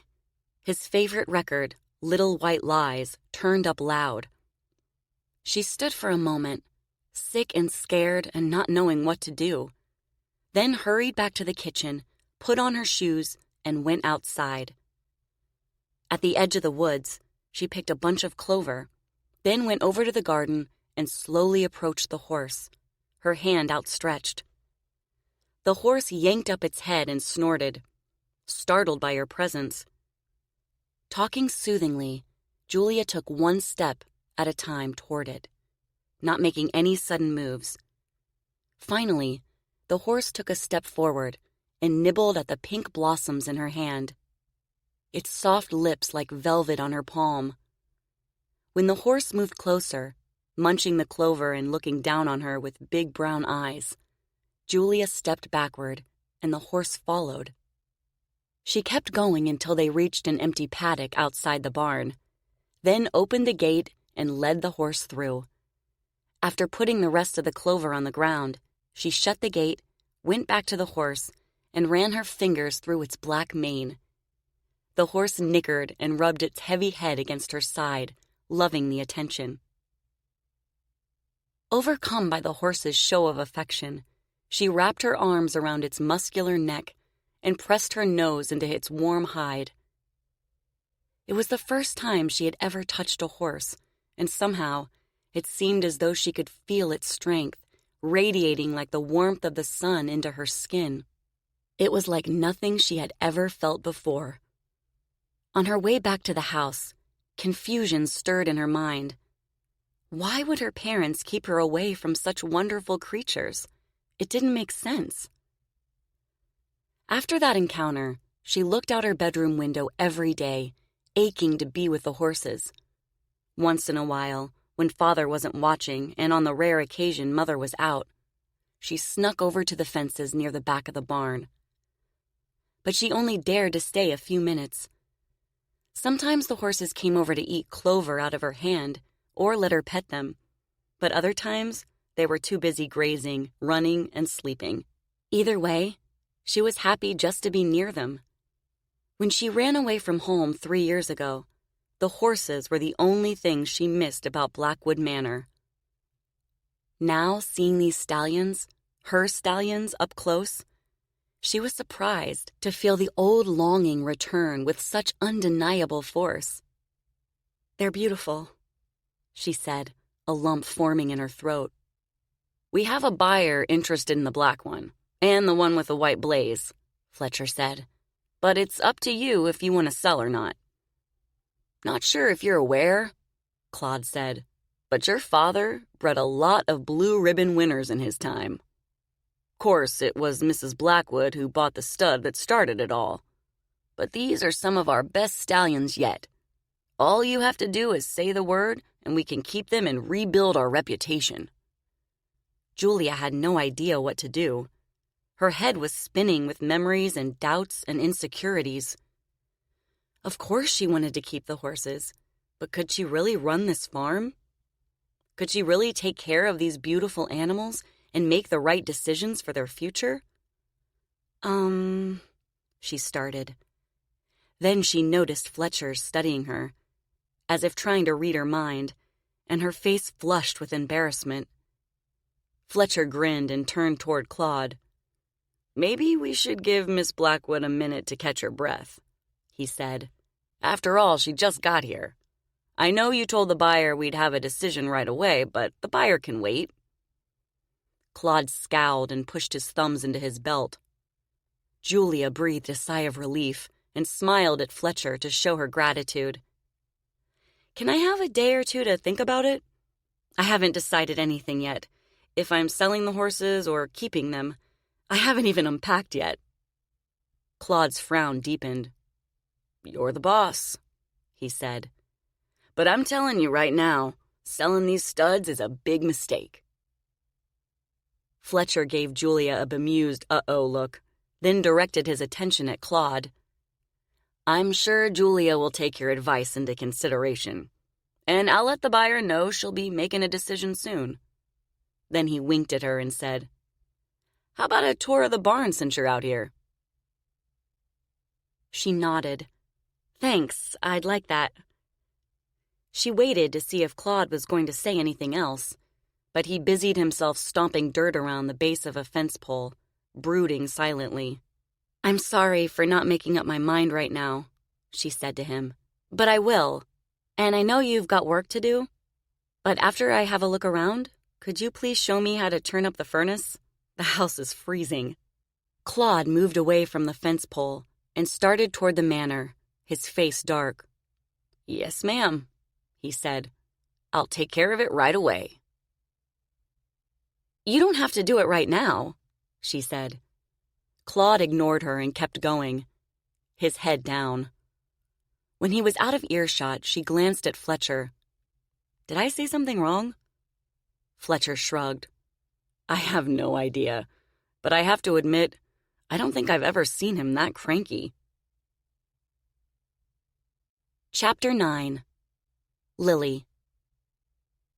Trying to catch her breath, Lilly kicked the door and pounded on the walls inside the tiny dark bathroom inside Merrick's sleeper car. The rough wood tore at her knuckles, and the heavy stench of old urine made her gag. "Let me out of here!" she screamed. Muffled voices filtered in through the outer walls of the car as performers and workers left the train on their way to work. She shouted again, then forced herself to stand still on trembling legs, trying to hear above her own labored breathing. Nothing. She closed her eyes and struggled to pull air into her lungs without gagging. "They'll come back," she thought. "When the show is over, they'll come back." She pushed her thumbnail into each fingertip. 1, 2, 3, 4, 5, over and over again, trying to calm down. In what seemed like forever, her lungs loosened and her breathing returned to normal. But then her muscles started to cramp, like 100 knives in her legs, and the lack of oxygen made her dizzy. She reached blindly for the toilet and sat on the closed lid, her jaw clenched and her shoulders hunched. A little while later, the distant sounds of the big top found their way into the car from outside. Music pulsing, people whistling, clapping, shouting. Several collective intakes of breath and a smattering of nervous shrieks. An elephant trumpeted and children laughed. To distract herself, Lilly tried to picture the circus in her mind. The clowns and zebras and elephants and balloons. But what once seemed like a dream had turned into a nightmare, and all she could think about was Abby and going home. She put her head in her hands. There was nothing she could do now but wait. After a while, the outside sounds changed from laughter and happy shouts to quiet talking and the distant clang of metal doors. Finally, the show was over, and hopefully Glory was on her way back to the car. Lilly stood and pounded on the door again, even though she knew no one would hear her. Her jaw ached from gritting her teeth, and a sharp stabbing pain throbbed at her temples. She could hardly breathe, she couldn't move, and she didn't know what she would do if she wasn't let out soon. At last, she heard muffled voices outside the car, footsteps coming up the steps, and the door to the passenger car opening. She put her ear against the door and strained to listen. "Lilly?" a voice called out. "Where are you?" It was Glory. "I'm in here," Lilly shouted, her voice raspy and hoarse. She banged on the door with both fists. Footsteps raced across the bedroom floor. The handle on the bathroom door rattled. "Hold on," Glory said. "I'll get you out." Footsteps hurried across the floor again, and Glory's muffled voice said, "Where's the key, Merrick?" Merrick's muffled voice answered, but Lilly couldn't make out his words. Finally, a key rattled in the lock and the handle turned. The door opened and light sliced into the dark bathroom. Lilly blinked and covered her eyes with one shaking hand, briefly blinded by the glare. Then she bolted across the bedroom and living room and headed for the exit. Merrick blocked her way, grabbing her by the shoulders. "Where do you think you're going?" he said. She yanked herself from his grasp and hid behind Glory, breathing hard. "Leave her alone," Glory said. "She's trying to escape again," Merrick said. "Because you locked her in the toilet," Glory shouted. Merrick took a step closer and pushed his face into Glory's, his chin jutting out. "She needs to learn who's boss around here, just like you did." Glory moved away from him, almost stepping on Lilly's toes. "Well, you don't need to lock her up like an animal to prove it." Merrick scowled at her as if fighting the urge to hit her again, then turned away and took off his jacket, mumbling under his breath. He loosened his bow tie and fell into his chair. "I need a drink." Glory shot Lilly a wide-eyed look and jerked her chin toward the sofa, then went over to the sideboard and poured Merrick a glass of whiskey. Lilly went to the sofa and sat on her hands, unable to stop shaking. Glory flashed her another worried look, her lips pressed together in a hard, thin line. Lilly wasn't sure if Glory was warning her to keep quiet or if she was concerned about something else, but she planned on staying still and silent anyway. Merrick was just like Mama, and if he was trying to teach her a lesson, it worked. Glory took the drink to him, pushed a footstool over to his chair, took off his shoes, and lifted his feet onto it. Then she knelt beside his chair. "Is there anything else I can do for you?" she said. "Are you hungry?" Merrick took a long swig of his drink, then looked at Glory with amusement. At first, Lilly thought he was going to thank her or give her a kiss. Instead, he abruptly sat up and threw his drink in Glory's face. Lilly jumped and shrank back into the sofa, her heart racing again. Glory gasped and blinked, her mouth open in shock. "Yeah?" Merrick said to Glory in a mocking voice. "There's something else you can do for me. You can stop telling me what to do." He put the empty glass on the arm of the chair, then stood and stormed into the bedroom. Still on her knees, Glory gazed at Lilly with sad, tear-filled eyes, whiskey dripping from her hair and face, mascara running down her cheeks. Lilly hung her head and started to cry. After locking her in the bathroom, Merrick kept Lilly prisoner in his sleeper car for 3 days. Glory brought her wash water from the changing tent, meals from the cookhouse, and fresh clothes from the Monday man, who stole clothes from clotheslines in nearly every town. And when Merrick finally let Lilly out, it was time for her to go to work. After breakfast in the cookhouse, Merrick took her over to the sideshow to see the new canvas banner being hung outside the freak show tent to announce her act. When they arrived, Mr. Barlow, in a top hat and jacket, and Alana in a powder blue dressing gown were there, watching the painter put the finishing touches on the giant image. Merrick swore under his breath when he saw it. Lilly stared up at it, not sure what to think. In the image, she was 10 feet tall, with her chin held high and her pale hand around a sparkling staff, like a white version of the Bad Queen in Sleeping Beauty.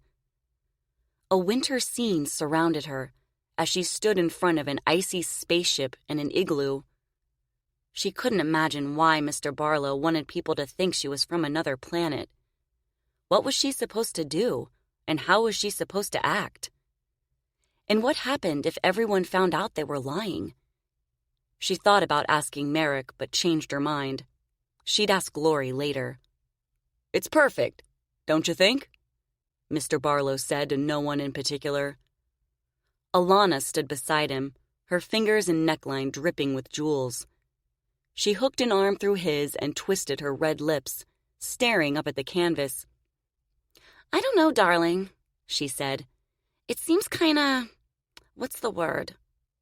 Off." No, Mr. Barlow said. "It's just what I wanted." "For my show," Merrick said. Mr. Barlow kept his eyes straight ahead. "Yes, it's just what I wanted on my banner, on my tent, on my circus lot."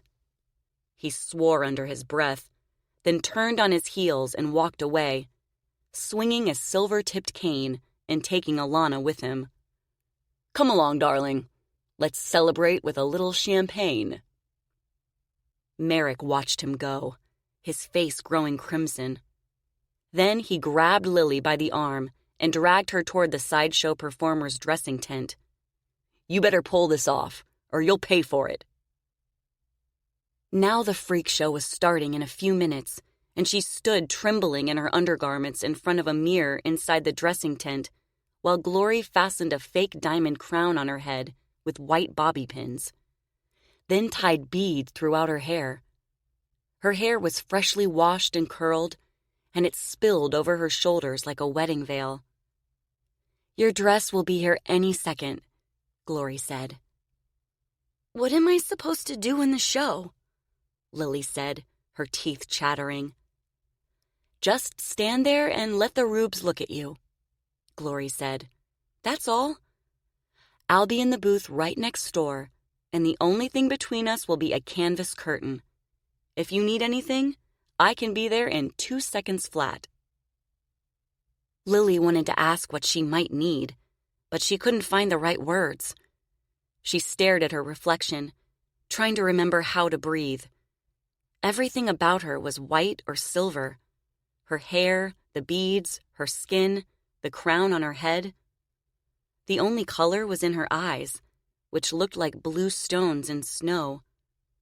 Behind her in the mirror, the canvas flapped open and a dwarf came into the dressing tent.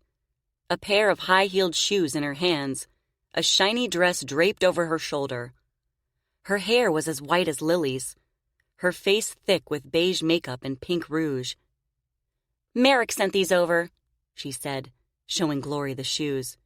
"He wants her to look taller." "Lilly," Glory said, "this is Penelope Dupree, our very talented seamstress and sideshow performer extraordinaire." Lilly tried to smile at Penelope. It felt more like a twitch. "Ah, yes," Penelope said. "I've heard about you, Lilly Blackwood. Mrs. Benini, who owns the snow cone and cotton candy stand with her husband Tony, wants to have you over for a home-cooked meal some evening. Elizabeth Webb, who runs the grease joint, says you can play with her kids any time.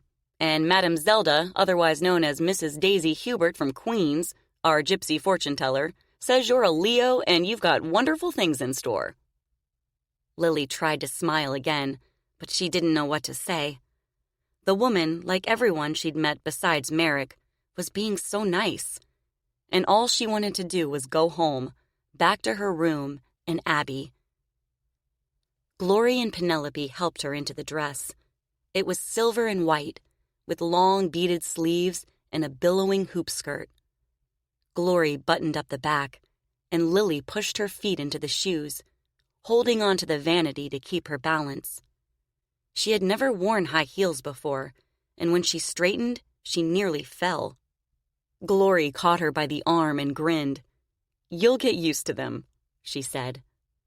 "Never did like the things myself," Penelope said, lifting her skirt to show Lilly her feet. Her long red toenails hung like claws over the front edge of brown sandals. Lilly gaped at her, speechless. She didn't think Penelope could wear regular shoes, let alone heels. Penelope laughed and dropped her skirt, then got on her knees to check the hem of Lily's dress.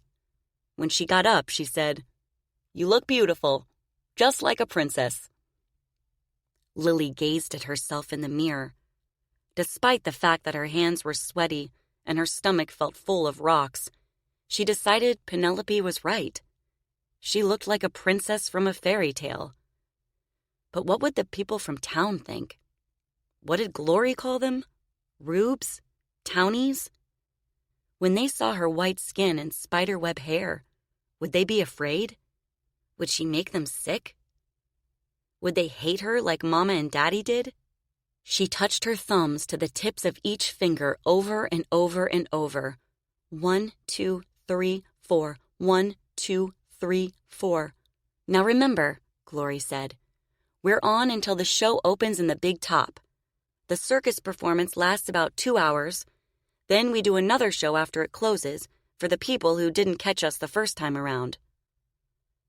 Lilly nodded and followed Glory out of the dressing tent and across the back lot, trying to breathe normally and walk without twisting her ankles in the high heels. Behind the big top, the circus performers and animals were getting ready for the show. Women in tutus and pink tights, men in red jackets or white leotards with gold-lapelled shirts, white-faced clowns in bald caps and oversized shoes, firemen's pants and suspenders. Hobo hats and patched trousers, their orange and red hair sticking out in all directions. Women and girls in sequin costumes practicing atop white horses with plumes of pink and white feathers between their ears. Draft horses harnessed to parade wagons, dancing nervously in their hitches. Llamas and zebras and animal handlers, lions and bears and monkeys in cages, leggy giraffes and elephants with tasseled headgear. The boy who waved at Lilly was there too, dressed in a tuxedo and standing next to the baby elephant. Despite her nerves, Lilly slowed, unable to pull her eyes from the spectacle. The sun reflected off the sparkling sea of glittering jewels that seemed to cover everyone and everything. It was like a picture book come to life, but 1,000 times brighter. Then she noticed the boy in the tuxedo staring at her, and she looked away. What did he think when he saw her dressed like a princess and heading over to the sideshow? Did he think she looked pretty, or more like a freak? Why couldn't she be like him and the rest of the big top performers, beautiful and normal, admired for what they could do, not judged for what they looked like? "Come on, Lilly," Glory said. "We can't be late." Lilly gripped the sides of her skirt in her fists and concentrated on walking without tripping. It was all she could do to put one foot in front of the other, and not just because of the high shoes. Mama said she was a monster, and people would be afraid of her. And now Merrick was putting her on stage for the entire world to see. What if Glory and everyone else were lying to her? What if Mama was right, and she really was an abomination? On quivering legs, she followed Glory into the back entrance of the freak show tent and along a narrow, dimly lit walkway behind a row of canvas curtains. Glory called it the backstage. The inside of the tent felt hot and musty and smelled like mold, wet grass, and a strange, smoky perfume. Squinting in the shadowy passageway, Lilly fought the urge to turn and run. She didn't want to do this. Not now, not ever. The heels of her shoes sunk in the soft earth, and she had to lift the hem of her dress so she wouldn't step on it. Then Glory stopped and pulled aside one of the first canvas curtains, revealing a raised stage covered with a flowered rug. In the center of the stage, a woman with a black beard sat on a chair in a zebra-patterned skirt and a jeweled brassiere, her hem pulled up to reveal her hairy thighs. Her eyebrows were dark and bushy, and a thick layer of hair covered her arms and back. "This is my friend Hester," Glory said, "otherwise known as the Monkey Girl." Hester waved a hairy hand. Lilly nodded and tried to smile. Behind the next curtain, a curly-haired woman with no legs sat on a round one-legged pedestal. She was wearing a string of pearls and a pink blouse, and the bottom of her torso filled the entire tabletop, like an oversized vase or lamp. Using her arms, she turned herself around to say hello, the pedestal shaking back and forth beneath her. Lilly worried it would topple over. "This is Dina, the living half-girl," Glory said. "Nice to meet you," Dina said. Lilly swallowed. "You too." Behind the next curtain, Aldo, the alligator-skinned man, stood wearing nothing but a pair of silver shorts that looked 2 sizes too small. Brown scales covered his hairless head and thin body. He smiled and gave Lilly a 2-fingered salute. Next, a woman in a long skirt and green brassiere stood with a white veil over her head. When she turned and lifted the veil to say hello, Lilly gasped and stepped back. A naked baby hung from her middle, its arms and legs limp, its head buried deep in her stomach. "Don't worry, it's not real," Glory whispered. "The baby is made out of rubber and glued to her skin. This is Belinda, the woman with 2 bodies and 1 head." Lilly nodded once and tried to look friendly, but she couldn't help staring. Why would Belinda make herself into a monster on purpose? Did she want people to be afraid of her? What if someone tried to lock her up or slit her throat? What if they wanted to put her body parts on display? After they left Belinda, she asked Glory what would happen if the townies found out the baby was fake. "Shh," Glory said, and lowered her voice again. "All sideshows have fake acts. We just don't say it out loud, ever. We call it a gaffe, or pulling a Marguerite Clark." "A Marguerite Clark?" "Never mind," Glory said. "You'll learn soon enough. Just don't talk about it. Not until the lingo comes natural to you anyway." "But what if the fake baby scares someone?"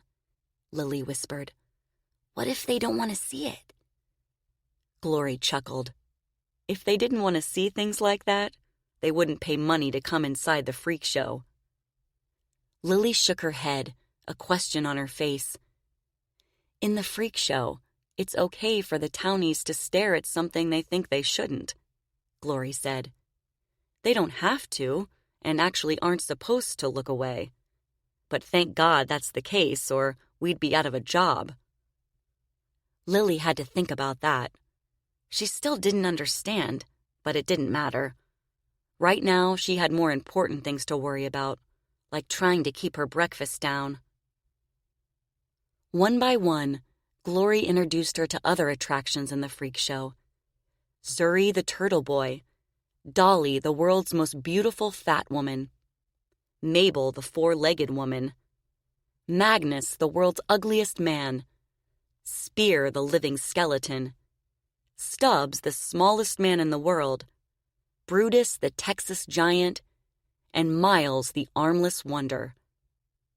Behind the third to the last flap, Ruby and Rosie stood back to back, wearing blonde wigs and matching lavender dresses joined at the hip, as if the skirts had been sewn together to make one garment. "You already met Ruby and Rosie," Glory said. "Today they're the Siamese twins." The twins waved. "Hey, Lilly," they said at the same time. "Go get 'em, sweetie." Lilly wasn't sure what she was supposed to get, but she forced a smile and waved anyway. Glory let the curtain drop and kept going. "What are Siamese twins?" Lilly said. "They're twins connected from birth on one part of their body, like the hip or shoulder or head." "But Ruby and Rosie aren't connected," Lilly whispered. "Siamese twins are hard to find." "So it's another Marguerite Clark?" Glory smiled. "That's right. You're a quick learner." She stopped in front of the second to the last curtain. "Well, this is your spot. Don't forget, I'm right next door." "Where's Victor?" Lilly said. "I thought he was in the freak show." Victor is the star attraction over at the 10 and 1. And in the Barlow Brothers Circus, that means the act's not for the weak of heart. She lowered her voice to a whisper again. "You should see the gaffes Merrick's got going over there. He's got pickled punks, a fake mermaid, and a mummified devil baby in a tiny coffin with horns and tail. The female rubes nearly faint when they see it." Lilly thought about asking what pickled punks were, but changed her mind. She couldn't imagine acts more shocking than the ones she'd just met, and right now she didn't care.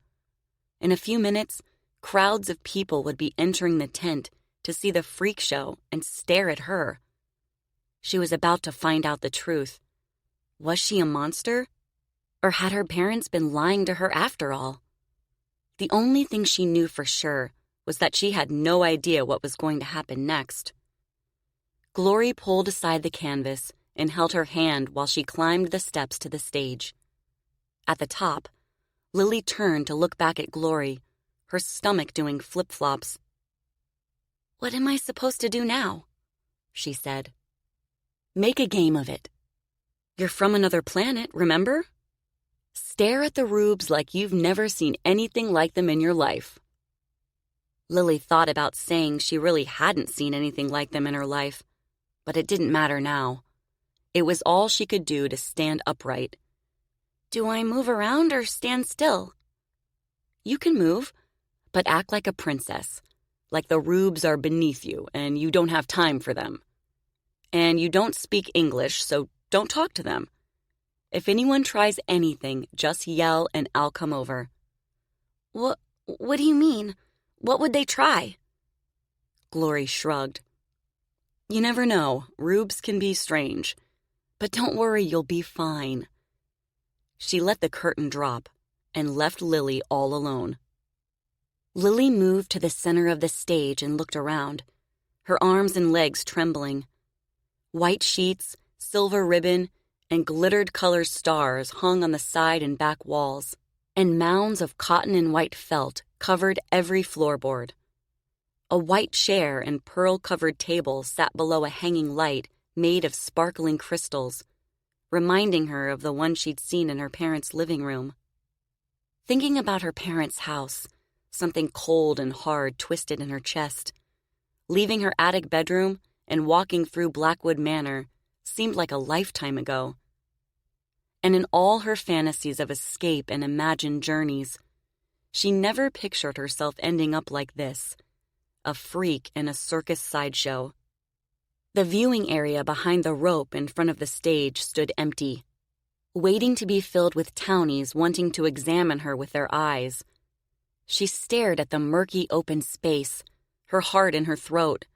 It seemed gigantic and dark, like an open mouth made of grass and canvas, waiting to swallow her whole.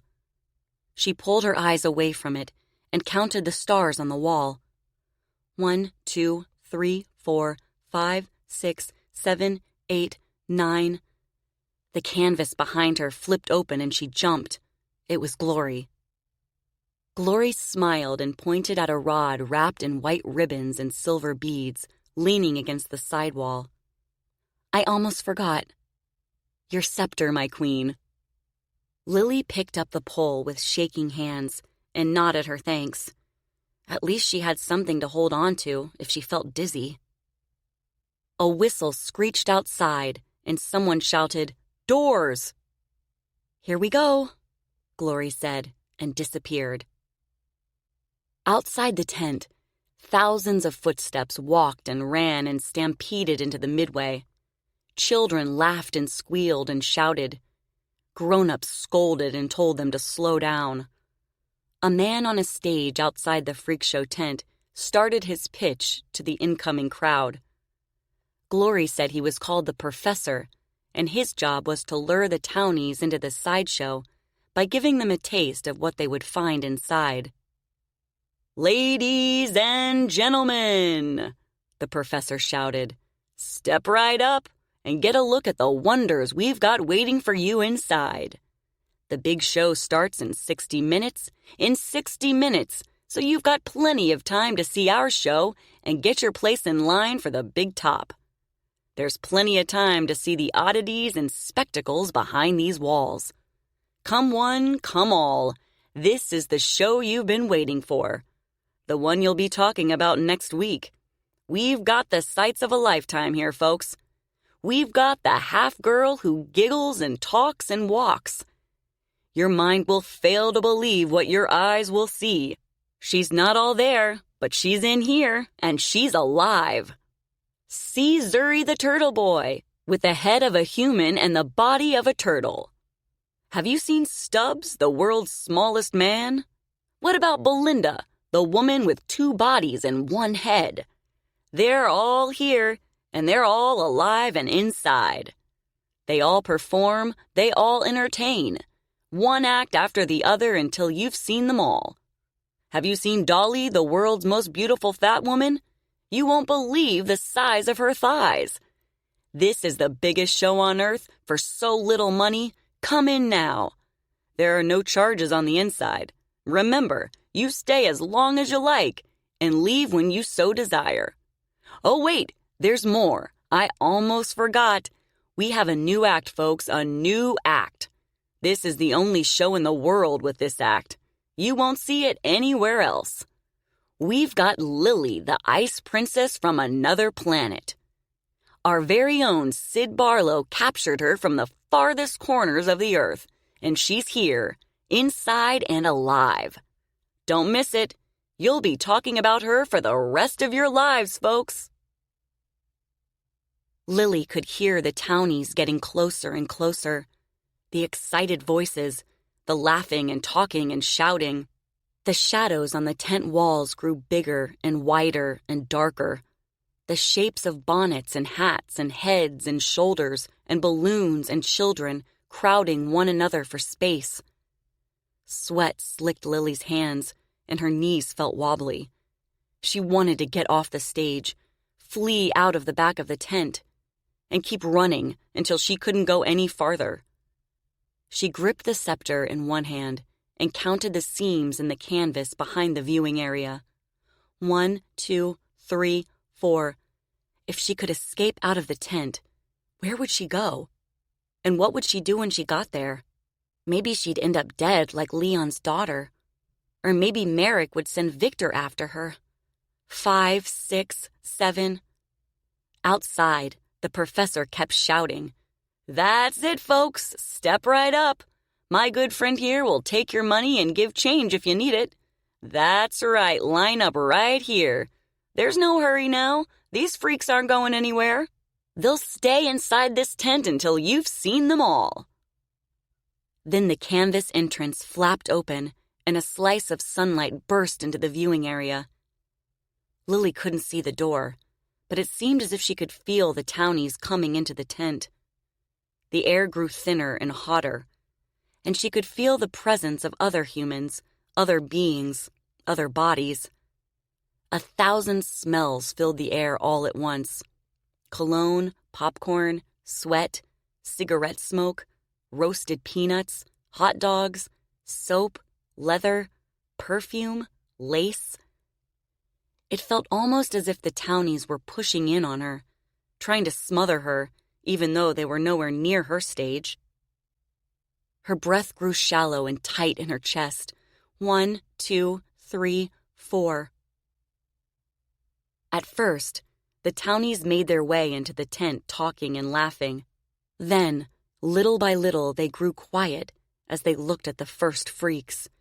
Women whispered and gasped in surprise. Men talked in hushed voices and laughed nervously. Lilly gritted her teeth and stared at the grass on the other side of the rope, waiting for the first person to appear. What would their reaction be when they saw her? Would they recoil in fear? Would they cry? Would they laugh? Would they be sick? Would they jump on stage and try to hurt her? Would she be able to stand here and let them gawk without screaming? What if she couldn't do what Merrick wanted her to do? Just when she felt like she was about to pass out from terror, a little girl came into view, wearing a faded jumper and pulling her father by the hand. When she saw Lilly, she let go of her father's hand, stopped, and put her pale fingers to her mouth. She drew closer to the rope and stared up at Lilly with wide brown eyes. Lilly steeled herself, waiting for her to cry or scream. She touched her tongue to her clenched teeth. 1, 2, 3, 4. Behind the father and the little girl, more townies squeezed into the viewing area. What seemed like 100 faces looked up at Lilly. A sea of mouths twisted and moved and chewed and smiled and scowled and laughed. 1,000 eyes stared and squinted and widened and blinked and gaped. Sweat broke out on Lily's forehead. Her mouth went dry. The little girl took another step closer. "Daddy, is she really a princess?" The father took her hand again. "No, honey," he said. "But she has a crown," the little girl said. "That doesn't mean anything." The father pulled her away and moved on. "But Daddy, I wanted to—" The little girl's voice trailed off.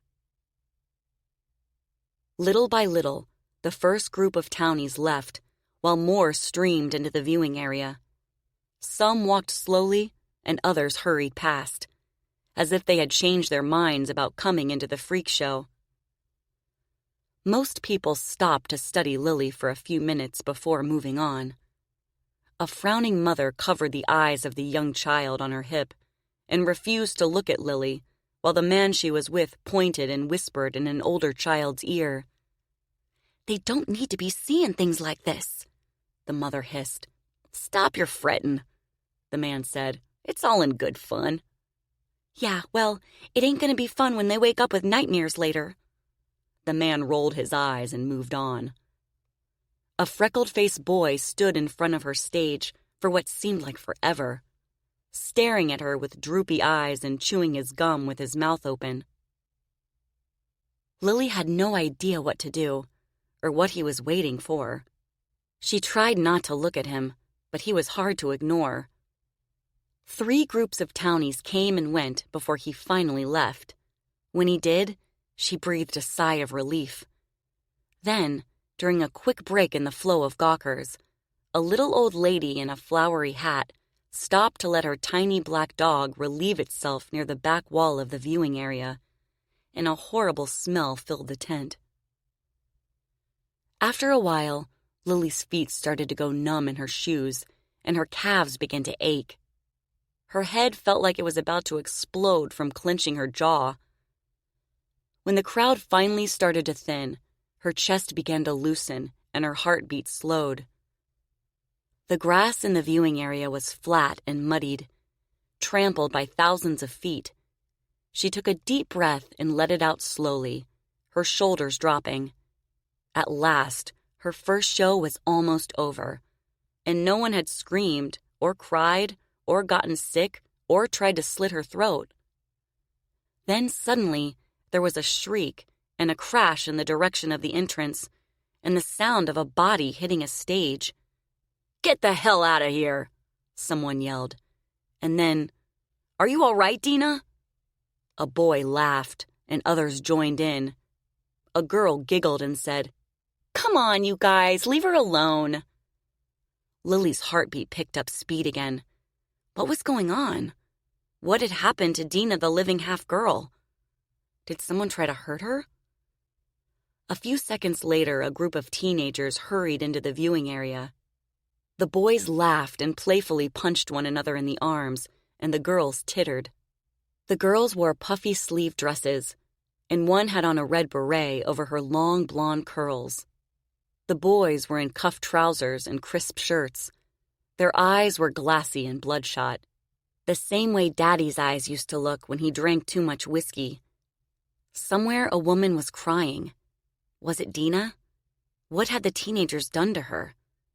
Then the girl in the red beret saw Lilly and stopped. "Cheapers," she said. "Look at her. Is she really made of ice?" "Nah," a boy said. "She's covered in white paint." "Even her hair?" the girl in the beret said. "It's a wig." "She's supposed to be from another planet," a second boy said. "That's stupid." "She's kind of pretty, though," one of the girls said. The girl in the beret made a face. "I think she's hideous."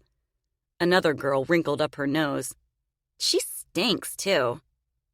"She looks like a corpse," the girl in the beret said. "Maybe that's why she stinks." The girls laughed, and the first boy moved closer and grabbed the rope in front of Lily's stage. "Are you alive, freak?" Lilly blinked at him. She had no idea what to do. Beads of sweat rolled down her neck and back. Then, before she knew what was happening, the boy ducked under the rope and climbed onto her stage. She stepped backward and her heels caught in her dress. "Glory!" she cried. The boy smirked and reached for her hair. "Is this real, freak?" The canvas wall between the platforms yanked to one side, and Glory stormed onto Lily's stage. Her face contorted with anger. "Get the hell out of here!" she yelled. The boy jumped down, crawled beneath the rope, and rejoined his friends, who were laughing hysterically. But instead of leaving, they moved toward the back wall of the viewing area, mocking Glory and Lilly and pointing. "Go back to your cave, you freaks!" the boy who climbed on stage shouted. Yeah, ya ugly freaks, the girl in the beret shouted. She began to chant, and the others joined in. Freaks, freaks, freaks, ugly, stupid freaks. The other sidewall between the stages pulled aside, and Rosie and Ruby poked in their heads. Are you all right, Lily? Rosie said. Leave her alone, Ruby shouted at the teenagers. They ignored her, still laughing and chanting. Then the boy who climbed into Lily's stage bent over as if tying his shoe. When he straightened, a strange look came over his face, a cruel yet nervous smirk. He raised his arm and threw something at the stage. A handful of wet dirt hit Lily in the chest and splattered over her white dress, and chunks of grass landed in her hair. Another boy joined in, laughing as he reached down to get more mud. But instead of mud, he picked up the dog poop and threw it at Lily. A thick gob of it hit her above one eye and ran down her nose. She dropped the scepter and stood there, stunned, her hands up, her eyes and mouth squeezed shut, unsure if she should run or scream. The stench of dog poop made her gag. The teenagers' laughter came to a halt, and in the sudden silence that followed, one of the girls said, "Oh my God, is that dog shit?" Lily stood frozen, a bulge of terror rising in her mind. Mama had been right after all. She made them sick. They hated her. They thought she was an abomination. One of the girls began to laugh again. A lone, almost frightened sound. Lily opened her eyes and shrank back, cowering in disgust and shame. Then the others joined in, the girls giggling, the boys snickering, all of them laughing at her. She let the noise wash over her, dimly aware of Glory saying something and reaching for her. A gut-wrenching flood of homesickness washed through her, and a horrible cry tore from her throat. She put her hands over her face, realizing too late that she was smearing the feces over her cheeks and eyes. She gagged and staggered backward, her only thought to run, to get out of the tent so they would stop laughing at her. But it was like trying to run through molasses. It seemed as if everything had slowed to a crawl. Even the laughter seemed to deepen and slow. She shoved past Glory, and her feet tangled in her skirt, and she fell off the front of the stage, losing her heels and landing in a tangle of white dress, mud, and dog shit. The boys sprang on her like a pack of hungry wolves, pulling at her hair and clothes. She curled into a ball and covered her head with her arms. Glory jumped down from the stage with the scepter in her fist. "Get out of here!" she screamed. "Leave her alone!" The teenagers raced toward the other end of the tent, and Glory chased after them, swinging the scepter in the air. "If I see any of you in here again, I'll kill you!" Hester the monkey girl and Aldo the alligator-skinned man came running to help.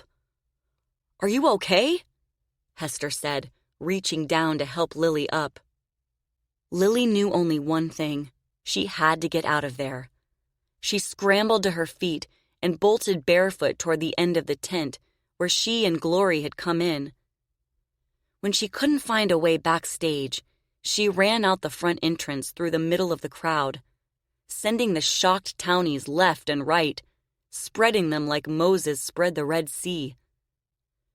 Women gasped and stepped back as if she had the plague, while men put their arms out to protect them. Children cried out in fear, and Lily saw them all. How beautiful and perfect they were, wrapped in sunlight and the normal world. She saw the pretty dresses, the rosy faces, the dark lashes, the blonde and auburn hair. She hated them and wanted to be them, all at the same time. Someone stuck out their foot, and she tripped and fell on her hands and knees. She started to crawl along the sawdust-covered lot in her white princess dress, her dog-shit-covered hair hanging in her face. Tears of shame and sorrow blurred her vision, and she collapsed on the hot earth, breathing raggedly, not caring what happened next. On the ground in front of her, a pair of shiny black boots appeared. With what little strength she had left, she looked up. "What the hell did you do?" Merrick said, glaring down at her. Before she could say anything, he yanked her up by the arm and dragged her toward the back lot, around the stakes and lines of the big top. Behind the giant tent, the performers, animals, and clowns waited in line for the opening parade. Everyone turned to watch Lilly and Merrick. Women in tutus and pink tights, men in white leotards and red jackets, white-faced clowns, and women and girls in sequin costumes, all looked on with curious eyes.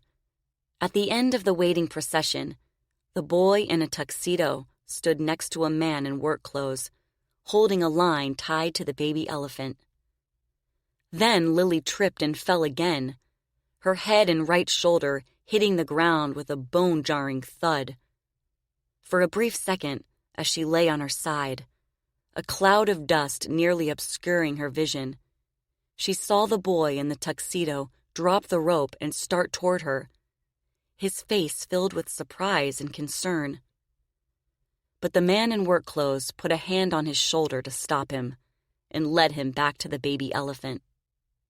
The boy glanced over his shoulder at Lilly and retook his place in line, frowning. Merrick grabbed Lilly by the hair, yanked her to her feet, and dragged her away. She reached up with both hands to claw at his wrist, but he wouldn't let go. Over at the big top, the circus band started, the back entrance opened, and the grand parade made its way into the giant tent, greeted by the cheers and applause of an adoring crowd. Chapter 10. Julia. The evening after Julia's first full day as the new owner of Blackwood Manor, the wind picked up and the house grew dark and cold, despite the fact that Claude had turned up the furnace. But it was far from silent. Creaks and groans seemed to come from every beam and floorboard. Pipes knocked, radiators whispered, and the shutters rattled against the windows. Every once in a while, as she sat by the living room fireplace, trying to make sense of the papers from the lawyer, Julia thought she heard rats in the walls. Doing her best to ignore the unsettling noises and pushing away images of a rodent infestation, she studied investment statements and deeds, a copy of her parents' last will and testament, page after page of legal mumbo-jumbo, and bank statements that made her gasp. She knew her parents had money, but until now, she had no idea how much. If nothing else, it put her mind at ease to know she could keep paying Claude and Fletcher to help with the horses. And she could send Danny and his family a nice check so he wouldn't have to dig for food in the dumpster behind Big Al's anymore. Maybe she'd even send one to her old boyfriend Tom, without a return address, of course. She had already made the decision that she would keep the farm running, and if possible, she would gut the house and turn Blackwood Manor into something fresh and new. She certainly had the money to do it. But first, she had to sort through everything, to make some order of all the possessions, the thousands of items that seemed to fill every corner. There were too many memories, too many rooms, too much furniture, too many drawers and cupboards and hiding places. It was going to take weeks, if not months, to go through it all. Her mind whirled in 100 different directions at once, and yet she couldn't help thinking about the horses and the tour of the barn Fletcher had given her earlier. Growing up, the scent of hay had been a familiar one, but inside the barn, it was stronger and sweeter than she imagined. Mixed with the bakery-like fragrance of molasses and grain, and the musky aroma of the horses, it gave the barn a strangely cozy feel that, to her surprise, she found quite pleasant.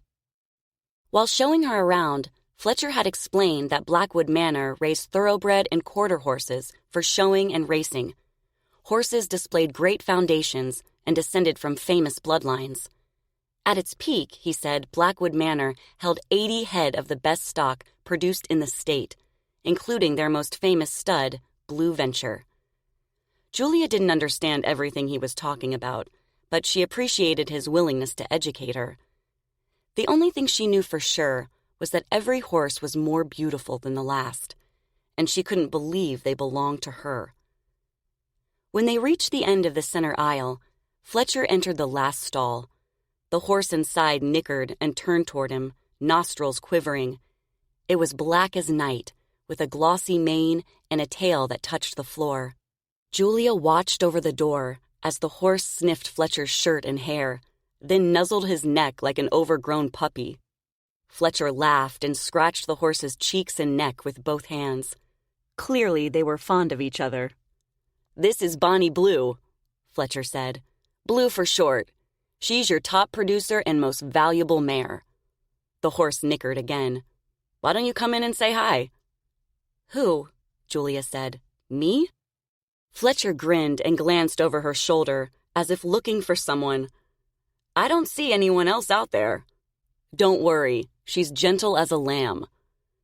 Julia took a deep breath, unhitched the door latch, and entered the stall.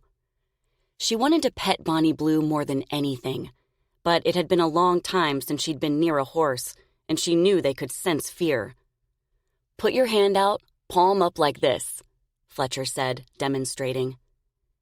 Julia held out her hand, and Bonnie Blue sniffed her palm, then rubbed her head on Fletcher's arm. "I don't think she likes me," Julia said. "Sure she does. Don't you, girl? Watch this." He took a step back and stood in front of the horse.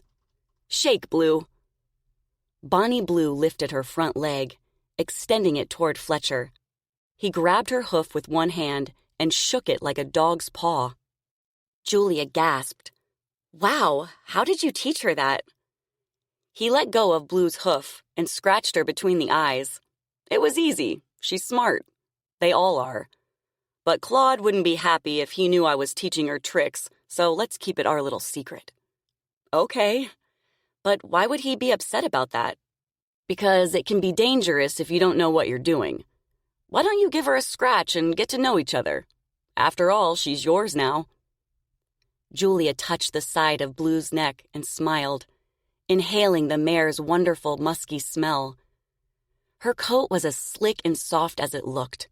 Blue stopped nuzzling Fletcher and gazed at Julia with curious eyes. Then she put her muzzle near Julia's ear and sniffed. Her charcoal-colored nose and lips, like warm velvet against Julia's skin. She blew out a strong breath over Julia's neck, moving Julia's hair and giving her the shivers.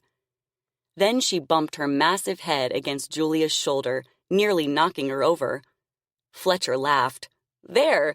You just got the Bonnie Blue stamp of approval." Julia smiled and ran her fingers through Blue's mane. "I don't think I've ever seen a more beautiful horse. She's pretty special, that's for sure, and her foals are always perfect." He moved to Blue's side. "Come here. I want you to feel something." He took Julia's hand, laid it against Blue's belly, and pushed. Something pushed back. Then Blue's belly moved in and bounced once, like a rubber ball. Julia gasped and pulled her hand away. "What was that?" "Blue's next foal," Fletcher winked at her. "And your first one." A wide smile spread across Julia's face. On one hand, it was almost too much to take in all at once. The house, the barn, the horses, the business, a new foal. On the other, it was the most wonderful thing she had ever heard. This foal would be the firstborn under her ownership. It would belong to her and no one else, not even her parents. Now, as she sat in front of the roaring fireplace, surrounded by legal forms, and listening to the house creak and groan, she tried to imagine taking care of the farm and making the right decisions for the horses. It was amazing and terrifying at the same time. The grounds and house were one thing, but Blue and her baby and the rest of the horses were living creatures. How would she ever manage it all? What if one of them got sick or injured and she didn't see the signs? What if Claude wasn't around and she didn't call Fletcher in time? The idea that this was a test crossed her mind again. Maybe Mother wanted to prove once and for all that bad things happened if you didn't follow the rules. But what Mother didn't know was that Julia planned on following the rules, except this time they were going to be her own. She tried pushing the worries from her mind and concentrating on the paperwork, but her eyes grew blurry from reading, and her head hurt from trying to make sense of everything. She put down the papers and decided to explore instead. She had no idea what time it was, but the sky outside the windows was black. Mother's keyring beckoned from the end table next to the couch, as if every scrolled bow held the potential to reveal secrets. She stood, picked up the keyring, and started toward the far side of the house, knowing all along Father's den was the first place she'd go. Wrapping her sweater around herself, she padded down the hall, switching on lights as she went. The floor creaked beneath her feet, and lamplight flickered off the smooth oak paneling and dusty picture lamps above paintings of horses and dogs. How many times had she tiptoed down this hallway as a child after one of Mother's tirades, hoping her father would let her into the den? How many times had she heard him, throwing things and crying behind the double doors? How many times had she wanted to ask what tormented him? 100? 1,000? She stopped in front of the den and ran her fingers along the engraved oak doors, the hair rising on the back of her neck. What would she find on the other side? Suddenly, she felt like a little girl again, her knees trembling. Mother would surely disapprove of what she was about to do. And for reasons she couldn't explain, it still felt wrong to invade her father's space. But, she reminded herself, Mother and Father were dead and gone. Blackwood Manor was hers now, along with everything in it. She fingered the keys, trying to decide which one to try first. They were all so different. Surely Mother had them made that way to ensure she'd be the only person who knew which key unlocked which door. A lot of good that did her now. Julia slipped the key with a circular medallion engraved with the letter B into the lock and turned it. The tumblers clicked and the wooden doors creaked inward a few inches. She gave them a gentle push, and they swung all the way open, squeaking on their hinges. Lamplight from the hallway fell across the plank floor of the den, revealing the dusty fringe of a Persian carpet and illuminating a wide middle section of the room. Julia stood for a long moment. Maybe she should wait until tomorrow, when she wasn't so tired and overwhelmed. But she had too many things to do and too many rooms to go through to put anything off. She took a deep breath, entered, and switched on the lamp on top of her father's piano-sized desk. Mahogany bookshelves covered the back wall, every space crammed with books and maps and files and papers and folders. A sideboard lined with dusty liquor bottles and etched tumblers sat against another wall, and a green upholstered couch sat against the opposite wall next to a silent grandfather clock. Her father's wingback chair slumped behind the desk, its faded brown leather wrinkled and worn. The air in the room felt close and musty, scented with the stale, sour tinge of cigar smoke and old whiskey. Except for the dust that seemed to cover everything, the den looked like her father had walked out yesterday. For a few seconds, Julia was too stunned to do anything. How would she ever go through it all? And why hadn't Mother cleaned and straightened the den after Father died? One of Mother's pet peeves had been his unwillingness to part with anything, and she had warned him 100 times not to drop a cigar on his papers and books, because if there was one thing Mother was deathly afraid of, it was fire. She used to have a fit when Father burned leaves and brush in the burning spot in the side yard, and she always reminded him and Julia that sinners would burn in the fires of hell. So why hadn't she cleaned up the den for safety's sake, if nothing else? Now Julia had no choice. She had to start somewhere. Maybe that was Mother's plan. Maybe it was further punishment for her part in his death. She took a deep breath and walked slowly around the perimeter of the room, scanning the bookcases and reading book titles. The shelves groaned under the weight of hard covers on horse breeds, horse diseases, first aid, training techniques, and veterinarian terms, along with stacked file boxes bearing names like Blue Venture, Preston's First Run, Dakota Point, Shy Dundee, Whiskey's Pride, and Fame's Fortune. Another section held trophies, ribbons, and framed pictures of horses with blue and red ribbons on their halters. Julia gave the last few shelves a quick glance, then blew the dust off the gramophone player and opened the lid.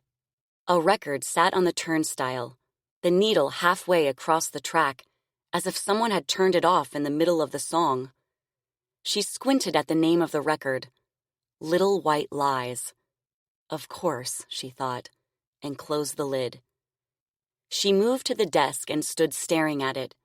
A film of dust covered the top of the desk, the blotter, the pens in the pen holder, the green desk lamp, and the ashtray overflowing with ashes and cigar butts. She went to the sideboard to examine the dusty liquor bottles, looking for reinforcement. A glass tumbler held the remains of dark liquid, thickened into what looked like a solid sludge. All the bottles were partially empty, except for 2 bottles of unopened brandy.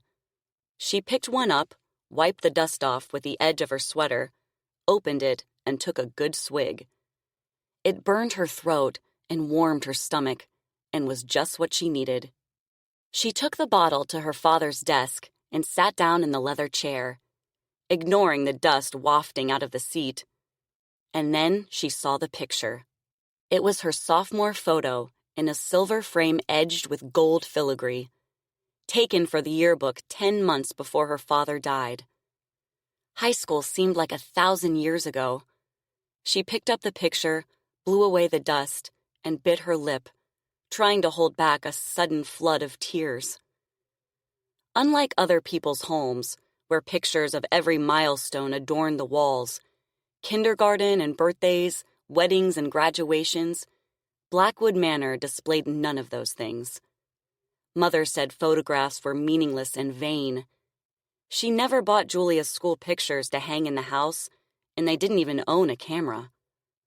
But somehow, her father had gotten a copy of her school portrait and kept it on his desk. And she never knew.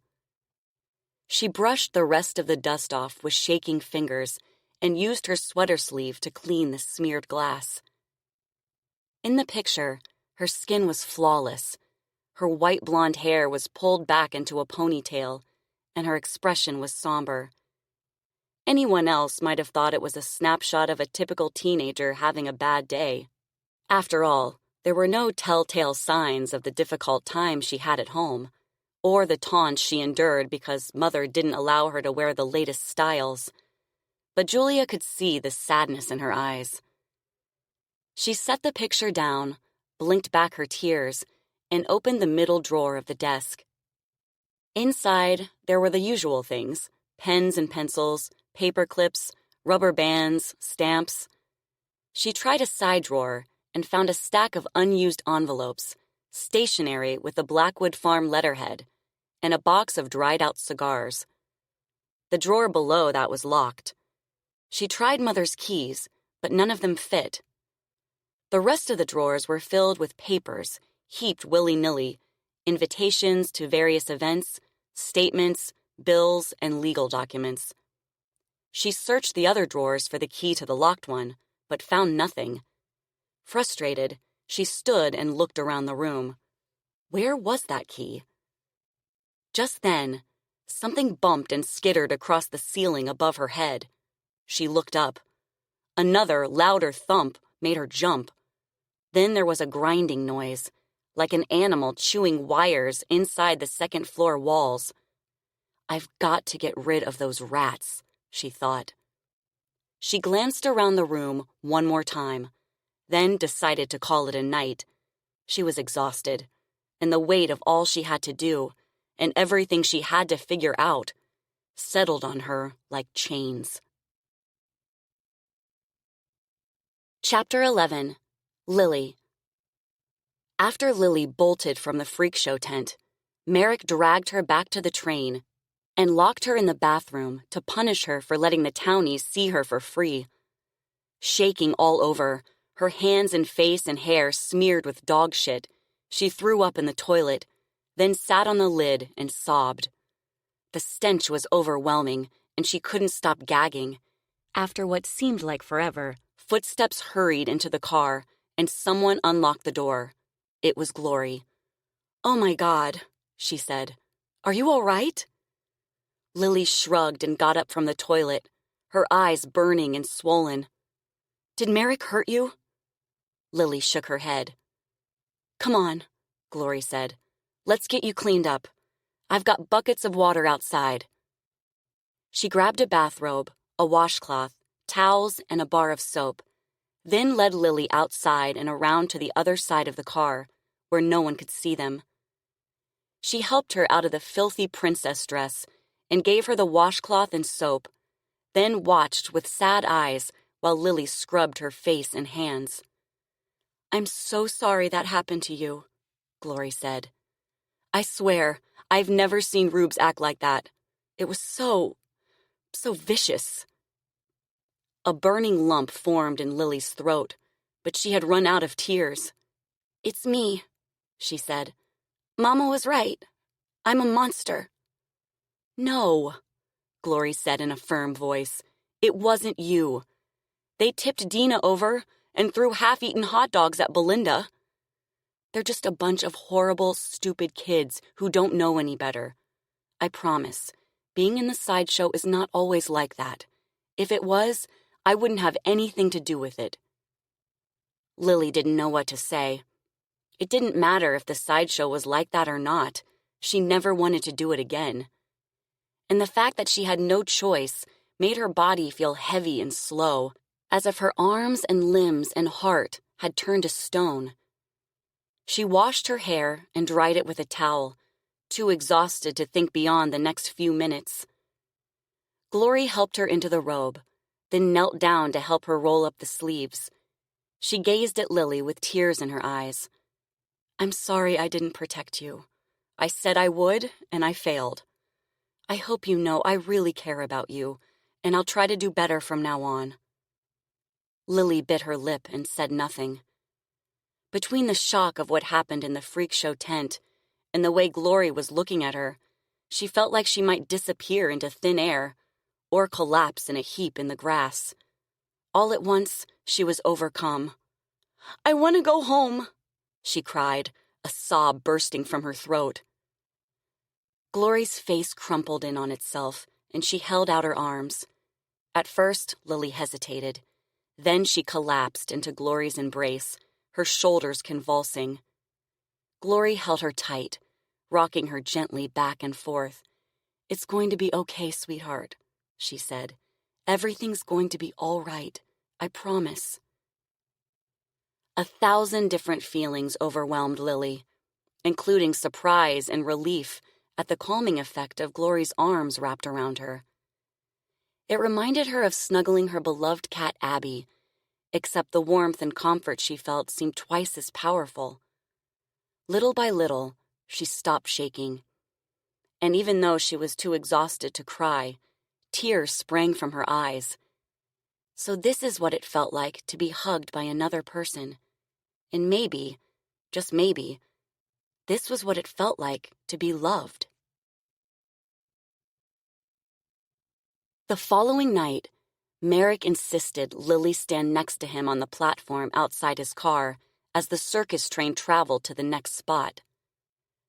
When he forced her out the door between his car and the next, she gripped the railing, trembling and hanging on for dear life, certain he was going to throw her off, even though Glory had reassured her that Merrick would never red-light someone he'd paid good money for. Then, as they approached the outskirts of the next city, Merrick pointed out houses with boarded-up windows and bread lines outside churches. He made sure she saw the closed signs on warehouses and the hobos along the railroad tracks. Men and women, young and old, gathered around fires built in trash cans. "People are starving out there," he said. "So you might want to remember how good you've got it. The promise of 3 square meals a day is the biggest reason some people join the circus these days." The morning after a show in Massachusetts, during which Lilly got through her act without running out of the tent or having anything thrown at her, Merrick called a taxicab for her, Glory, and himself. When Lilly asked where they were going, Merrick said he wanted to show her a place called Danvers State Hospital. In the back seat of the cab, Lilly paid no attention to the fact that it was her first time riding in an automobile. The only thing she wanted to know was why Merrick was taking her to a hospital. Was he going to let doctors poke and prod her to see if she was normal? Was he going to sell her to someone who wanted to pickle her body parts and put them on display? She looked up at Glory with worried eyes, her fingernails pressed into her palms. Glory patted her arm and said everything would be fine.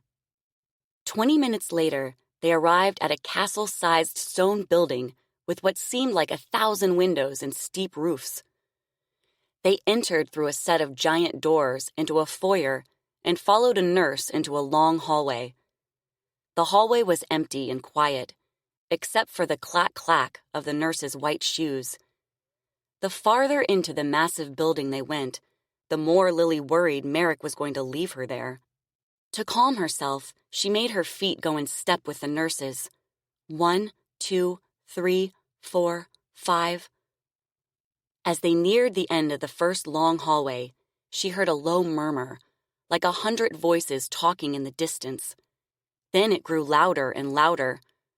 When they reached a set of thick double doors surrounded by rubber strips, the nurse stopped and smiled sympathetically at her. "Now, it gets a bit unruly in here, but don't worry. You won't be staying in this area. Is it all right if I call you Lilly?" Lily's heart skipped a beat, then thumped hard and frantic in her chest. She gaped up at Glory, suddenly trembling. "That's not what we're here for," Merrick said to the nurse. "We're looking for a relative." "Oh." The nurse looked at Lilly again, confusion written on her face. "I'm sorry, I thought—" "You thought wrong," Glory said. Lilly went limp with relief. Merrick wasn't leaving her there after all. The nurse nodded and unlocked the door. Before they even went through to the other side, Lilly clamped her hands over her ears. What she thought was talking was wailing and crying and shrieking. The room was full of women in gray gowns with scraggly hair and scratches on their faces and arms. Some were strapped to their beds, and one of them screamed for help over and over. The room smelled like old urine and spoiled food. Bugs scurried up the windowless walls. A woman with a bloody nose smiled and came toward them. Lilly edged closer to Glory and kept her head down, her eyes on the nurse's feet. After leaving the frightening, noise-filled room, they passed through a short hallway into another area, this one quieter, with women lying in beds and staring at the ceiling, reading or talking in small groups. The nurse stopped in the aisle and addressed Merrick. "Anyone look familiar?" she said. Merrick scanned the room, then shook his head. "Not this time." Afterward, in the cab on the way back to the train, he said to Lilly, "Do you know why I took you there?" Lilly, who was leaning against Glory in the back seat and trying to forget what she'd seen, shook her head. "Because I want you to know, if you try to run away, chances are you'll end up starving and homeless, and the cops won't waste any time sending you to a place like that, or worse. That's the first thing you need to remember. The second thing you need to remember is that I visit orphanages and asylums all the time, looking for my next act. Christy the Pinhead came from the Waverly Hills Sanatorium in Kentucky, and I discovered Aldo the Alligator Man in Willard State. So, if you give me a hard time about doing what you're told, having you committed would be a piece of cake." Lilly said nothing and stared out the window. It was pouring outside, the green and brown smudges of trees and electric poles blurring past the rain-streaked glass. The clouds hung low and heavy, like ashes in the sky. She tried counting the trees along the side of the road, but couldn't see past her tears. The world was nothing like she imagined, and she would have given anything to be back in her attic room, even if it meant dealing with Mama. A surge of homesickness plowed through her, so strong it nearly made her cry out. Later that night, as Merrick snored in the bedroom, Glory and Lilly sat on the couch, talking about the visit to the hospital. "He's right," Glory said. "You're better off with us, even though it's not the easiest life sometimes. With the circus, at least you'll have a place to lay your head at night. 3 square meals a day, a chance to see the country, and friends who look out for you." She gave her a smile that looked sad and forced. "And for the most part, you'll be treated like a person." Lilly was glad that Glory was trying to make her feel better, but she couldn't push the images of the women in gray nightgowns out of her head. Visiting the hospital was going to give her nightmares for sure. What kind of place was that? What was wrong with those women? Danvers is an asylum for crazy people. You know, people who don't know the difference between what's real and what's not. But some people are sent there because their families want to get rid of them, like my brother Victor. My parents put him in a place worse than that. Why? Is he crazy? Glory shook her head and began picking at the tiny balls of fuzz on her skirt. No, he's not. My parents left him there when he was 5, because some people think when a person looks different on the outside, they're different on the inside too. She looked at Lilly. But we know that's not true, right? Lilly nodded. After showing Lilly the breadlines, the hobos, and Danvers State, and making sure she understood what would happen to her if she misbehaved, Merrick allowed her to walk the lot alone in the evening. When the shows and concession stands were shut down and the big top was empty. But only if the train wasn't loading up to move on to the next destination, and they were far enough away from the nearest village so the townies wouldn't see her for free. Glory thought it would be a good time for Lilly to start making new friends, because once the business of the day was over, everyone was ready to unwind and have fun. Maybe she could visit Mrs. Benini or ask Penelope to introduce her to Elizabeth Webb's children. But Lilly had other plans. She wanted to find the animal tents, or what Merrick and Glory called the menagerie. On her first night of freedom, after Merrick and Glory took a cab into town to go to a club, she stepped out of the sleeper car, wearing a pleated dress and black Mary Janes, one of several outfits from the Monday Man. The sun was setting in the August sky, coloring the clouds purple and pink and orange, and the first stars appeared in the distance. Crickets chirped in the long, dry grass surrounding the dusty lot, and the dark shapes of birds flitted through the dimming light. It felt strange and a little scary to be outside without Glory or Merrick, so she stayed near the car for a few minutes to build up her courage. Outside the neighboring passenger car, 4 men in polo shirts and pressed trousers set up a table and chairs while a pretty blonde came down the steps carrying a deck of cards and 2 bottles of brown liquid that looked like whiskey. Another woman called out from an open window to ask how many glasses they needed. The men and women were thin and beautiful and graceful, like the ballerinas Lilly used to read about in her books. Glory said they were the trapeze artists. When Lilly felt brave enough, she moved away from the car and made her way along the length of the train. After passing the trapeze artists and another passenger car, she stopped to pet 3 goats nibbling on weeds near a telephone pole. Were they the goats from the boxcar where Merrick had locked her in a cage? Had they heard her screaming and crying? One of the goats lifted its head and rubbed its face against her hip, then went back to eating. Another came over and nibbled gently on the edge of her dress, wagging its short tail. The third one sniffed her shoes and socks and legs, then licked her hand with its scratchy tongue. It was almost as if they were saying, "Yes, we know who you are." Glory said the goats were allowed to wander the lot during off hours because, according to Mr. Barlow, they brought good luck. She also said circus people believed the color green and whistling in the dressing tent were bad luck. A bird flying into the big top meant death for a performer, and the trapeze artists and tightrope walkers sewed crosses into their costumes to keep from falling. Lilly wondered what Mama would think of the circus performers using crosses that way. Mama said people were put on earth to serve God, not the other way around. So why did the performers think he would keep them safe? Thinking of Mama made her stomach hurt, so she pushed her from her mind, gave the goats another scratch, and kept going. What seemed like 1,000 different noises floated out the open train windows, each sound changing and blending into the next as she passed, until it faded and dissolved altogether. A tinny voice on a radio, someone singing, people arguing, a harmonica, a man yelling, a dog barking, coins clinking, laughter, clapping, triumphant shouting. Farther along the tracks, a scratchy, up-tempo tune came from the open doorway of a boxcar, the loudest music Lilly had heard so far. She slowed. Was someone having a party? Dolly, the world's most beautiful fat woman, and Penelope, the singing midget, sat on wooden crates inside the boxcar, laughing and fanning themselves with paper fans.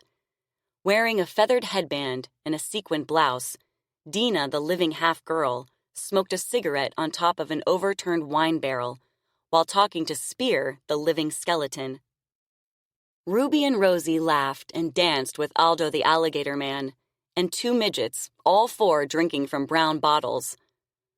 The twins wore long beaded necklaces, grass skirts, and nothing else, their bare breasts bouncing up and down in time with the music.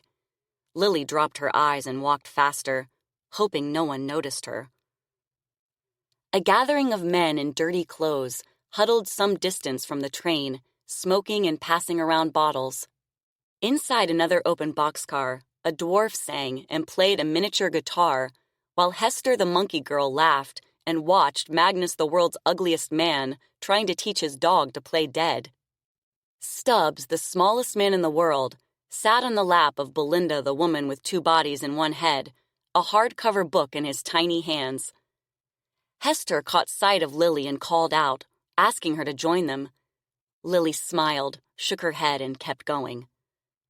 For some reason, she wanted to be with the animals more than the people. She couldn't describe how she felt about the animals, or why she had such a strong need to see them, because she didn't understand it herself. But it was one of the reasons she was brave enough to venture out for the first time on her own.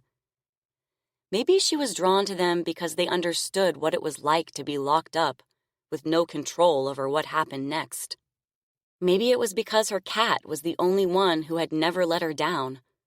Or maybe her love of animals was part of who she was, like the way her left foot turned in slightly, the way her fingers were long and thin, and the way her skin was white as snow. Whatever the cause, seeing the baby elephant and the other animals was the only thing she cared about right now. When she finally reached the animal tent, she slowed, suddenly unsure. What if someone yelled at her for being there? What if they told her to go away and not come back? Then she remembered nearly everyone was done for the day, resting up for tomorrow and relaxing in boxcars and open tents, looking for relief from the heat. Hopefully, no one would be inside the menagerie at this hour. She took a deep breath and slipped in through a side flap, staying close to the shadows. On the other side of the tent, the elephants loomed large and gray, like dark mountains against the canvas. Across from the elephants, zebras, horses, and giraffes stood behind low ropes, sleeping or chewing hay. Camels and llamas lay in a circular bed of straw in the center of the tent, and wagon dens with lions, chimps, and bears lined one wall. The sweet-sour tang of hay and animal dung filled the air, and the only sounds were munching, snorting, thumping, and shuffling.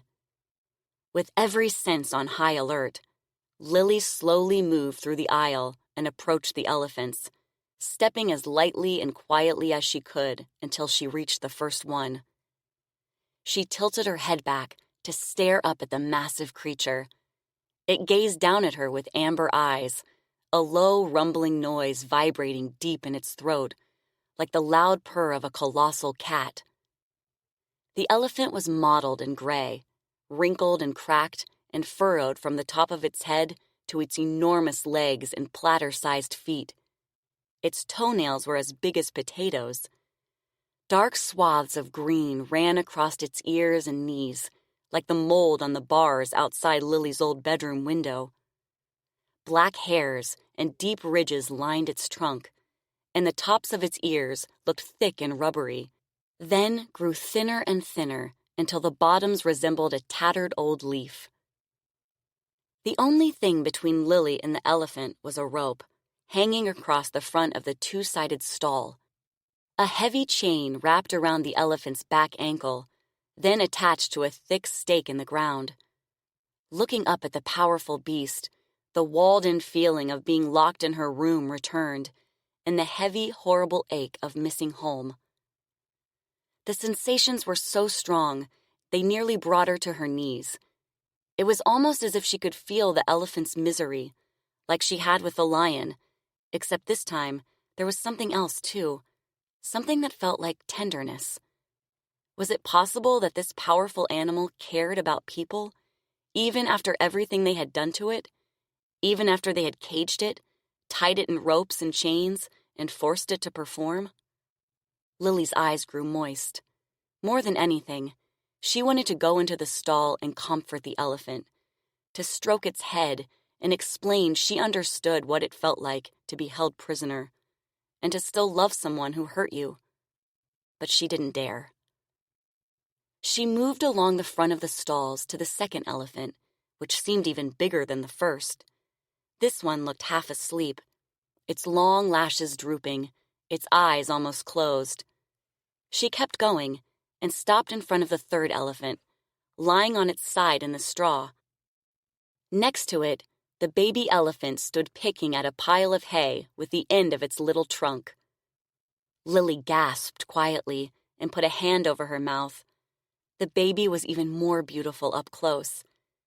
When it saw her, it lifted its trunk and reached toward her, a finger-like lip at the end of its trunk wiggling and moving. Lilly smiled and held out her hand, hoping the baby would come closer. But there was a chain around its hind leg, and it couldn't move forward. Suddenly, the mother elephant, startled, sat up and leapt to her feet, faster than Lilly thought possible. Lilly scrambled backward, her heart racing. "Hey!" a voice yelled, and a boy tumbled between the mother's tree-sized legs and fell in the straw between her feet. It was the boy she had seen with the baby elephant on her first day, the one who waved at her and wanted to help when Merrick dragged her away from the freak show. He scrambled to his feet. When he saw Lilly, his eyes went wide. "What the hell are you doing in here?" he said. Heat climbed up Lily's cheeks. She thought about running, but she was spellbound by the elephants and didn't want to leave. Before she could decide what to do, the baby elephant reached for her again. The mother held the baby back with her trunk, keeping her eyes on Lilly and trying to push the baby behind her.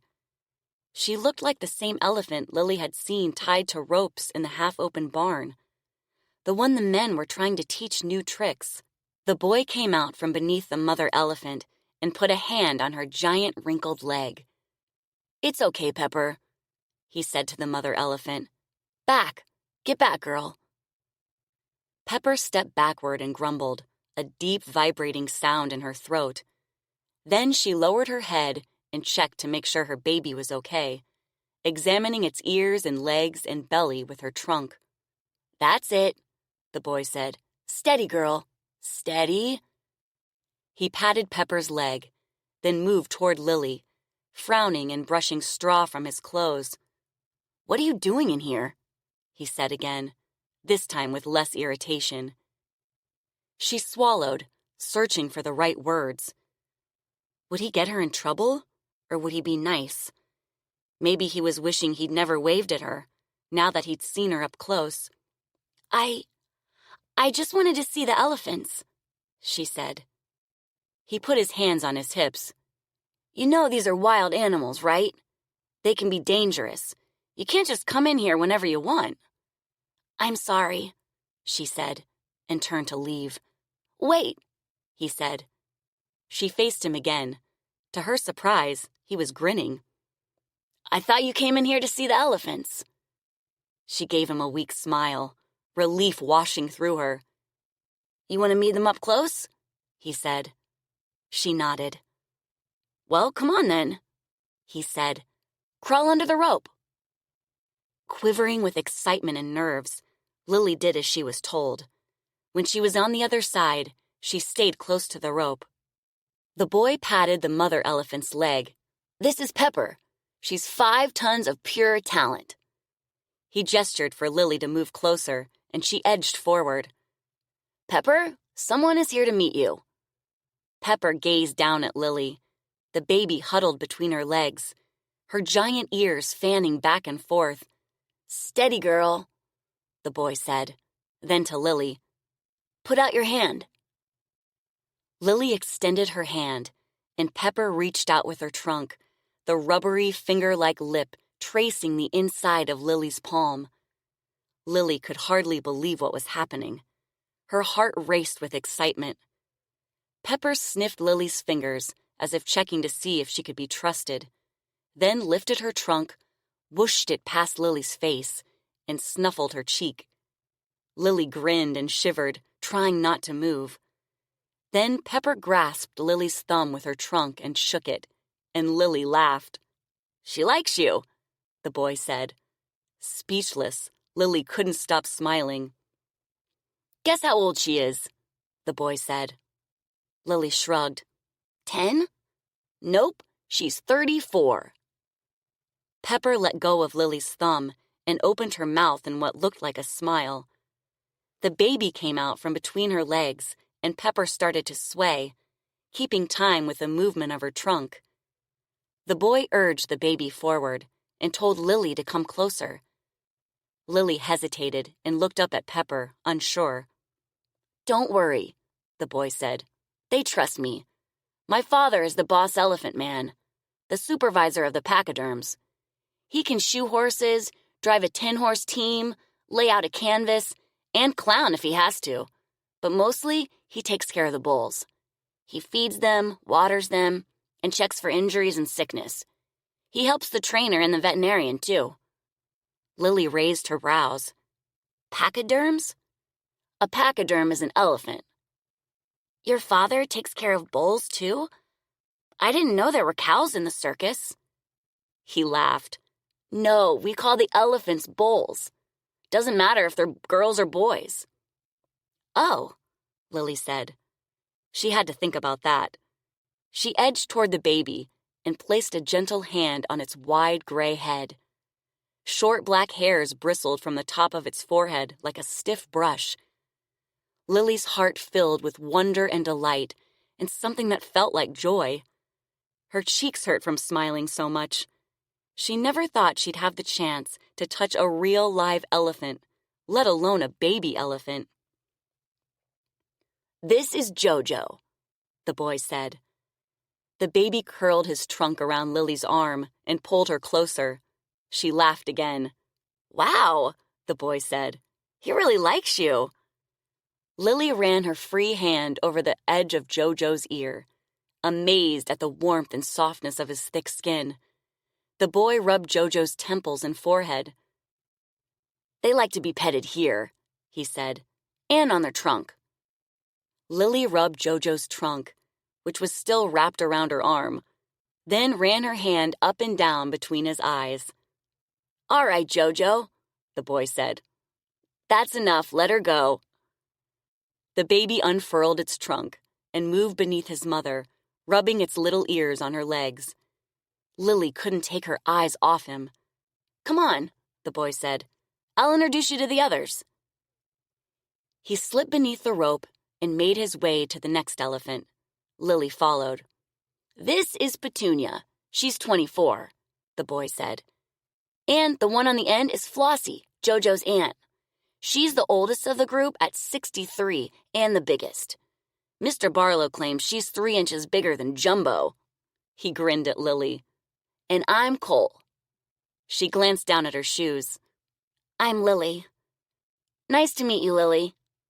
He kicked stray piles of hay closer to Flossie, then rubbed her trunk.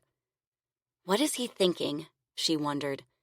Is he going to ask why I'm so white and how I ended up in the circus? "So, what were you—" she started. "Why were you laying in the hay with Pepper and Jojo?" He shrugged. "I like to be with them. It helps me think. Sometimes my father lets me sleep in their stock car." Lily's eyes grew wide. "They don't step on you?" He shook his head. "Nah, they're used to me." "You're lucky." She slipped under the rope and moved closer to Flossie. "I just wish they didn't—" "Didn't what?" "I wish they didn't have to be chained." Cole frowned. "I know, but my dad said it's for their own good." He ducked beneath Flossie to scratch her belly. If they got loose and got into trouble, who knows what would happen? Someone might hurt them. People get mad at animals for acting like animals all the time. Something cold and sad twisted in Lily's chest. Mama said the bars on her bedroom window were there for her own good, too. And Merrick said if she ran away, someone would hurt her because of the color of her skin, something that wasn't her fault. It seemed like she had more in common with the circus animals than the people. No wonder she could feel their pain. "If you want, you can come see the elephants whenever I'm here," Cole said. "Just don't let Mr. Barlow or the trainers catch you." Lilly couldn't believe what she was hearing. "Really?" "Sure. Just stay away from the other animals. I haven't spent as much time with them, so I'm not sure which ones to trust." She fought the urge to jump up and down, glad he was still scratching Flossie so he wouldn't see her excited grin. "Okay, thanks." Just then, the tent entrance flapped open and someone came into the menagerie. Lilly stood rooted to the ground, trying to decide if she should run or hide under the elephant with Cole. "Hey!" a man yelled. He marched toward her, his face angry. "What are you doing in here?" Cole scrambled out from beneath Flossie, crawled under the rope, and stood in the aisle. "It's okay, Dad," he said. "She's my friend." Lilly felt a strange flutter in her belly. Cole had called her his friend. And he said she could spend more time with the elephants. It seemed almost too good to be true. Chapter 12. Julia. The day after going into the den and finding the locked drawer and her high school photo on her father's desk, Julia made her way up to the 3rd floor, hoping to find a way into the attic. She needed to figure out how the rats were getting in before the infestation got any worse. With Mother's keys on her belt loop, she hurried up the 2nd flight of stairs, something she hadn't done since she was a little girl. When she used to stomp up and down the steps to see how many times she could get away with it before Mother scolded her for forgetting the 3rd floor was off limits. Except for the thick coating of dust and cobwebs hanging from the crown moldings and ceiling lights, the layout was the same as the 2nd floor, with a wood-paneled grid of hallways lined with red Turkish runners, brass sconces, and closed doors. Starting at the far end of the main hall, Julia stuck her head inside each soundless room, unable to shake the feeling that she was in an abandoned hotel. Every tight, narrow chamber was exactly the same, with double windows, a mahogany bed, a mirrored dresser, a dust-covered duvet, and a red and green Tiffany lamp on a bedside table. She had no memories of visitors heading up to there to sleep, and could barely recall her parents having company. She also had no knowledge of the history of Blackwood, if it had been in the family before her parents owned it, or the age of the building. As a child, she hadn't cared. But now, it was easy to imagine a time when elaborate feasts and grand parties were held in the dining room and the sweeping front lawn, couples dancing and drinking before treading upstairs arm in arm to make love in the beds or to argue, laugh, and cry within the privacy of the third-floor rooms. She pictured lovers meeting secretly, couples fighting, men taking advantage of women, drunks being put to bed, women weeping in chairs next to windows, men playing cards and smoking. It was quite possible that someone, maybe more than one someone, had died up here. Could it be that rats weren't the ones making noises at night? Could it be that Blackwood Manor was full of ghosts? The idea made her shiver. She pushed the morbid thoughts away and walked to the end of each hall, looking for a way up to the attic. If rats were getting in somewhere, the attic would be the logical place for them to hide. She searched for another door or staircase, but found none. She checked the ceilings for a trap door. Still no luck. It didn't make sense. How did her parents get up to the top floor? Thinking she had missed something the first time, she looked in every room again. Then, in the bedroom at the end of the last hall, she noticed there were 2 closet doors instead of 1. She hurried toward it, then slowed.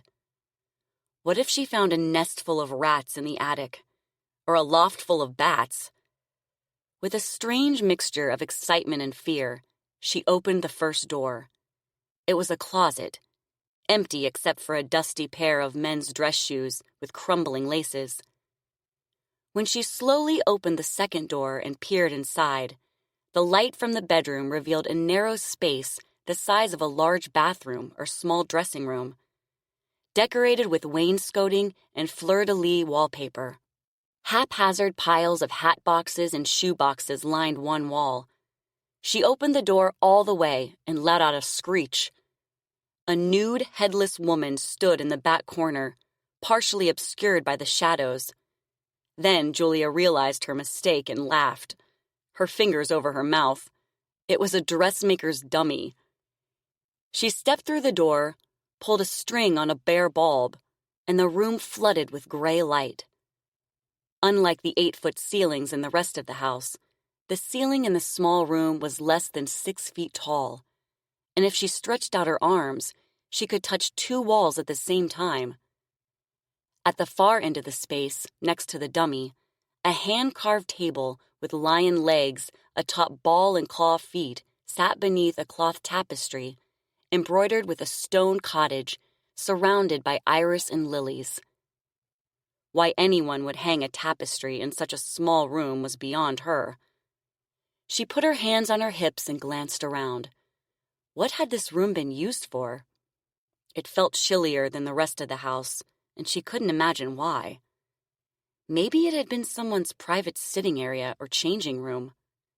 It almost seemed like a hidden chamber. A hidden chamber for what? Who knew? She picked up one of the hat boxes and blew a layer of dust off the lid. Just as she was about to open it, someone called her name downstairs. It was either Claude or Fletcher. She couldn't tell which. She switched off the light, left the room, closed the bedroom door, and hurried toward the staircase. Claude waited at the bottom, his face dark. Julia stopped on the top step, surprised to see him in the house, let alone on the second floor. "What is it?" she said.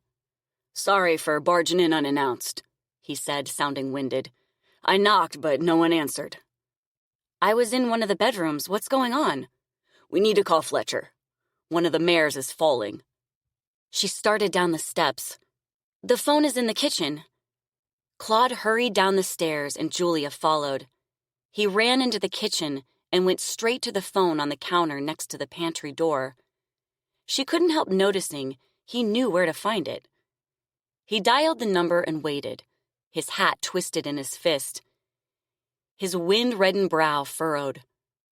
Without saying hello or announcing who he was, he said, "Bonnie Blue's in trouble." Julia drew in a sharp breath, then rushed into the mudroom and put on boots and a jacket. "All right," Claude said, and hung up the phone. He put on his hat and marched toward the door. "Is he coming?" Julia said. "He's half-hour away," Claude said, "and he might be too late." He yanked open the door and went out. She followed. "Is there anything I can do to help?" Claude said nothing and sprinted across the lawn. Julia did her best to keep up. It started to snow. In the barn, Bonnie Blue lay on her side in the straw, panting, her neck and sides wet with sweat. The other horses nickered and whinnied and thumped against their stalls, sensing something was wrong. Julia stood in the doorway of Bonnie Blue's stall and watched Claude, unable to stop the trembling that worked its way up and down her limbs. "Is there anything I can do?" she said. "Nope," Claude said. He moved straw out from around Blue's backside with his foot and lifted her tail. A small white hoof stuck out beneath her tail, like a child's fist wrapped in white plastic.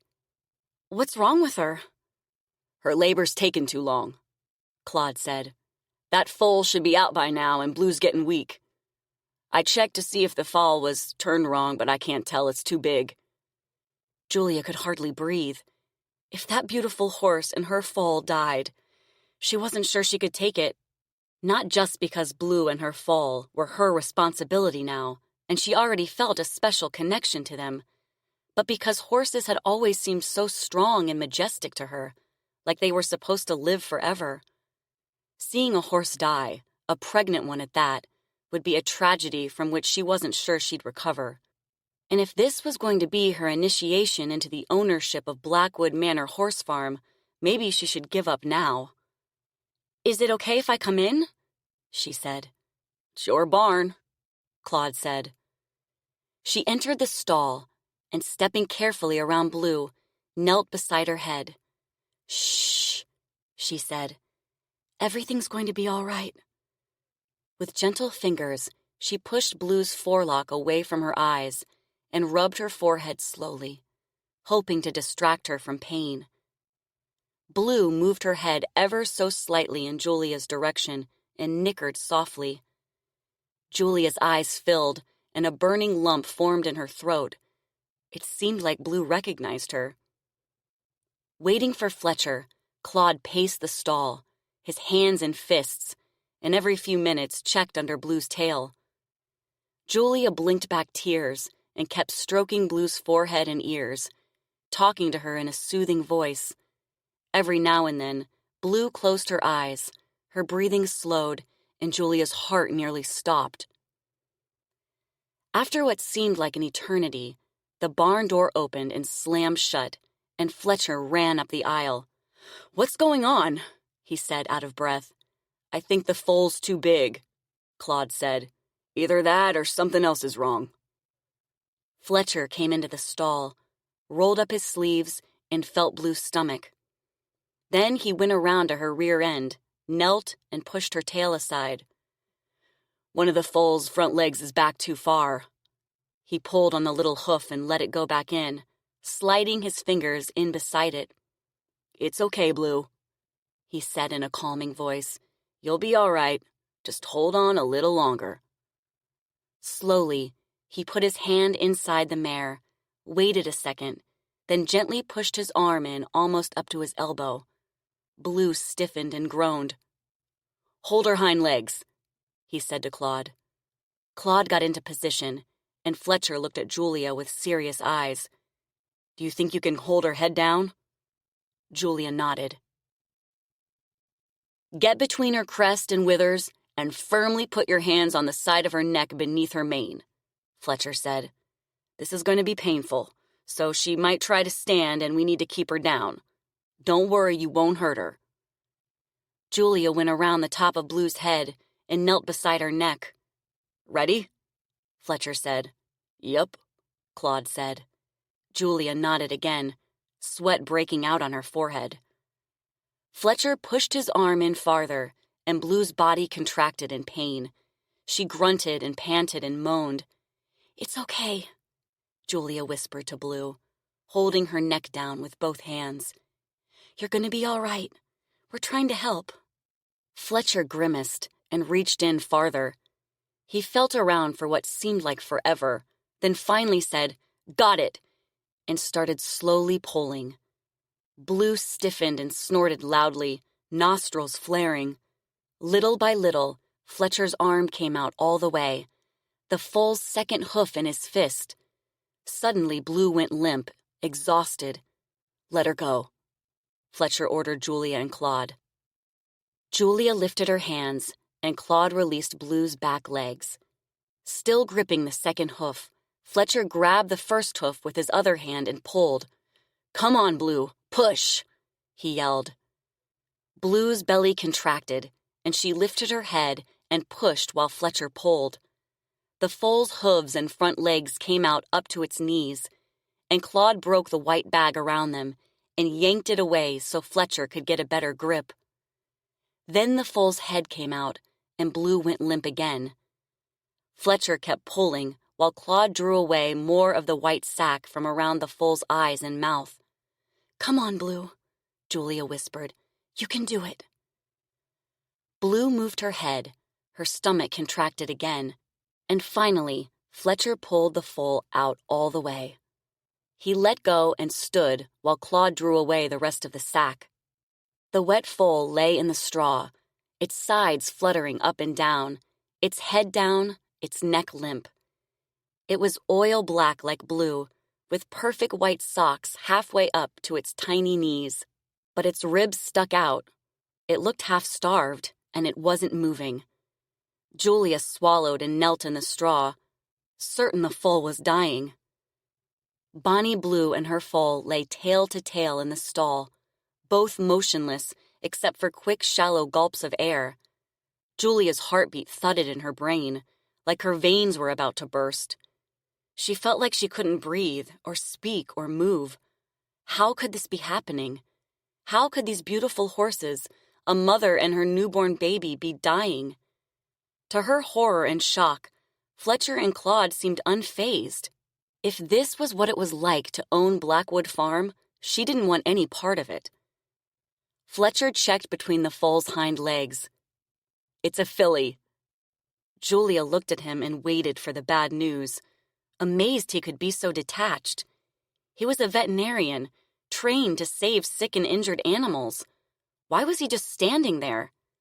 Then, to her surprise, the filly rolled onto its belly and lifted its head.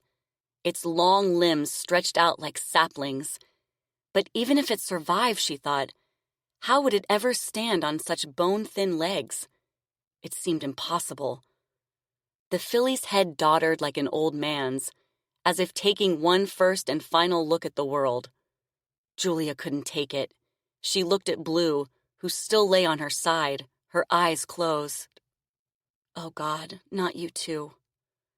Hot tears fell down Julia's cheeks. Then Blue lifted her head, rolled onto her belly, and curled her legs beneath her. The filly lifted its tiny wet head higher, then glanced at its mother and inched forward in the straw, struggling to get closer to her. Blue gazed back at her filly and nickered. The filly inched toward her, every effort a little bit stronger.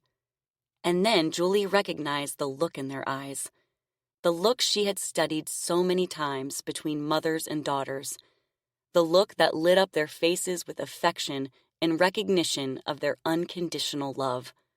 Her breath caught in her chest. "Well, Miss Blackwood," Fletcher said, smiling at her. "What's your new filly's name?" Even Claude was smiling. Julia put a hand over her mouth to stifle a sob. Miraculously, Blue and her filly were going to be okay. Chapter 13. Lilly, 1937. Lilly lay on her bunk inside the stifling hot car, staring into the darkness and listening to the other sideshow women mumble and snore in their sleep. She was on top of her covers, her cotton nightgown pulled up to her thighs, her long hair piled above her head on the pillow. The train had stopped a few hours ago, and she had been with the circus long enough to know that the smell of bacon, eggs, fried potatoes, and strong coffee meant the flying squadron, the first section of the train to arrive in town, had already set up the cook tent. The roustabouts were laying out the lot. Cole's father, his name was Hank, and the rest of the menagerie workers were feeding hay and grain to the animals, and the cooks were getting ready to serve the first meal of the day, made from meat, vegetables, flour, milk, sugar, and butter delivered earlier that morning, to the hundreds of workers and performers employed by the Barlow brothers' most amazing show on earth. Despite the fact that the inside of the sleeper car felt like an oven and her horsehair mattress was full of lumps, she was grateful for both. She'd been sharing this car with the other women for the past 4 years, and she had Glory to thank for it. Because when Lilly turned 12, Glory gave Merrick a choice. Either he allowed Lilly to move out, or she would leave him. Lilly knew Glory was doing it to protect her, but she never thought it would work. At first, Glory tried convincing Merrick it was an issue of privacy. But by that point, Lilly had already spent 2 years on the couch listening to them in the bedroom, talking and arguing and laughing. The first time she heard them having sex, she put a pillow over her head and cried, certain Merrick was hurting Glory, but too terrified to do anything about it. When Glory came out of the bedroom the next morning, she saw the worried look on Lilly's face. She assured her that she and Merrick had only been playing a game, and she was fine. Then Lilly walked in on them naked one afternoon, and Glory gave her the talk about the birds and the bees. After that, Lilly put her head under the pillow every night, just in case. So when Glory told Merrick she was worried Lilly might catch them doing something inappropriate, he laughed. It was already too late for that. But then Glory packed her bags and stood in the doorway with tears in her eyes, and Merrick surprised everyone by letting Lilly move out. He still kept a close eye on her, threatening to send her away if she messed up, talking to her like she was a possession instead of a person. But she was no longer a regular victim of his physical abuse. When she was living with him, the slightest slip-up or wrong word set him off, and he kept control with insults, the backside of his hand, and sometimes his fists. Lilly tried talking Glory into leaving with her, but for some reason Glory refused. Half the sideshow performers said Glory stayed with Merrick because she thought she could change him. The other half said it was because he saved her brother, Victor, from a lifetime in an asylum. After Lilly moved out, she asked Glory nearly every day if she was okay. Sometimes Glory looked happy and acted fine, and other times she seemed sad and distant. On the days when she was quiet, she wore more makeup than usual, or combed her hair in a different way to hide the bruises. Lilly eventually realized Glory loved Merrick, despite the way he treated her. And sadly, she knew what it was like to care about someone who misused you. Even after everything Mama and Daddy had done to her, the fact that they never returned her love still broke her heart. Now everyone would be getting up soon, and the other sideshow performers in the car, Dolly, the world's most beautiful fat woman, Cece, the snake enchantress, Hester, the monkey girl, and Penelope, the singing midget, would be climbing down from their beds, asking one another what town they were in today. After all, it was easy to forget, considering the Barlow Brothers Circus covered 15,000 miles and 150 shows every season. Lilly knew 2 things for sure. They were somewhere in Pennsylvania, and when Merrick returned from scouting out new venues for the past week, he was going to have it out for her again. Even now, despite the fact that she'd been with the sideshow 6 years and was one of his star attractions, the money she brought in was his to keep. He was her boss and legal guardian, and 3 meals a day and a place to sleep was all he owed her. She asked 100 times to be paid like the other performers, but he always reminded her that he could get rid of her as easily as he had acquired her. This time, though, she was going to be in trouble for turning away a line of townies, or as she now called them, rubes. And that was one thing you didn't do. You didn't get between Merrick and his take, especially when you were one of his main acts, the albino medium. Not to mention she had broken the golden rule, the show must go on. Merrick came up with the idea for the albino medium after he convinced Mr. Barlow that the rubes were more interested in Dina the living half-girl and Mabel the four-legged woman than the ice princess from another planet. And Alana loved the concept so much she wanted to help with the act and persuaded Mr. Barlow to give Lilly her own tent. At first, Lilly thought being the albino medium would be better than being in the freak show, where the rubes stared and heckled and spit at her. Toddlers cried out in fright, and little old ladies tried poking her with canes. Kids and adults alike threw popcorn and peanuts and half-eaten candy apples at her, laughing when she ducked, hooting when something hit her. And when Merrick put her out front to lure rubes into the tent, women touched her face, drunk men grabbed her chest, and teenagers pulled her waist-long hair. More than one tried to yank it out. But after the first few weeks of her new act, she grew to hate the fact that people thought she was real, and she felt horrible seeing rubes part with their hard-earned money in the hopes of hearing from a deceased family member on the other side.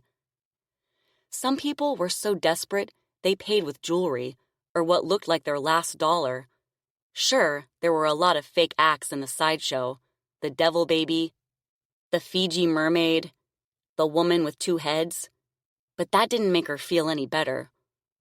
Day after day of countless pained faces, all of them looking at her with hope and enthusiasm, praying to hear from deceased mothers, fathers, lovers, children, was almost more than she could bear. How long had it been since the first clueless rube had come into the albino medium's tent and asked to speak to a departed loved one? 2 years? 3? It felt like 100. Thinking about it now, as she lay in her bunk alone with her thoughts, anguish welled up inside her chest. But she fought it and pushed it back down, packing it away. It was better to be numb. And yet, she wasn't numb.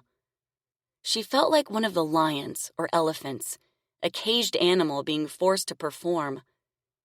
She used to work the gig on the same schedule as the rest of the sideshow, but then the lines grew longer and longer, and some of the rubes willingly missed part of the big top to see her. Now, her tent was open all day, from the opening of the doors to the final curtain, with 2 short breaks to rest and have a meal. At the end of those long days, her emotions were spent, and the only thing that made her feel better was spending time in the menagerie. If it were up to her, she would have gotten a job with Hank, taking care of the bulls, mucking out stalls, filling water in feed buckets, giving them treats and patting their trunks, the smallest and perhaps only bit of comfort they would find in the circus. The circus trainers and performers claimed to love the animals, but as soon as the show was over, they put them back in their stalls and cages and forgot about them until the next performance. Sure, the animals were fed and housed and examined by a vet if they were hurt or ill, but Lilly and Cole were the only ones who talked to them, played with them, and gave them extra scratches and rubs, and they did it every night. Last night in the menagerie, when she told Cole she had turned away the line of rubes, he begged her to hide in his car until Merrick cooled off, but she refused. It wouldn't be fair to get him involved. He was her best friend, and everyone knew it and accepted it, maybe because they had been children when it first began. But that meant if Merrick didn't find Lilly in her car, Cole's car would be the first place he'd look. Now, she wondered if she'd made a mistake. Maybe she should have taken Cole up on his offer. At least he'd be there to protect her. Part of her hoped no one would tell Merrick, but she knew better. Anyone who held back that information would be in trouble, too. And then there was Victor, whose loyalty rested with Merrick no matter how badly he treated his sister Glory. Everyone had warned Lilly over the years never to badmouth Merrick in front of Victor, or to do anything that might affect Merrick's bottom line. Now she wondered if Victor would be the first one to tell Merrick what she had done. The other women said they couldn't blame her for shutting down her act, but she knew it wouldn't matter to Merrick. Thinking about it now, she could hardly believe what happened. To trick the rubes waiting to see the albino medium, Alana went down the line with a ledger and wrote down the name of the departed loved one each rube hoped to reach, in the guise of a money-back guarantee. She only did a few at a time because the waiting area tent next to the albino medium's tent only held 10 people. But unbeknownst to the rubes, Alana wrote the names down twice, once in her ledger and again on another slip of paper, which she moved to her pocket unseen. And if the rube was a mark, a townie with a fat wallet, singled out by the ticket seller with a friendly slap on the back that left a chalk mark, it was noted on the paper too, so Lilly could offer a more in-depth reading for an extra charge. After ushering 10 rubes into the waiting area, Alana transferred the list to Merrick, who gave the names to Lilly one at a time. Sometimes when Merrick was gone, Leon, the old man who found her locked in the animal cage all those years ago, took his place. The inside of the albino medium's tent was decorated with red and black curtains, shiny beads, mirrors, and dark rugs. The only light came from 3 candles in pewter holders on a round antique table in the middle of the tent, with 2 chairs on either side. One an elaborately carved throne for Lilly, the other a cane-backed chair for the rube. Pierre, a midget who used to work as a clown until he broke his pelvis during the Baby in a Burning Building act, hid inside a wardrobe with sliding panels where he could clap, whistle, or play the harmonica or tambourine without being seen. Sometimes he snuck out of his hiding place to touch the rubes with wool-stuffed evening gloves, or to produce a glowing light or other moving object in the dark, like a woman's hanky on the end of a stick. Other times, a spirit baby, a stuffed shape concealed beneath the tabletop and attached to a stick worked by Lilly's foot, peered over the edge of the table when called from the netherworld. And when Lilly asked a spirit to ring the bell beneath a glass globe in the center of the table, Pierre rang a bell inside the wardrobe. It was a clever setup, and word quickly spread that the albino medium was authentic. But every time the bell rang, or the tambourine jingled, every time Lilly relayed a special message from the great beyond, and the grieving person's facial expressions changed from sadness to surprise, from doubt to gratitude, guilt clawed at her throat. It was a lie, all of it. And seeing the rubes' tear-stained faces broke her heart. It was late yesterday afternoon when a strange-acting man came into the tent. His hands stuffed in his jacket pockets, a wool scarf over his mouth, his hat pulled down over his forehead. At first, Lilly thought wearing a scarf in the middle of summer seemed odd. Then she reminded herself that she had done readings for a woman in bathing trunks, an old lady dressed like a gypsy, and someone in a chicken costume. She had seen men in women's skirts, toddlers wearing cat ears, and boys with earrings. Nothing surprised her anymore. She gestured for the man to sit down across from her, and thought briefly how the scarf did little to hide the smell of alcohol on his breath. Then, like a trained animal, she began her spiel in a low, even voice.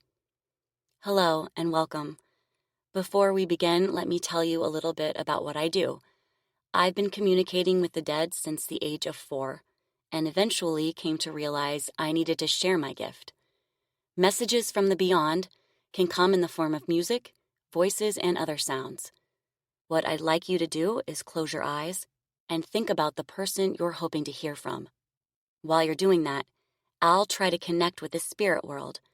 Then I'll ask you some questions to which you must answer either yes or no. Are you ready to begin?" The man stared at her, but said nothing. Candlelight flickered in his bloodshot eyes. "Is there someone special you'd like to hear from today?" she said. The man shifted in his chair. "Yes," he mumbled. "All right," she said.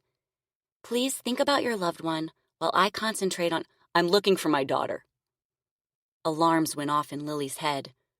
Leon had told her the next name on the list was Barbara, the Rube's dead wife. Her mind raced, and she tried to come up with a new plan. If she got this wrong, or Leon mixed up the names, it could mean big trouble. "I see," she said. "Please know that I am very sorry for your loss. Perhaps we should start by—" "She's not dead." Lily frowned, confused. "Okay," she said.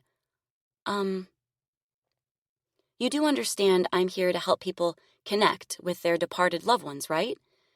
Are you sure you're in the right tent?" He nodded. "I'm in the right tent.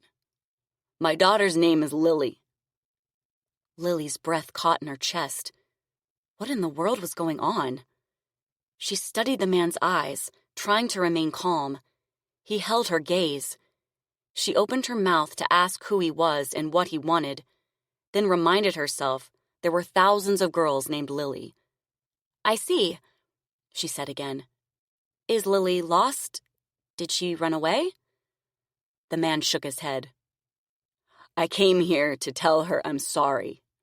I had no idea what her mother was going to do." Lily stiffened. No, it couldn't be. "Please," she said, suddenly lightheaded, "just close your eyes and I'll try to—" "I want her to know I'm glad she got out, and I hope she's happy." Lily leaned back in her chair, her heart about to explode. She didn't know what to say. It had to be coincidence. It just had to be.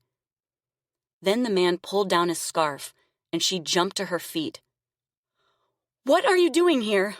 she cried. Her father stood and moved toward her, his face thin and white in the dim light. "I came to see you." For a dizzying second, she wondered if he were a ghost. Maybe he really did die after Mama took her out of the attic. Maybe Mama had been telling the truth all those years ago when she said he wasn't long for this world. She moved away from him on watery legs until her back bumped into the tent wall. Beads rattled against the canvas. "What do you want?" "I want you to know I'm sorry, and I still love you." She put a fist over her churning stomach. I waited for you. I thought you'd come looking for me." He glanced at the floor, his face grave. "I know, and I don't blame you if you hate me, but I did the best I could." Tears flooded her eyes. "Did you try to find me?" He shook his head. "Your mother never would have let me bring you back home." Lily gripped the sides of her skirt in her fists and struggled to keep her voice steady. "Why would you listen to her after what she did to me?" He pressed his lips together and stared at her, but said nothing. "You were my father," she said. "You were supposed to protect me." "I know, and I'm sorry. Your mother made me—" Lily couldn't believe what she was hearing. What kind of father allows his wife to lock up his daughter and sell her to the circus? "Made you what?" she said, her voice rattled by fury. "Choose her over me?" With that, Pierre climbed out of the back of the wardrobe. "What's going on?" he said. "Are you all right, Lily?" She scrubbed the tears from her face, confused and furious and mad at herself for crying. Her father didn't deserve to know he affected her that way. "Yes, I'm fine." Pierre looked up at him. "I think you should leave, sir," he said in a firm voice. "I just want to talk to her," her father said. "I want to explain." "No," Lily said. "You don't get to explain anything. You had your chance. It's been 6 years, and now you come looking for me? For what? To clear your conscience? It's too late for that." She pointed at the exit. "He's right. You need to leave." I don't need you anymore. Lilly, please, her father said. Get out! Lilly screamed. He studied her face with sad eyes for what seemed like forever, then dropped his shoulders and trudged out of the tent. When he was gone, Lilly crumpled to the ground and buried her face in her hands, shoulders convulsing. Pierre put a hand on her shoulder. "Are you okay?" he said. She shook her head. "Shut it down." "What?" "Shut down the act. I can't see anyone else today." "Are you sure? Merrick will have a fit. Who knows what he'll do?" She looked at Pierre, her temples pounding and her face wet with tears and sweat. "I don't care what he does. Whatever it is, it won't hurt as much as this." Now, Lilly lay awake in her bunk, waiting to see what Merrick would do when he found out the midway had been packed with a long line of rubes waiting to see her, and she had turned every last one away. Pierre was right. There was no telling what Merrick would do. She tried to stay calm by counting the boards in the ceiling above her. 1, 2, 3, 4. It didn't help. She turned on her side, trying to decide if she should tell Merrick before someone else did. Maybe he'd understand if she explained what happened. Maybe he'd even be glad she kicked her father out. After all, buying a child from its mother couldn't be legal. She could lie and tell him her father wanted to know where he was and that he threatened to call the cops. Then the boxcar door screeched open on its iron tracks and slammed into the opposite wall. The other women startled and sat up in their beds. "Everybody out!" Merrick bellowed.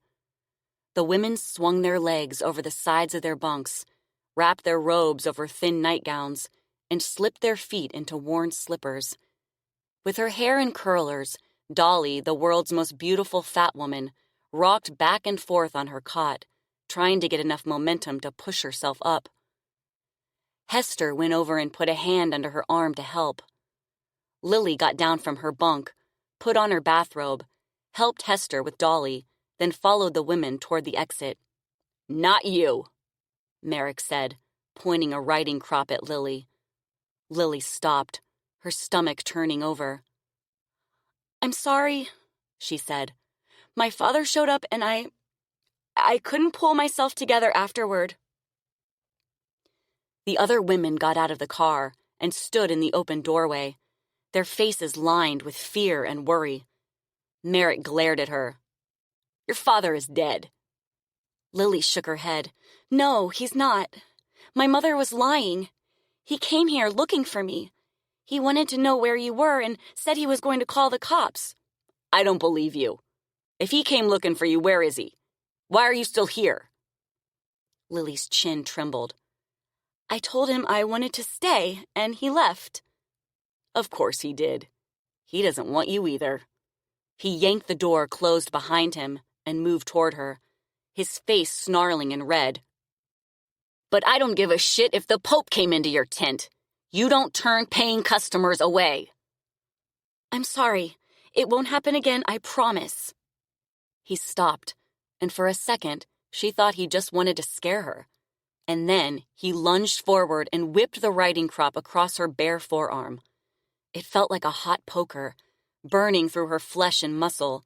A red welt erupted on her white skin, like a streak of fresh blood. She put a hand over it and gritted her teeth, determined not to cry out. He lifted the crop again, and she ran to the end of the boxcar. He chased after her. Trapped, she turned to face him. "Go on," she cried. "Beat me all you want. You won't kill me. You won't ruin your biggest moneymaker." He stopped as if considering what she'd said, then raised the crop, his teeth bared, and hit her again and again, harder with every blow. She curled into a ball to try and protect herself, but it was no use. The crop whipped across her hands and arms and shoulders like a burning flame on her skin. Somewhere, in the back of her mind, she was thankful for her bathrobe. Otherwise, her arms would have been bare in her sleeveless nightgown. Then the boxcar door slid open again, and suddenly Merrick flew backward, as if yanked by an unseen force. His eyes went wide, and his mouth dropped open. Lilly looked up to see what happened. Victor held Merrick by the scruff of his jacket, the top of his head nearly touching the boxcar ceiling. "What the hell are you doing?" Merrick bellowed, struggling to get out of his grip. Behind Victor, Glory stood with Mr. Barlow and his strongmen, her face contorted with anger and fear. "If you mark her up, what good is she?" Mr. Barlow yelled. "We wouldn't even be able to use her in the Cooch show." He gestured for Victor to let go. Victor did as he was told. Merrick straightened his shirt and shot Victor a withering look. "What, you're siding with him now?" "Sorry, boss," Victor said. "Glory said you were in trouble." Merrick pushed his hair from his sweaty brow. "I can handle myself. And Lilly works for me, remember?" "In my tent, in my circus," Mr. Barlow said. "She eats my food, sleeps in my train. I'd say at this point she's more my property than yours." Merrick glowered at him, breathing hard, his jaw clenched. For the first time ever, he looked speechless. He eyed Lilly as if trying to decide whether or not to keep beating her. "You ever turn away another rube, your next job will be in the back lot behind the Cooch show," he shouted. Then finally, he turned and stomped out of the boxcar, swearing under his breath. Victor, Mr. Barlow, and his strongmen followed. Lilly slumped in the corner, her shoulders and back screaming in pain. Her skin felt split open where the riding crop had whipped across her arms. Glory helped her up. "That son of a bitch," she said. "As soon as I knew he was heading over here, I got Victor. I've never seen Merrick that pissed off. When Mr. Barlow saw us running, he came too." Lilly raked her hair away from her face and started toward her bunk. "Who told him what happened?" Glory shrugged. "I don't know." Just then, Cole climbed into the boxcar and rushed over to Lilly. "Are you all right?" he said. He wrapped an arm around her and helped her sit on the nearest bunk. "Yeah," she said. "I'll take her over to the menagerie," Cole said to Glory. "We've got wound salve over there." Glory nodded and helped Lilly stand again. Together, she and Cole led her over to the door. Cole jumped out, then reached up to help Lilly down. But instead of setting her on the ground, he scooped her into his arms and carried her toward the midway. Lilly wrapped her arms around his neck and rested her head on his chest. His heart beat hard and strong against her ear.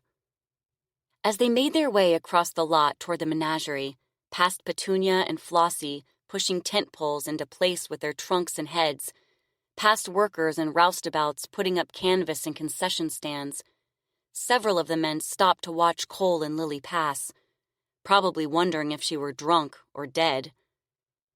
After getting a good look, they went back to work, without saying a word. They'd seen plenty of strange things in the circus, and they knew better than to stick their nose in a performer's business. In the menagerie, Cole laid Lilly on a clean blanket inside Pepper's stall, then went to get the salve. Pepper lowered her trunk and snuffled the length of Lilly's body, as if trying to figure out what was wrong. She made a low, quiet moaning noise that sounded almost like crying. Jojo was in the stall next door, having grown too big to share a spot with his mother. He stuck his trunk around the front of his stall and sniffed the air. Lilly sat up and petted Pepper's trunk. "I'll be okay," she said. "Don't worry." Cole returned with the healing salve and knelt beside her. She lowered her bathrobe from her shoulders and slid her arms from the sleeves. Working slowly and gently, he smoothed the cream over the red marks on her arms and hands. She gritted her teeth and tried not to cry out. "Thankfully, the skin isn't broken," he said, checking her face and neck for injuries. Then she remembered she was naked beneath her nightgown, and heat crawled up in her cheeks. She thought about him carrying her across the midway and wondered if her breasts had jiggled against his chest. Cole moved behind her to put salve on her shoulders and back, his hand sliding beneath her thin straps. He slid his fingers into the low back of her nightgown and lifted it away from her skin. She pulled away. "Hey." "What?" he said. I'm not wearing any." "I'm looking for whip marks," he said. "Not trying to see your ass. We're practically brother and sister, for Christ's sake." She sighed and let him look, her face burning as she thought about him looking farther down than necessary. Not only was the thought of him seeing her rear end embarrassing, but the fact that she said something about it made her feel like a fool. He held the material away from her skin and reached in to apply the salve. Despite the pain and her embarrassment, his warm hands felt good on her back. "I think that's it," he said. "Unless you can feel any I didn't reach." She shook her head, pulled up her bathrobe, and pushed her arms into the sleeves. The salve stuck to the material, but she didn't care. She didn't want to sit there half-naked any longer than necessary. "Thank you," she said. "It feels better already." Cole put the lid on the ointment and wiped his hands on the blanket. "You're welcome. But I wish you had stayed in my car last night. Then he never would have had the chance to hurt you." "I know," she said. "You're right." He gave her a weak smile. "Of course I'm right. I'm always right. In case you haven't figured it out yet, I'm the smartest person you know." She grinned. As usual, he knew how to make her smile. Then his face grew serious again. "What do you think will happen now?" She shrugged. "Things will probably go back to normal. Merrick's not going to shut down his biggest draw." "Yeah, well, we need to figure out a way to get you away from that bastard." "Good idea," she said. "And since you're the smartest person I know, why don't you come up with a plan?"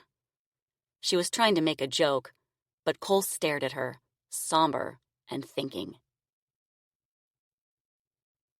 Chapter 14. Julia. The morning after Bonnie Blue delivered her new foal, Julia woke with a start. She opened her eyes, but lay motionless, trying to figure out what had woken her from a deep sleep. For a dizzying second, she thought she was back in her room above the liquor store. Then she recognized the red brocade curtains and the mullioned windows of Blackwood Manor and remembered she was home. Her dreams had been filled with rats and secret rooms and headless women, but something else had startled her awake.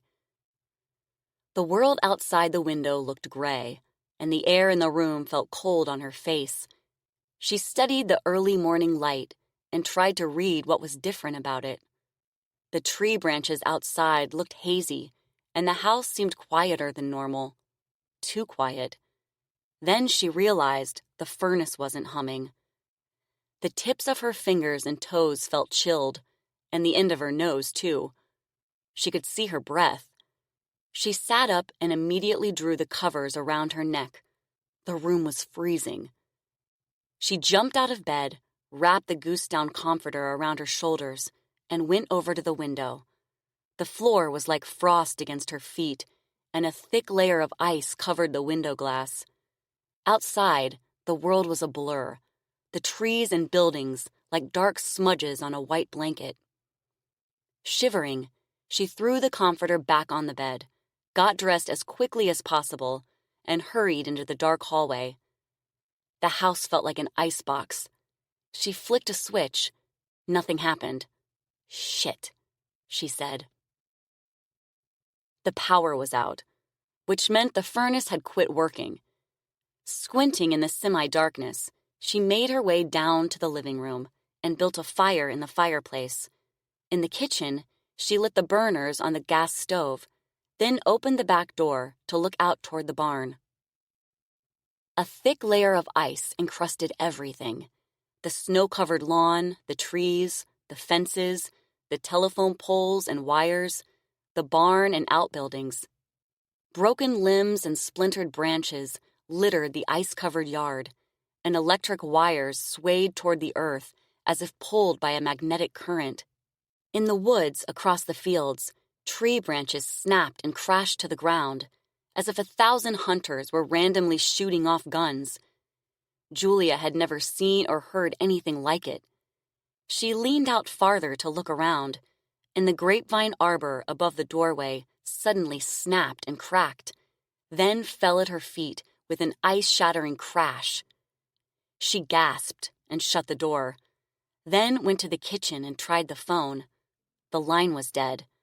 What was she supposed to do now? And what about the horses? Were they okay? Would Claude show up to take care of them? Most of the horses would be fine without food and water for a few hours, but what about Blue and her baby? Could they take this cold? She went into the living room, sat on the couch in front of the fireplace with an afghan around her shoulders, and tried to think. If Claude or Fletcher didn't show up in the next few hours, she'd have to go over to the barn herself. That was all there was to it. She couldn't let the horses, especially Blue and her filly, whom she had named Samantha Blue, fend for themselves. They were her responsibility now, and if anything happened to them, she'd never forgive herself. Unable to stop shivering, whether from cold or nerves, she wasn't sure, she went upstairs and put on an extra sweater, then went down to the kitchen, made tea and eggs on the gas stove, and ate them at the table with the afghan around her shoulders. Afterward, she curled up on the couch and waited, getting up every 10 minutes or so to look out the mudroom door and check the barn driveway for Claude's truck.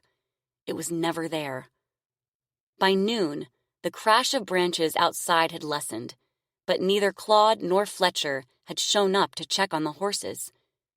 She found a flashlight in a kitchen drawer and went upstairs to her parents' bedroom to search for warmer clothes.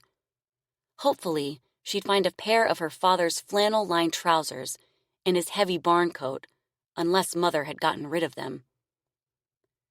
Her parents' bedroom was on the list of rooms she wasn't allowed to enter as a child, so she'd only seen the inside twice. Once when she knocked on their door crying after getting sick in bed, and again during a thunderstorm that shook the entire house. Both times, Mother ushered her back to her own bedroom, refusing to let her inside. Now, she couldn't help wondering if she was about to find out why. After 2 tries, she found the right key, unlocked the door, and stepped inside. Like the rest of the furniture in Blackwood Manor, the bed, dressers, and armoire were mahogany carved with scrolls, leaves, floral swags, and lions' heads. The posts of the 4-poster bed were as big around as trees, with marble finials and fluted columns. Matching brocade lamps with tasseled fringe sat on the bedside tables, and religious paintings and crucifixes adorned every flocked wall. Julia remembered the night of the thunderstorm, Mother opening the door and lightning flashing on a portrait behind her shoulder, Jesus on the cross, his eyes rolled back in his head, blood running from an open gash in his ribcage. Afterward, Julia had nightmares for weeks, and she never went to her parents' bedroom again, no matter how sick or scared she was.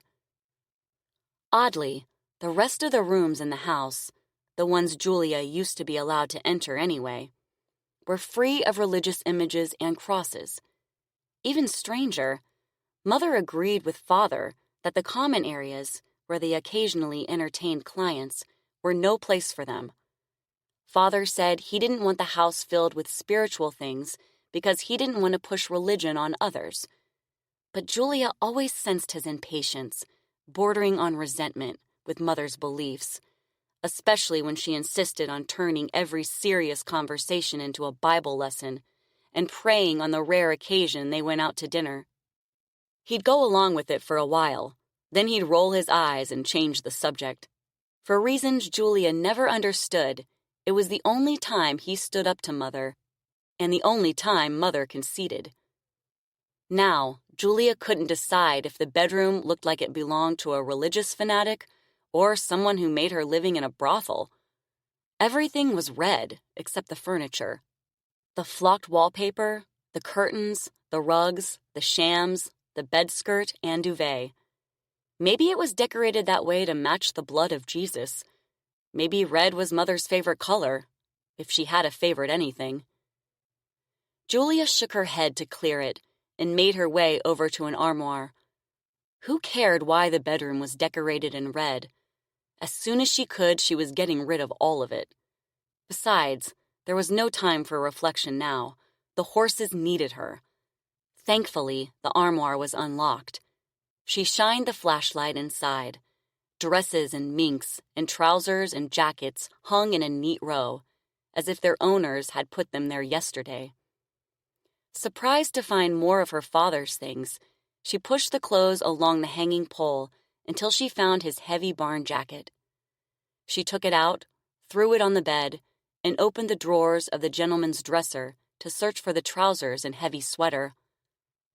Traces of her father's aftershave drifted out from neatly folded undershirts and monogrammed handkerchiefs. She could still picture her father coming in from the barn, hanging his cap and coat in the mudroom, taking off his boots and stretching his tired feet. She used to watch him in silence, waiting for him to acknowledge her presence. How she had longed for him to ask about her day or tell her something about his. But every night it was the same. First, he washed his hands in the water closet next to the mudroom. Then he patted her head and trudged into the dining room to pour himself a whiskey or brandy. No, hi, how was school? Or, what did you do today? Right up until the day he died, he never took the time to find out who she was and what she cared about, and it broke her heart. She could see him sitting at the table, waiting for Mother to appear with dinner and her steely glare. She remembered the time Mother told him to go back outside and park the old tractor behind the barn so passers-by would only see the new one. The time she found out he had sold a colt $500 below the asking price to one of his friends. The time she wanted to press charges against one of those wretched wandering bums for stealing water from a horse trough. They spread disease, she said. Without a word, Father got up and refilled his glass, listening to Mother go on and on while Julia ate dinner in silence. Sometimes she wondered if she were invisible. In the second to the last bottom drawer of the gentleman's dresser, she found a stack of wool sweaters. She chose the thickest one, tossed it on the bed with the jacket, then opened the deep bottom drawer. Inside were the flannel-lined trousers Father wore out to the barn in winter. She pulled them out and held them up one by one, trying to figure out which pair would fit over her pants without falling off. When she took out the last pair, a yellowed newspaper page came out with them. It fluttered to the floor and slipped beneath the dresser as if blown by an unseen breeze. She got down on her knees and reached for it, dust and cobwebs sticking to her hand, then gently pulled it out and sat up to read it. Then she saw the book at the bottom of the trouser drawer. It had a plain leather cover and a brass clasp to keep it closed, like a logbook or diary. Julia dropped the newspaper, lifted the book from the drawer, and touched the dry leather. A shiver ran like a current down her spine. What was it? And why had her father hidden it in his dresser? She took a deep breath and opened the book to the first page. In her father's handwriting, the first words read, "We have buried our firstborn. May she rest in peace. God speed her soul to heaven, and may God help us for what we have done." Julia gasped. Our firstborn. God help us for what we have done. Who was her father talking about? Her parents never mentioned a sister. And what on earth had they done? She quickly turned the page and read the next entry. I can't bring myself to write the words. It's too difficult. The only thing I can do right now is ask God for forgiveness. Forgiveness, Julia said into the silent room. Forgiveness for what? What did you do? She flipped to the next page, desperate to read more. Someday, I'll record the truth. But not now. Not today. It's too raw, too soon, too painful. She looked through the rest of the book. The pages were blank. She reread the first entries, then groaned and put the book back in the drawer. With confusion spinning in her head, she got up and looked around, suddenly overcome by the feeling that she was in a bad B-movie. She had a sister who died, and her father blamed himself and mother for something to do with her death. It seemed impossible, unbelievable, and yet, maybe that was why her parents were so unhappy. Maybe that was why mother prayed and father drank. Maybe that was why they acted like she didn't exist unless she was getting into trouble. Maybe they didn't want to look at her because she reminded them of her dead sister. She scrubbed her hands across her face. My God, what other secrets did Blackwood Manor hold? What other lies had she been told? She picked up her father's clothes and left the bedroom. Whatever sins had been committed in the past would have to wait. Right now, the horses, her horses, needed her. Chapter 15. Lilly. A week after Lily's father showed up in the albino medium's tent and Merrick beat her with a riding crop, the Barlow Brothers Circus set up near a farming town outside of Des Moines. Word among the performers was that it was the hottest week on record in Iowa's capital city, and the air was breathless. When Lilly passed the menagerie on her way to the dressing tent before her first opening of the day, she noticed the sidewalks were rolled up and Cole and his father were carrying water buckets around to the animal cages. Rivers of sweat slicked their red faces and plastered their shirts to their chests. Watering the animals was the roustabout's job, along with circling the lot with the water wagon to fill the performers' wash buckets, spray the ground to keep the dust down, refill the drinking barrels, and hose off the elephants. She went inside to see what was going on. The big cats were panting harder and faster than usual, and flies swarmed around the horses, chimpanzees, and bears. "What's happening?" she asked Cole. "Mr. Barlow refuses to bring in extra water," he said, "so we're hauling in as much as we can from a nearby pond." Lilly wanted to hug him. One of the things she loved about him was that he cared about the animals as much as she did. "I'll help you after the show's over." "Thanks," he said. He mopped his brow on his shirt sleeve and refilled the water trough in the bear's den. "But between me, my father, Dante, and Leon, I think we've got it." "Are you sure?" He nodded. "You're going to be exhausted after spending all day in that hot tent. I'll make sure you've got an extra water bucket in the dressing tent when you shut down for your break." "Thanks," she said. "And I'm coming over here later anyway, so I'll help if you still need it." A half hour later, she sat at a vanity inside the women's dressing tent, fanning herself and holding up her hair while Dolly, the world's most beautiful fat woman, fastened the clasps of her 6-stranded pearl choker. The choker and pearl earrings were costume jewelry, designed to match the pearl barrettes in her hair, but Merrick reminded her every chance he got not to break or lose them. Dolly finished fastening the necklace, then collapsed in a chair and wiped a chubby forearm over her dripping face. "God almighty, I'm sweating like a whore in church," she said. Merrick pulled aside the tent flap and stuck in his head.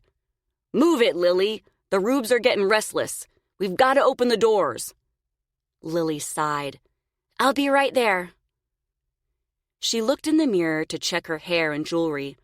As usual, Glory had outdone herself. Lily's hair was coiffed high and smooth on top and pulled back on the sides, with fine white wisps curling at her temples and ears, the rest hanging in perfect ringlets down her back. Her white chiffon and satin dress enhanced the illusion of an ethereal creature not of this earth. She dabbed the sweat from her brow with her handkerchief, stood, and started toward the exit. "Thanks for the help, Dolly," she said. Dolly waved her hand. "Anytime. Go get him, hon." From the dressing tent, Lilly followed Merrick across the back lot to the albino medium's tent.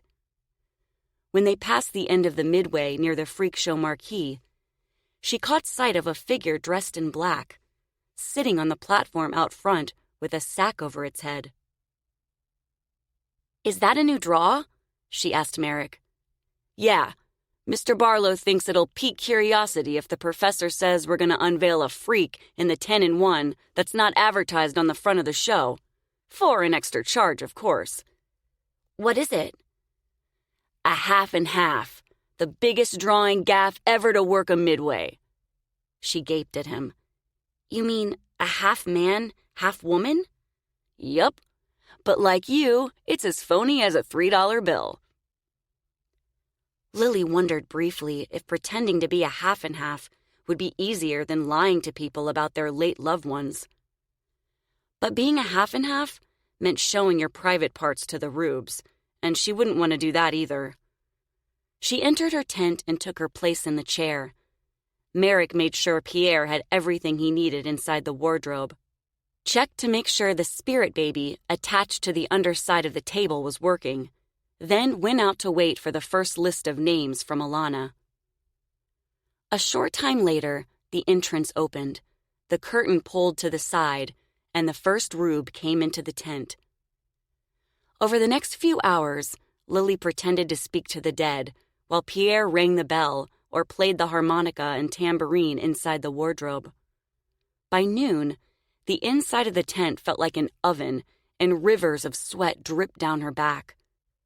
On her lunch break, she undressed in the dressing tent and rinsed off with a fresh bucket of water, making a mental note to thank Cole for it later. After her break, a bearded man in a newsboy cap, white shirt, and bow tie entered her tent and sat down, his hands in his lap. He was smirking, as if trying not to laugh. Lilly tensed, sensing trouble. The majority of the rubes who came in looked scared, nervous, or heartbroken. She'd never seen one this happy. "Sure is hot today," the man said in a low, guttural voice. "And from what I hear, it's not letting up anytime soon." "Yes, it is warm," she said. Then she cleared her throat and began her pitch. "Hello and welcome. Before we begin, let me tell you a little bit about what I do. I've been communicating with the dead since the age of 4, and eventually came to realize I needed to share my gift. Messages from the beyond can come in the form of music, voices, and other sounds. What I'd like you to do now is close your eyes and think about the person you're hoping to hear from. As you're doing that, I will try to connect with the spirit world. I'll ask you some questions to which you must answer either yes or no. Are you ready?" The man grinned and said nothing. Then he leaned forward slightly, and the candle flames flickered in his cobalt blue eyes. Lilly lowered her gaze to the table, trying to hide her smile. She'd recognize the eyes of her best friend anywhere. It was Cole, in a fake beard and someone else's clothes. "What are you doing here?" she whispered. Then, so Pierre would hear, "Is there someone special you're trying to reach today?" Cole screwed up his mouth, trying to come up with an answer. Lilly worried he wouldn't remember the name he'd given Alana while waiting in line. Then finally he said a little too loudly, "Yes, I'm hoping to hear from my first cousin twice removed. It's very important, and I miss him something terrible." Then he whispered, "There's a farm pond beyond the trees in the field on the other side of the train.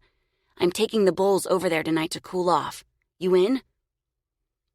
Lilly drew in a quiet breath and tried to keep up the charade so Pierre wouldn't get suspicious.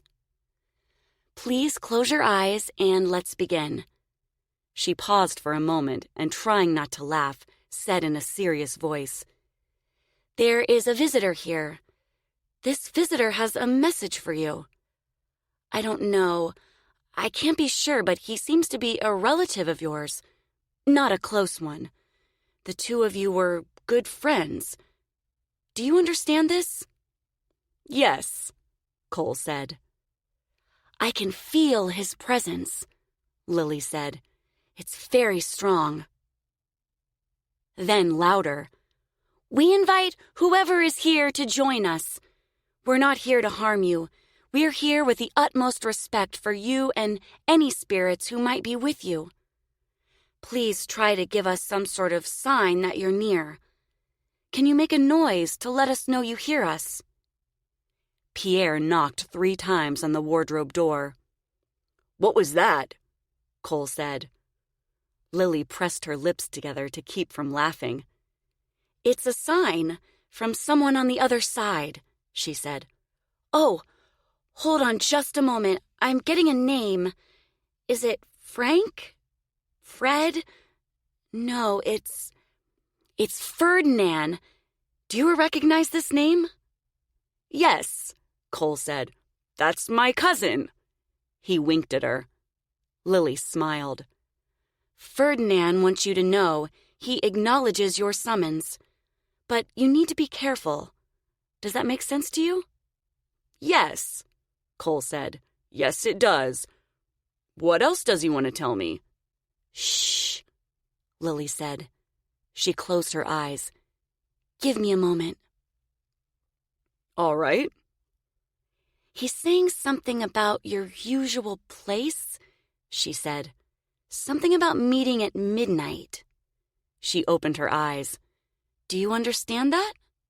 "Yes," Cole said. "He wants to know if this pleases you," she said. "Indeed," Cole said, his smile lighting up his face. "It pleases me very much." After the doors were closed for the night, and the last of the rubes had left the lot, after the clowns had wiped the final traces of face paint from their foreheads, and the animals were put back in their pens, everyone gathered outside the train to celebrate Dina the living half-girl's birthday. The night air was thick with humidity, and a waxing moon cast long shadows from trees lining one side of the lot, turning tents and wagons into dark, otherworldly-looking shapes. Mrs. Benini, co-owner of the snow cone and cotton candy stands, made a white birthday cake with strawberry frosting, and Madame Zelda, the gypsy fortune-teller, brought homemade apple moonshine. Rosie and Ruby decorated an open-air tent with rugs and tables and pillows for sitting. And Magnus, the ugliest man alive, helped Brutus, the Texas giant, hang lanterns in the trees. Normally, the big-top performers steered clear of the sideshow parties, but Lilly persuaded Cole to come anyway. "Everyone," she called across the crowd, "this is my friend Cole. Please make him welcome." Aldo the alligator man lurched forward, his hand outstretched. "We know who he is," he said, his eyes shining. "He's always welcome here." He shook Cole's hand, pumping it vigorously up and down while swaying on drunken legs. "Right, everybody?" The party guests whistled and laughed. Cole grinned and put a hand on Aldo's shoulder to steady him. Glory winked at Lilly, and heat rose in Lily's cheeks. Aldo threw his arm around Belinda, the woman with 2 bodies and 1 head, and they staggered off. Rosie and Ruby pulled Cole into the crowd, and Lilly followed, amazed by how happy she felt. After the cake was cut and eaten, someone brought out a record player, and the roustabouts fashioned a dance floor out of boxcar ramps. Wine bottles were passed, and mason jars were refilled with moonshine, and it didn't take long for Lily's head to start swimming. She retreated beneath one of the trees to catch her breath. Cole came over to find her. "You okay?" "Yeah," she said, "but I think I've had enough moonshine." He laughed. "Me too. It's potent stuff." She circled the tree to the other side and sat down, leaning against the bark. Cole sat beside her, and they both grew quiet. She started to ask if he was still taking the elephants over to the farm pond when off to her left a woman moaned. Lilly and Cole got to their feet at the same time and looked at each other with alarm. The woman moaned again, and a man grunted. Cole and Lilly moved toward the sound, then stopped in their tracks. In the long grass, a man lay between a woman's bare legs, his pants down, his scaly buttocks moving up and down. It was Aldo and Belinda. Lilly put a hand over her mouth to stifle a laugh, and she and Cole went back to the party. Magnus, the world's ugliest man, was carrying a half-conscious Dina out of the tent toward the train, and Rosie and Ruby lay on either side of Brutus the Texas giant in the pillows, alternating between kissing him and running their fingers up and down his chest.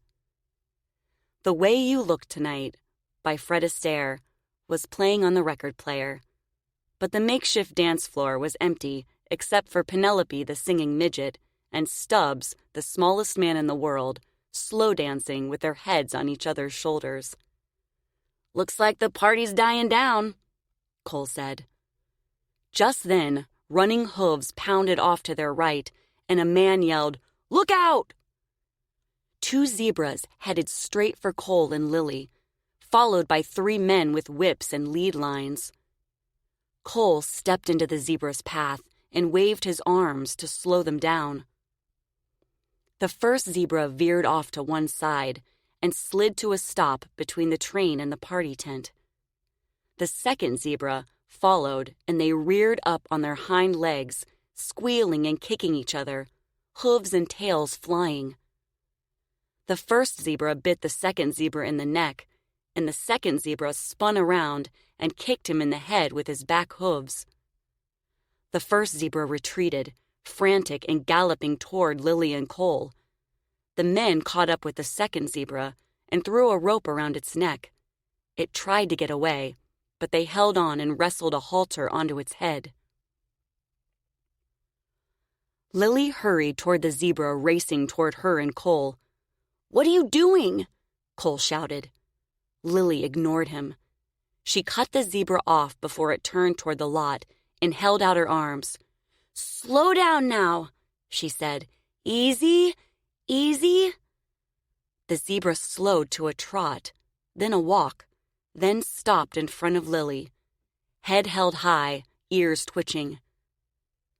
The men holding the other zebra stood stock still, watching with wide eyes. Lilly sensed Cole behind her, moving closer. She held her hand out toward the zebra, palm up. "Come on, I won't hurt you," she said in a soft voice. The zebra lowered its head and sniffed her hand, its muzzle like velvet on her skin. Ever so slowly, she took a step toward it and reached up to rub its forehead. "Come on, Lilly," Cole whispered behind her. "Step away from him before—" "Shh," Lilly said to Cole, as much as to the zebra. "Stay right there. Everything is going to be all right." She rubbed the zebra's face until it lowered its head and its striped shoulders relaxed.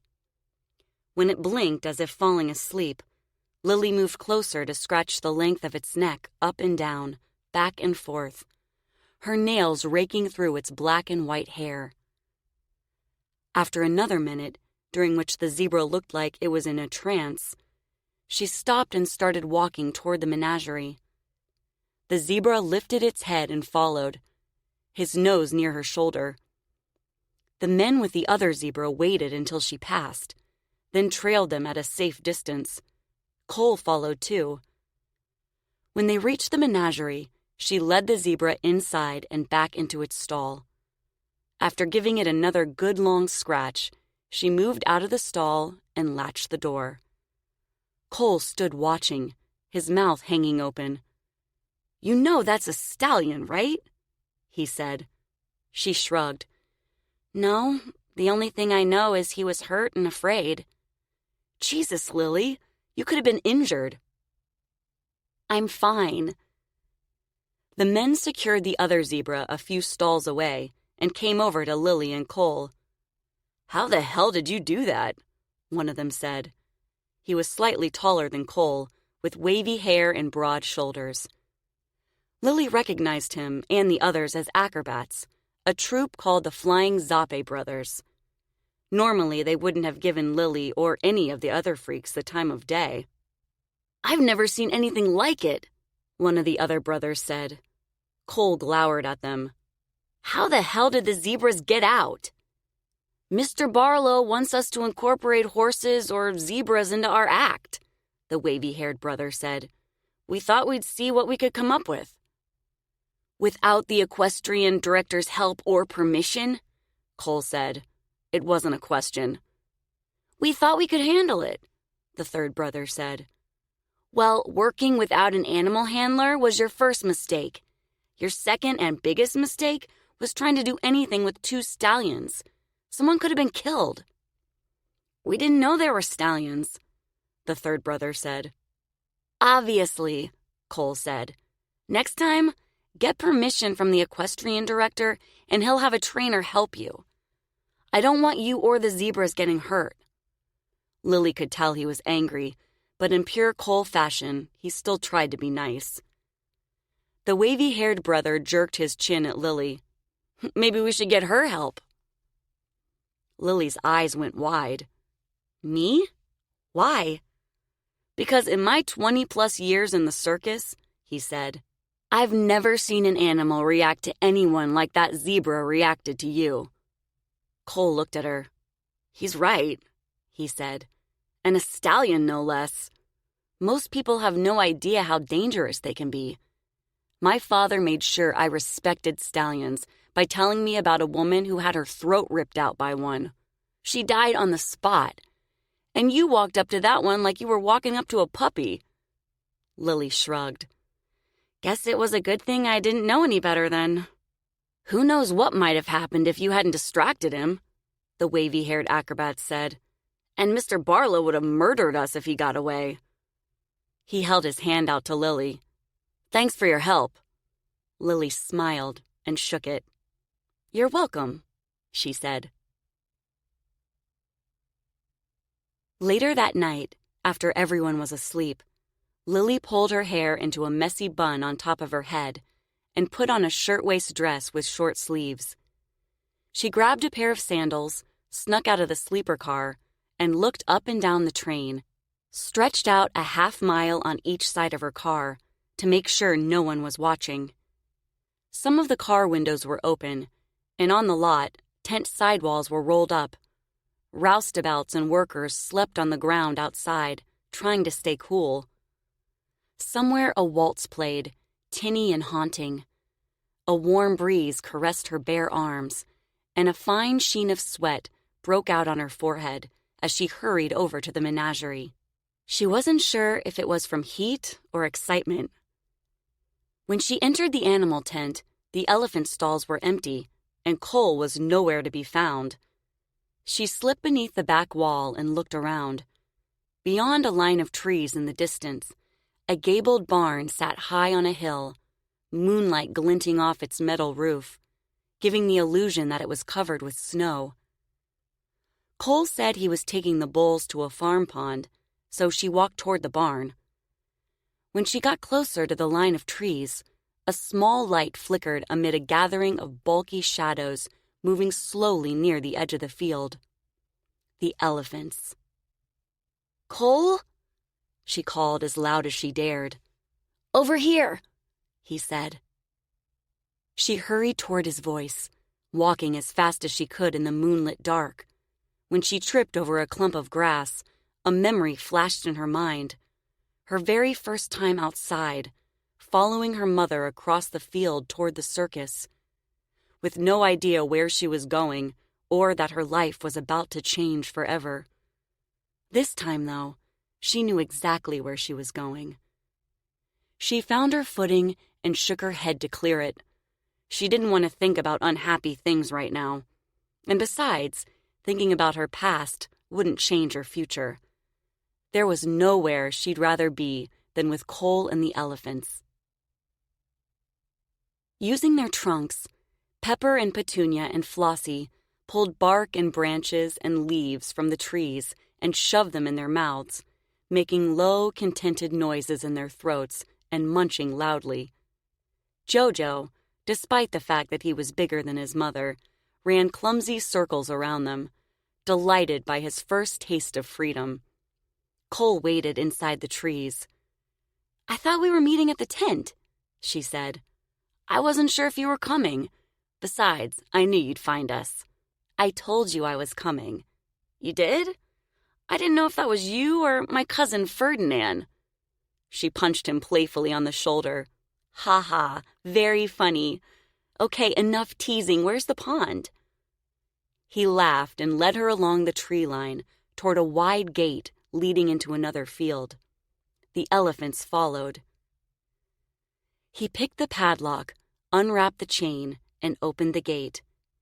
"After we're all through, close it behind us," he said to her. "And there were cows in this field earlier, so be careful where you step." He went through the gate, and the elephants trailed behind him. Flossie first, followed by Pepper, Jojo, and Petunia.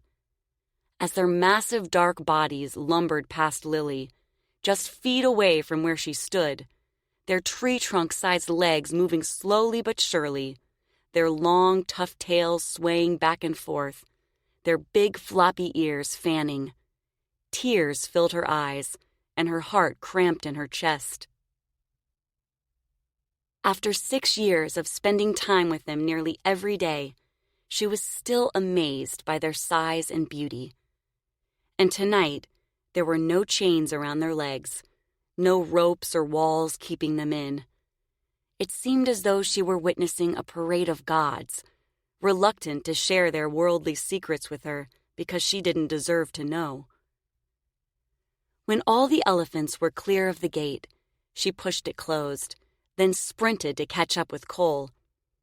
In the distance, moonlight reflected off the farm pond's smooth surface, making it look like glass.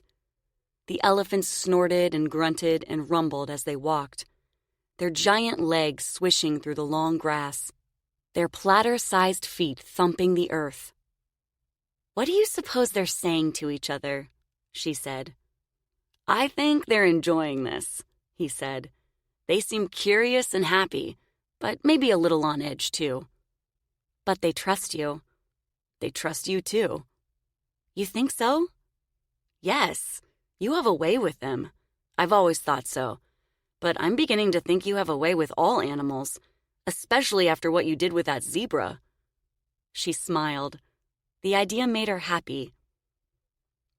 When they were far enough away that no one could see them from the train, Cole turned up the flame in the lantern and led the elephants and Lilly over a light berm, down to the edge of the farm pond, surrounded by grass, cattails, and areas of flat rock. Beyond the pond, the land rose enough to hide them from anyone who might be looking out the farmhouse windows. "Are you sure it's safe?" she asked. Cole nodded. "I went for a swim after getting water from it this morning. It's deep and clean, and I think it's spring-fed." He set the lantern on a rock. The older elephants didn't hesitate. Flossie, Petunia, and Pepper flattened a stand of cattails and waded in, their trunks swishing back and forth in the pond. Dirt and dust floated off their backs, coating the water with a thin brown film. Jojo put in his front feet, but hesitated. The adult elephants went in deeper and deeper until the water was nearly up to their eyes, their humped backs like small mountainous islands. Flossie and Petunia ducked beneath the surface, the ends of their trunks sticking out of the pond. Pepper lifted her trunk, blew a brown shower over her head and back, then snorted at Jojo, as if telling him to come on in. Jojo moved toward her, and when the water touched his belly, he bent his knees, dove in, and surfaced a few feet away, his trunk spraying in the air. Lilly and Cole laughed, delighted by the spectacle. Then they grew quiet and watched the magnificent beasts in the pond, splashing and swimming and rolling. The elephant's joy was as palpable as the humidity in the night air, and Lilly felt like one of the luckiest people on earth. She was with her best friend, witnessing these glorious creatures act like the wild animals they were born to be. After everything she'd been through, she never dreamt it was possible to feel this happy. Even though it wasn't her choice to join the circus and she despised her job, she wouldn't give up this moment for anything in the world. Cole took off his shoes and started unbuttoning his shirt. "What are you doing?" Lilly said. "Going swimming." "You're crazy," she said. He smiled and pulled off his shirt. "Well, I'm hot, too." When he started unbuckling his belt, she looked away, went over to a flat-topped boulder and sat down. She plucked a tall stalk of timothy from the grass and concentrated on pulling off the blades. Despite the fact that she had seen numerous men, freaks, clowns, and performers alike, in various stages of undress, the thought of seeing Cole in his undershorts unsettled her. The other sideshow women always joked that with Lily's perfect features and Cole's fair complexion and muscular physique, the two of them would make beautiful angel-haired babies. Lilly shushed them and said she didn't think of Cole that way. He was her best friend, and that was it. Except it wasn't entirely true. She wasn't sure when her feelings for him had started to change, or when she stopped ignoring them. She only knew they had. And she wasn't sure what to do. They had been best friends for nearly 6 years, but he wasn't in love with her. She was a 15-year-old albino who worked in the sideshow, and at 18, Cole was the lead performer in the elephant show. He could be with anyone he wanted. The trapeze artist Natasha was his age, and so was Chloe, the tightrope walker. They were beautiful girls with perfect figures, smooth, rosy skin, and shiny hair, who wore fancy costumes covered with feathers and glittering jewels. She had seen them watching Cole out of the corner of their eyes, sizing him up and down, and whispering behind their hands, wondering why he spent so much time with a freak and paid so little attention to them. She wondered, too. "You coming in?" he said. She glanced at him and laughed. "No." The lantern light reflected off his bare chest and muscular shoulders, and heat rose in her cheeks. She wanted to watch the elephants, but went back to picking apart the timothy instead. "Come on," he said. "Don't be a chicken. It's hotter than Hades tonight." She looked up at him again. "I'm not chicken. I don't have my swimsuit with me." He raised one eyebrow. "Since when do you own a swimsuit?" She grinned. He knew perfectly well she didn't own a swimsuit. Then, before she knew what was happening, he rushed over, scooped her into his arms, and headed for the water. She screeched, then put a hand over her mouth. What if someone heard? "Put me down," she said as loud as she dared. She pushed against his bare shoulders, trying to get him to release her, but he was too strong. "I'll put you down," he said, laughing. "Right in the water." "Okay, stop," she said. "I'll go in. Just let me take off my sandals." He set her on the bank and straightened. "That dress will weigh you down and wrap around your legs. Better take that off, too." She took off her sandals and tossed them on the bank, toward the rock where she'd been sitting. On one hand, she wanted to cool off and play in the pond with Cole and the elephants. She wasn't afraid of the water. On the other hand, she had never been swimming in her life and wasn't crazy about the idea of being in her underwear in front of Cole. She had changed her clothes in front of men and women alike, getting ready for the sideshow, but this was different. An image of them naked together flashed in her mind, and a strange sensation fluttered in her abdomen. She turned away and undid the thin belt around her waist, then pulled her dress over her head, thankful she had worn her long-legged panties. She stood for a minute, her dress bunched in her hands over her brassiere, then took a deep breath and turned to face Cole, her heartbeat thudding in her ears. To her surprise, he was gone. He was already running into the pond, his long legs cutting through the water. She let out her breath and watched him dive in, disappear, and surface a few yards away. Jojo moved toward him, his mouth open in what looked like a smile. Cole swam over and climbed on Jojo's back. His tanned skin looked even darker now that it was wet. Lilly looked down at her arms. They were white sticks, like the limbs of a skeleton. She fumbled with her dress and hurried to put it back on. "What are you doing?" Cole said. "I thought you were coming in. Come on, it feels great." He slipped off Jojo's back and swam toward shore. "I don't know how to swim," she said. "That's all right," he said. "I'll teach you." He rose out of the water and took her hand. She hesitated, then dropped her dress in the grass and followed him into the pond. The water was cold. She drew in a sharp breath and scrunched her shoulders. Pebbles and mud squished between her toes. He let her in farther, laughing. "Don't worry, you'll get used to it." When she was in up to her waist, he told her to lie across his arms and paddle with her hands while kicking her legs. She leaned forward, but when her stomach and chest touched the water, her breath caught and she straightened. It felt like ice on her hot skin. Cole smiled and waited patiently. After a minute, she gathered the courage to lean across his arms again, and this time the pond didn't feel as cold. He held her up and she kicked and paddled, doing her best to follow his instructions. "You're doing great," he said. Then her face accidentally went under and she swallowed a mouthful of water. She put her feet on the bottom and stood, coughing and wiping her face. "You okay?" he said. She nodded, and when she could breathe again without coughing, said, "It's harder than I thought. It takes practice. Hold on, I want to try something." He moved toward the elephants, who were soaking near the center of the pond like submerged boulders. "Pepper, come," he said. Pepper lifted her head and seemed to float toward him. He gestured toward Lilly, and Pepper swam in her direction and emerged next to her at the edge of the pond, water dripping from her wide head and body, like a barge rising from the deep. Lilly reached out to touch Pepper's trunk. "Hi, beautiful." Pepper wrapped her trunk around Lily's waist and picked her up, pulling her off the bottom of the pond.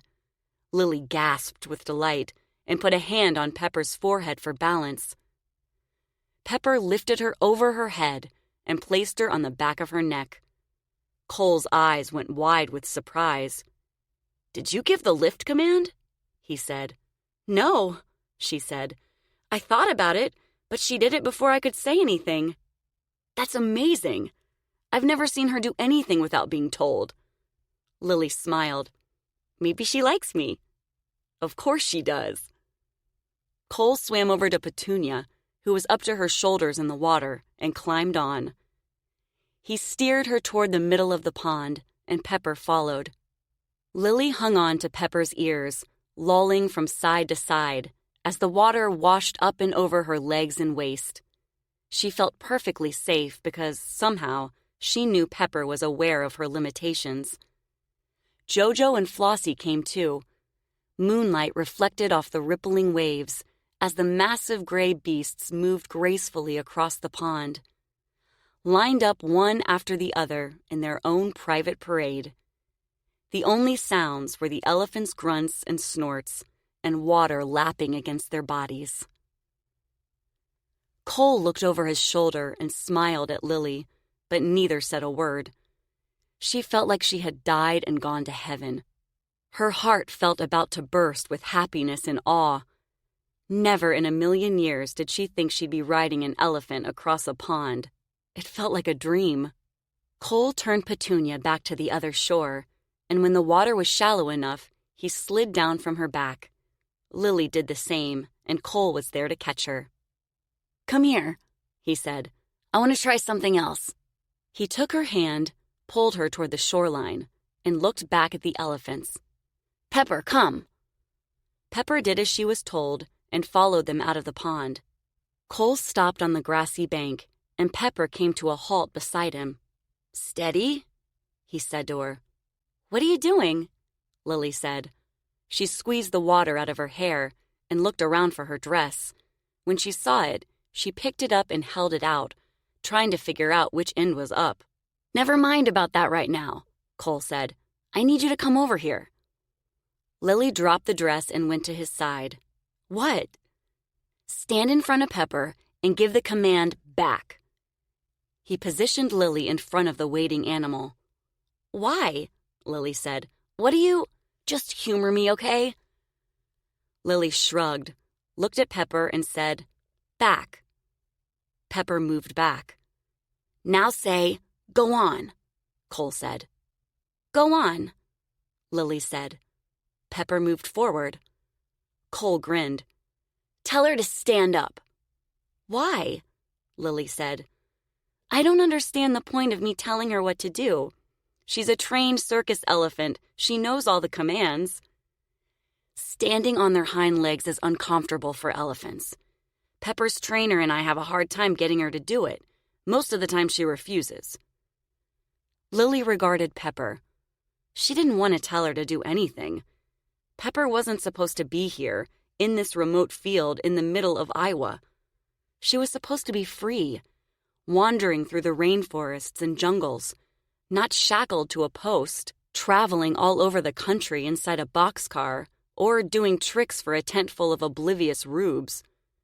Every time she was with the elephants, Lilly imagined she could feel their sadness as if it were her own. Not just Pepper's, but Flossie's and Petunia's and Jojo's too, even though he had no idea what he was missing. In the moonlight, she could see the scars from the bullhook on Pepper's head and shoulders. She could see the welts on her ankles from the chains. She could see the pain and sorrow in her intelligent amber eyes. With something that felt like lead in her heart, she knew there was nothing she could do to help them beyond showing them kindness whenever possible. "I don't want her to do something that makes her uncomfortable," she said. "It doesn't hurt her," Cole said. "It's just difficult, like us standing on our heads." Lilly sighed. As long as it didn't injure Pepper, she supposed there was no harm in going along with Cole's game. Then Pepper could get back to swimming. She opened her mouth to tell her to stand, but before she could utter the word, Pepper lifted her front feet and stood on her hind legs. Cole's mouth fell open. "Holy shit," he said. "How'd you do that?" "How did I do what?" "I didn't hear you give the command." "How do I tell her to get down?" Before Cole could answer, Pepper dropped her front feet and went back to standing on all fours. Cole laughed. "That's incredible. She'll do anything for you. It's like she can read your mind or something." He called Flossie out of the pond. She came out and stood on the grass. "Tell her to lie down." Lilly shook her head. "I don't want to," she said. "I don't like making them perform. Let them go back in the pond. They were having fun." "Just one more time," Cole said. "Then we'll stop." Lilly told Flossie to lie down. Flossie dropped to her elbows and knees, then rolled over on her side. "I knew it!" Cole shouted. "Knew what?" "Flossie hates lying down. I have no idea what it is or how it works, but after what you did with that zebra and these elephants today, I have no doubt you have a gift, Lilly. It's real. And after we show Mr. Barlow, you won't have to be the albino medium anymore." Lilly made a face. She didn't have a gift. The elephants liked and trusted her. That was all. Her cat Abby used to be the same way. She did what Lilly wanted because they loved and trusted each other. Maybe people didn't give animals enough credit. They were smarter and had more feelings than anyone realized. "You're out of your mind. Besides, Mr. Barlow already has an elephant trainer." "Yeah, but you saw how he trains the bulls with chains and ropes. And the only way the trainer knows how to make them mind is by using a bull hook." Lilly dug a toe into the grass, trying to sort through her feelings. Even if she didn't believe what Cole was saying, maybe she could make the elephants' lives easier by getting them to do tricks without being beaten or tortured. "Okay, let's say you're right. How are we going to convince Mr. Barlow? And what about Merrick? Don't worry, he said. Just leave everything up to me. Then, before she knew what was happening, Cole was in front of her, his warm hands on her shoulders. He pulled her close and kissed her long and hard on the lips.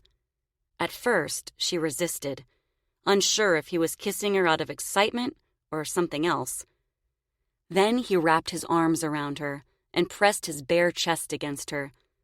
Their naked stomachs touched, and the strange flutter in her stomach returned, stronger than ever. He kissed her harder, and she kissed him back, melting into his arms. This was what she wanted more than anything in the world. Somewhere in the back of her mind, she heard water splashing as Pepper and Flossie re-entered the pond. The balmy night caressed her skin as Cole's warm hands lowered the straps of her brassiere. Then they were naked in each other's arms on the grassy bank, and Cole moved above her, his wet body skimming hers. She shivered, and he looked into her eyes, as if asking permission to kiss her again. She'd always wondered what Glory meant when she said desire was a powerful thing. Now she knew. She pulled Cole to her and kissed him with an open mouth. He groaned and kissed her lips and neck and breasts and stomach. She trembled and arched her back. He moved up to kiss her neck again, and she wrapped her arms around his head. Then they began to make love beneath the stars, while the elephants frolicked and swam in the pond, enjoying their one night of freedom. Chapter 16. Julia. After finding her father's journal the day after the ice storm knocked the power out, Julia put her father's barn jacket on over her sweaters and pulled his lined trousers on over her pants. She put on an extra pair of socks and mother's boots, then carefully stepped out the mudroom door. Using a fireplace poker to break through the ice-encrusted snow, she slowly made her way across the yard to the barn, hunched over like an old woman with a cane, trying not to slip and fall. If anyone had seen her there, wearing baggy clothes, men's gloves, and rubber boots, her hair hanging out from beneath an oversized newsboy cap, they would have thought she was a crazy person escaped from the loony bin. The crack and crash of breaking trees echoed from the woods across the empty fields, like random gunshots, though not as often as they had earlier that morning. Halfway to the barn, she looked toward the tree line, beyond the nearest pasture. Nothing broke the surface of the ice and snow. At the back of the property, a low jungle of underbrush and evergreens hung, weighed down under inches of ice, like praying monks with giant white hoods.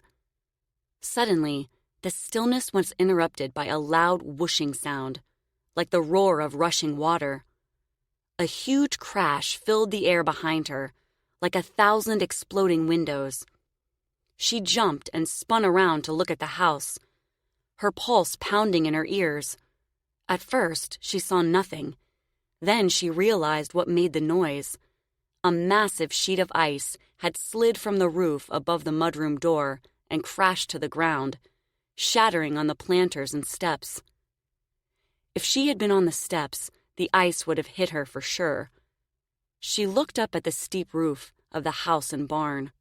If she was going to check on the horses without getting struck by a sudden avalanche of loose ice, when she was close to the buildings, she had to hurry. When she reached the barn, she hammered the office door handle with the fireplace poker to break the ice around it, working as fast as she could before another roofful of ice gave way. After several good blows, the ice broke free. She tried the handle, but the door wouldn't budge. She shoved her shoulder into the wood several times, until finally the ice along the frame split and the door wedged open. She broke the rest of the ice and pushed her way into the office. Even inside the barn, her breath billowed out in the freezing air. She pictured Samantha Blue shivering in the cold, ice hanging from her tiny nostrils, and rushed into the main part of the barn. The horses pushed their heads over their stalls to see who was there. When they saw her, they whinnied and nickered. She hurried over to the first stall and looked inside. The hay cradle was empty, and a thick sheet of ice covered the water trough. With her heart in her throat, she ran down the center aisle toward the empty door of Bonnie Blue's stall. Why wasn't she looking out? When Julia reached the stall, the blood drained from her face. Bonnie Blue was down in the straw, Samantha Blue on her side next to her belly. Julia held her breath and stared at them to see if they were breathing. They weren't moving. She was too late. She clamped a gloved hand over her mouth to stifle a sob. Then Blue raised her head and blinked. Samantha Blue woke up, lifted her head, then let it fall against her mother's belly, as if she were too tired to get up. Julia let out a sigh of relief, and her thundering heart slowed. Samantha saw her and struggled to stand, her long legs stiff and clumsy, like the limbs of a wooden puppet. Bonnie Blue pulled her hooves beneath her, got to her feet, and shook the straw from her mane. She nickered and came over to the stall door. Julia unlocked the stall and went inside. She smiled and gave Bonnie Blue and Samantha a good scratch and a kiss, then used the fireplace poker to break the ice in the water trough. Blue started drinking immediately, while Samantha nibbled at the pocket on Julia's jacket. Julia scratched her between the ears, gave her and Blue another kiss, then went out to get some hay. The other horses whinnied and kicked at their stall doors. "Don't worry," Julia said to them. "I'm coming." She pulled a bale of hay from the stack near the hayloft ladder and tried breaking the strings with her hands, but they were too strong and tight. She dragged the bale out to the aisle, pushed her foot against it to keep it from moving, and tugged a string from one corner with two hands. She had seen Claude undo a bale that way, but it was harder than it looked. Finally, the string came off, and the bale loosened. She yanked the other string off, and the bale broke into sections, like a deck of thick cards. She picked up the hay slices and divided them between the stalls, then broke the ice in all the troughs. The horses began to eat and drink right away, then thanked her by nudging her with soft noses, nuzzling her neck, and sniffing behind her ears. Remembering what Fletcher said about horses generating heat by eating hay, she broke up 10 more bales and divided them between the horses. When she finished, she stood in the center aisle and looked around, finally warm inside her coat. For the first time in her life, she felt loved and needed. "You're mine," she said to the horses, "and I promise to do my best to take care of you from now on." Outside, an engine sounded in the distance. It was getting closer. Julia went into the office, scraped a patch of ice off the window, and peered out. A vehicle pulled into the barn driveway, came to a stop, and the driver got out. It was Claude. Ever so slowly, he made his way toward the office, his arms out as he tried not to fall on the ice. She opened the door to let him in. "What are you doing out here?" he said. His scowling face was red from the cold. She couldn't tell if he was concerned or angry. "I came out to check on the horses." Despite Claude's sour mood, a smile played around her lips. She had taken care of the horses all by herself. Claude harumphed and went into the barn. She followed. "They're fine," she said, hoping she sounded confident. "I broke the ice in the troughs and fed them hay. But thanks for coming out." "Just doing my job." He tromped down to Bonnie Blue's stall and looked over the door. Julia peered in, too. Blue chewed on a mouthful of hay, while Samantha nursed, her fuzzy short tail wagging like a dog's. "Any idea when the power will come back on?" Julia said. Claude shook his head. "Nope, it's out all over." "Do I need to worry about the pipes in the house freezing?" "If you think it'll help." She furrowed her brow. Why did he have to be so ornery? She was starting to wonder if he had always been a man of few words, or if he had something against her. Is there anything we can do to prevent it from happening? Claude opened the stall door, closed it behind him, and checked Samantha's navel. Hope for warmer weather? Julia crossed her arms over her chest. If he wasn't going to be friendly, maybe she could at least get some information out of him. Can I ask you something? Claude ran a hand over Blue's back and checked her bag. What? Were you working for my parents when my sister was born? Claude straightened and kept his eyes on the horses, but Julia saw him flinch. It was the tiniest of movements, like a quick startle or a wince from a pulled muscle. Someone else might not have noticed, but she did. He ran a hand under Blue's neck. I worked for your parents for 27 years. So you know about my sister? Claude came out of the stall, locked it, and started down the aisle. I heard Mrs. Blackwood lost a child a few years back. Julia drew in a quick breath and followed him. Do you know what happened? Nope. Claude went into the office, got a bottle of iodine out of the medicine chest, then went back to Blue's stall. She went with him. But you must know something. Fletcher said you and my father were friends. Claude entered Blue's stall, got on his knees and put iodine on Samantha's navel. Did he? He put the lid back on the iodine, got to his feet, and met Julia's eyes for the first time since his arrival. Listen, I worked for Mr. and Mrs. Blackwood for a long time, but I have a policy never to get involved in my employer's personal business. He dropped his eyes and opened the stall door, practically pushing her out of the way. And that includes yours. He went down to the tack room. She followed. I just thought... He stopped and turned to face her. If you want help with the horses, that's fine. They belong to you now. I can't tell you what to do. But I've got to get Blue and her filly out of that stall and put in fresh straw. I don't have time for gossip. Blood rose in Julia's cheeks. Suddenly she felt foolish. Standing there in her father's barn coat and oversized boots, the fingers of her gloves flopped over like a child playing dress-up. She searched Claude's face, trying to think of something to say. His eyes looked guarded. She wasn't going to get anywhere with him. Not today, anyway. She'd have to prove herself first. All right, she said. I want to help. He retrieved a miniature halter from the tack room, went back to Blue's stall, and tried to put the halter on Samantha. At first, she resisted, pulling away her little head and moving backward, her tiny hooves dancing in the straw. Then Claude wrapped an arm around her shoulders and rubbed the halter up and down her neck. It's all right, he said in a calming voice. No one's going to hurt you. See, it's just a halter. He moved the halter over her ears and cheeks, as if petting her with it. To Julia's surprise, he sounded gentle and kind. What are you doing? She said in a quiet voice.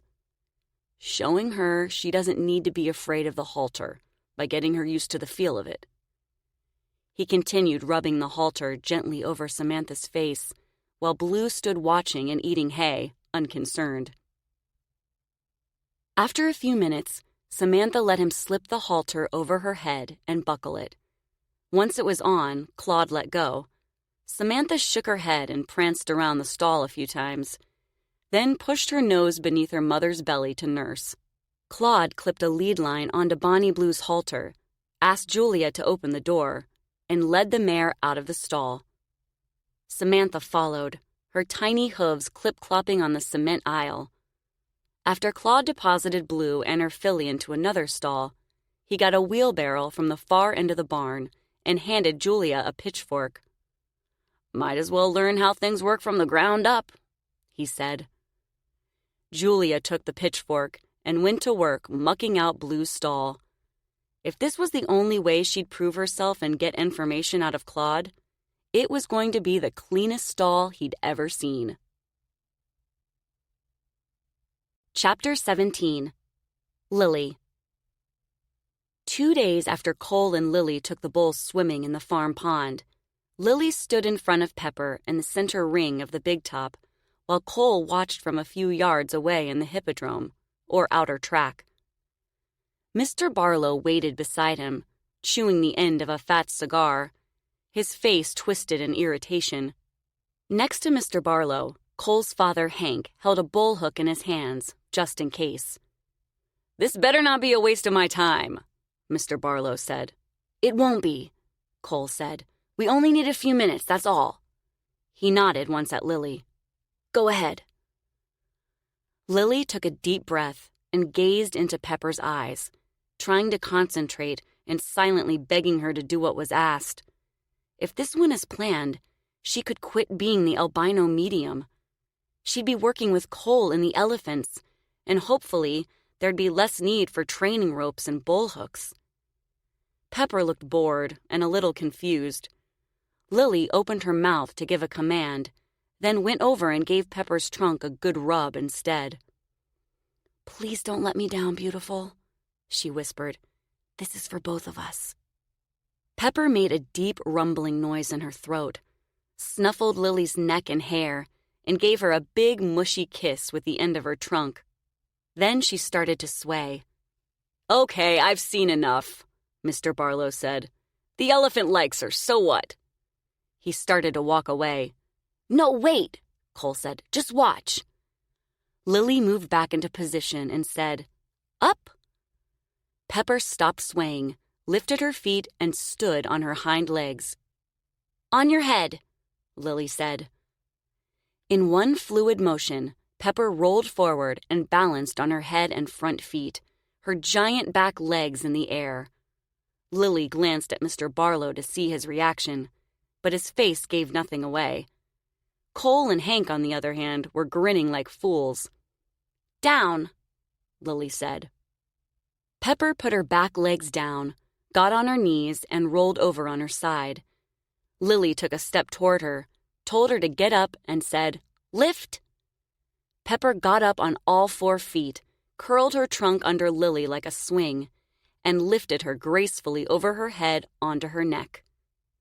Lilly smiled and put an arm in the air, imitating the other big-top performers. Cole and Hank started clapping. Just then, the elephant trainer stormed into the arena. "What in the hell is going on here?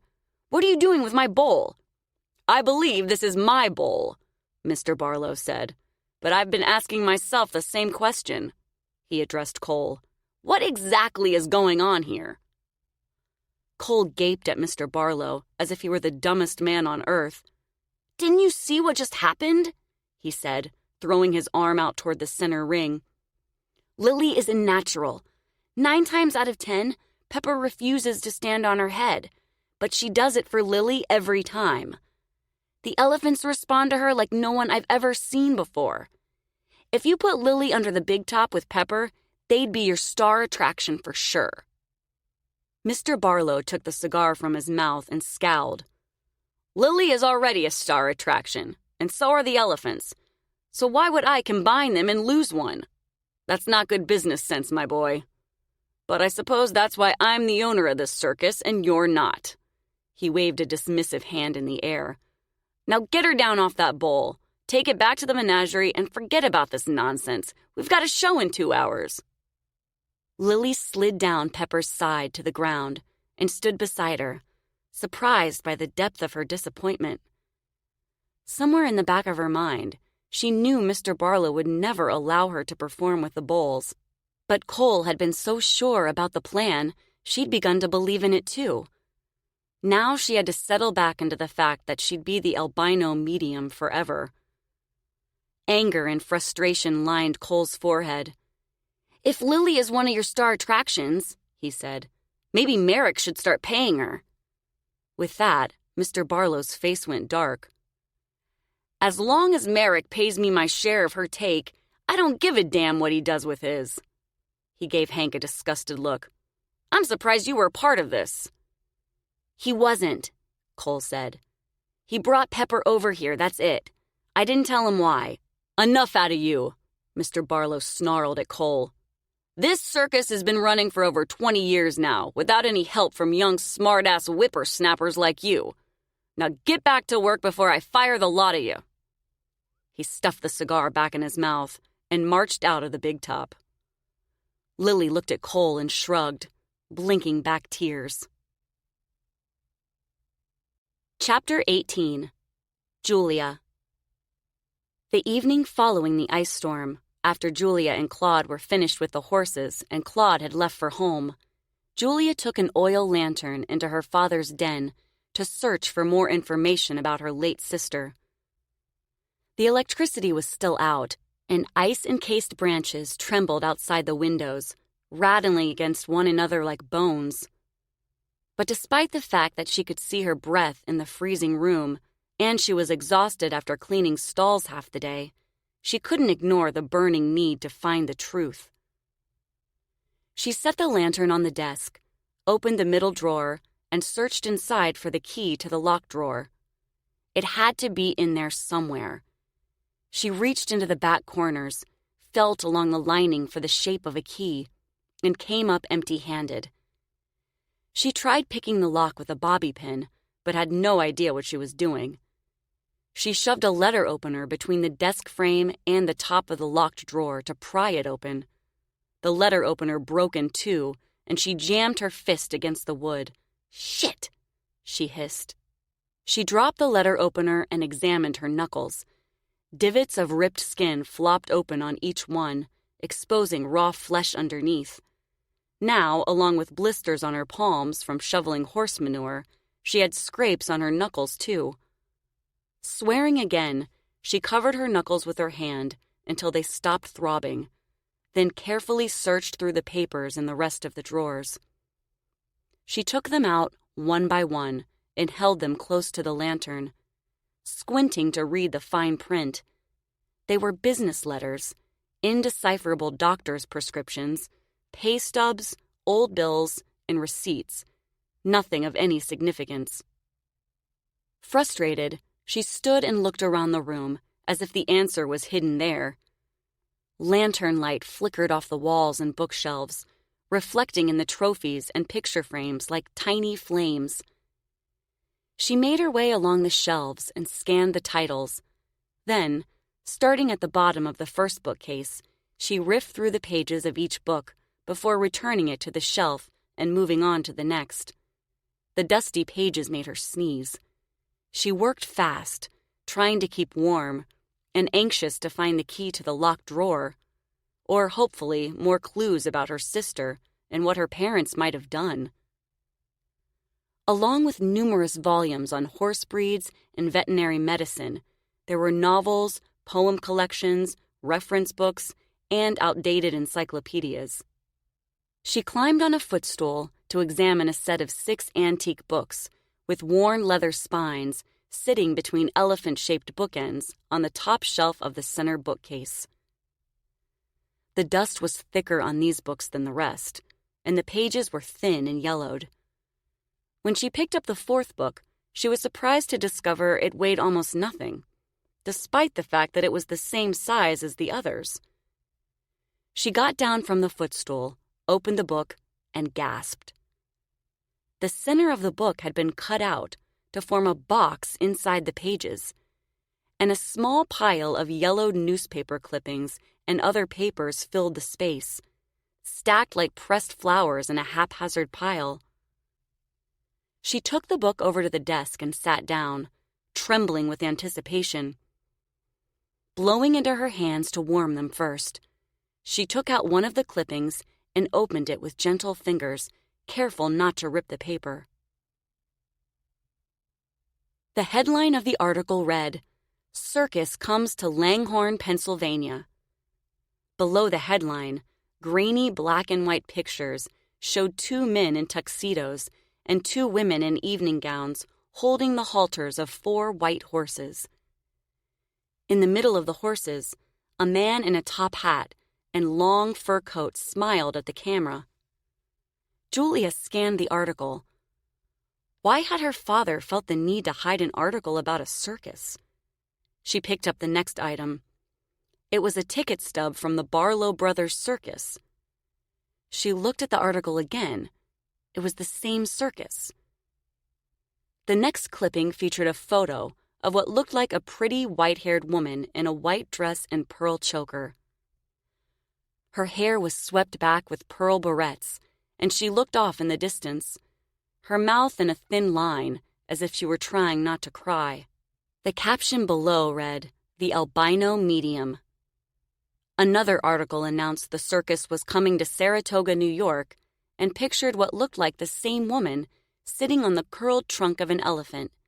This time she was smiling, one bejeweled arm in the air, her ballet-slippered feet pointed downward.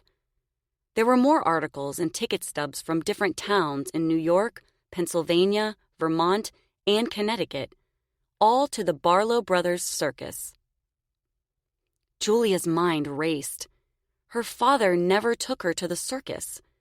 So where did all the ticket stubs come from? Why was he so interested in this particular circus? And why did he feel the need to hide these articles and ticket stubs? Why did it seem like most of the articles featured the pretty albino woman? Was it a coincidence? Did they have an affair? Is that why he went to the circus so much? Was that why he drank? Because they couldn't be together? Was his transgression coupled with the loss of their first child the reason behind Mother's misery? Julia put the clippings and ticket stubs back in the book, shivering and more confused than ever. She wanted to stay in the den to keep searching for clues and the key to the locked drawer, but it was too cold. She needed to get back to the fireplace. Not only that, but she hadn't eaten since morning, and her stomach cramped with hunger. She left the book on the desk, grabbed the lantern, and headed into the hall. In the living room, she knelt in front of the fireplace, trying to get warm and staring into the flames, thinking. A quiet desperation gathered beneath her ribs. She had to know more, about her dead sister, about her father's secrets, about her parents and what they had done. A piece of burning bark stuck to the grate in the fireplace, turning gray and curling toward the chimney, hypnotizing her. 3 insistent knocks on the mudroom door made her jump. She got to her feet. Who could possibly be at the door at this hour, and in this weather? Claude had left hours ago. Maybe someone's car had broken down, and they wanted to use her telephone. 3 more knocks, louder and more demanding with every blow. She hurried across the living room toward the kitchen, then stopped, suddenly nervous. If someone needed help, they'd be at the front door, not the side door. And she was alone in the house, 2 miles from the nearest neighbor. She blew out the lantern and waited to see if the person would give up and go away. "Julia?" a man's voice called. It was Fletcher. She let out a sigh of relief. "Coming!" she called out, feeling a little foolish. She relit the lantern, went to the mudroom, and unlocked the door to let him in. He blew into the house and stomped his boots on the rug, his face ruddy below a fur-lined aviator hat. He smelled like winter and hay and woodsy cologne. Julia's heart lifted at the sight of a friendly face. "What are you doing way out here at this hour?" she said. "Did you stop by the barn? Is everything all right?" "The horses are doing great," he said. "But I wanted to make sure you're okay, too." She smiled. "I'm fine, thanks. A little cold, but fine." "Do you have the fireplace going?" "Yes." He hunched his shoulders and shoved his gloved hands in his coat pockets. "Brr, it's freezing out there. Is there anything I can do for you? Bring in more firewood? Check the faucets?" She frowned. "Check the faucets? For what?" "You should let them drip so the pipes won't freeze." "Claude didn't tell me that." He grinned. "I told you, Claude doesn't talk much." "I know, but I specifically asked him about the pipes freezing." She briefly considered asking if he knew anything about her dead sister, then remembered he'd only been working at Blackwood Manor a few months before her father died. Fletcher hadn't spent enough time with him to learn anything about her family. "I was glad Claude made it over here to check on the horses, though." "Yeah, you can always depend on Claude for that." He took off his gloves, went into the kitchen, and turned on the faucet just enough to make it drip. Then he looked at her and waited. "What?" she said. "Do you want to show me where the rest of the faucets are?" She thought about showing him the 8 bathroom faucets, but changed her mind. If all she had to do was make them drip, she could handle it. "That's all right, I can take care of them." He shrugged. "Okay. What about wood? Do you have enough?" "I think so." "Try not to open the fridge too much," he said. "Your food will stay cold longer that way." She glanced at the refrigerator.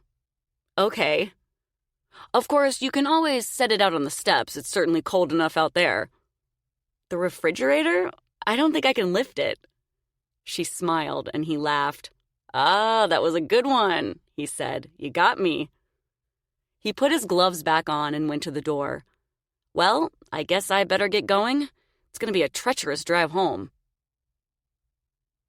She thought about asking him to stay for a while, but didn't want him to think she was flirting. After all, he could be married for all she knew. But then he started to open the door, and she realized she didn't want to be alone. The words came out before she could stop them. "Why don't you come in and get warmed up before you head back out? There's food if you're hungry, and brandy." He grinned, closed the door, and took off his gloves again. "Brandy sounds good." "Okay." She went to the cupboard and grabbed 2 juice glasses. "I'm not sure where the snifters are." "No worries, I'm a vet, remember?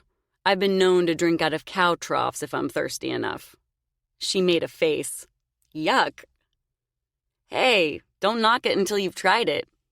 It's especially good when it's been sitting in the sun for a few days. Gives it that little extra zing." Shaking her head and laughing, she led him into the living room. The fire was dying down. She set the juice glasses on the coffee table in front of the couch. "Would you mind throwing on a few more logs while I get the brandy?" "Not at all." She hurried toward the den to fetch the brandy, surprised at how happy she was to have a visitor.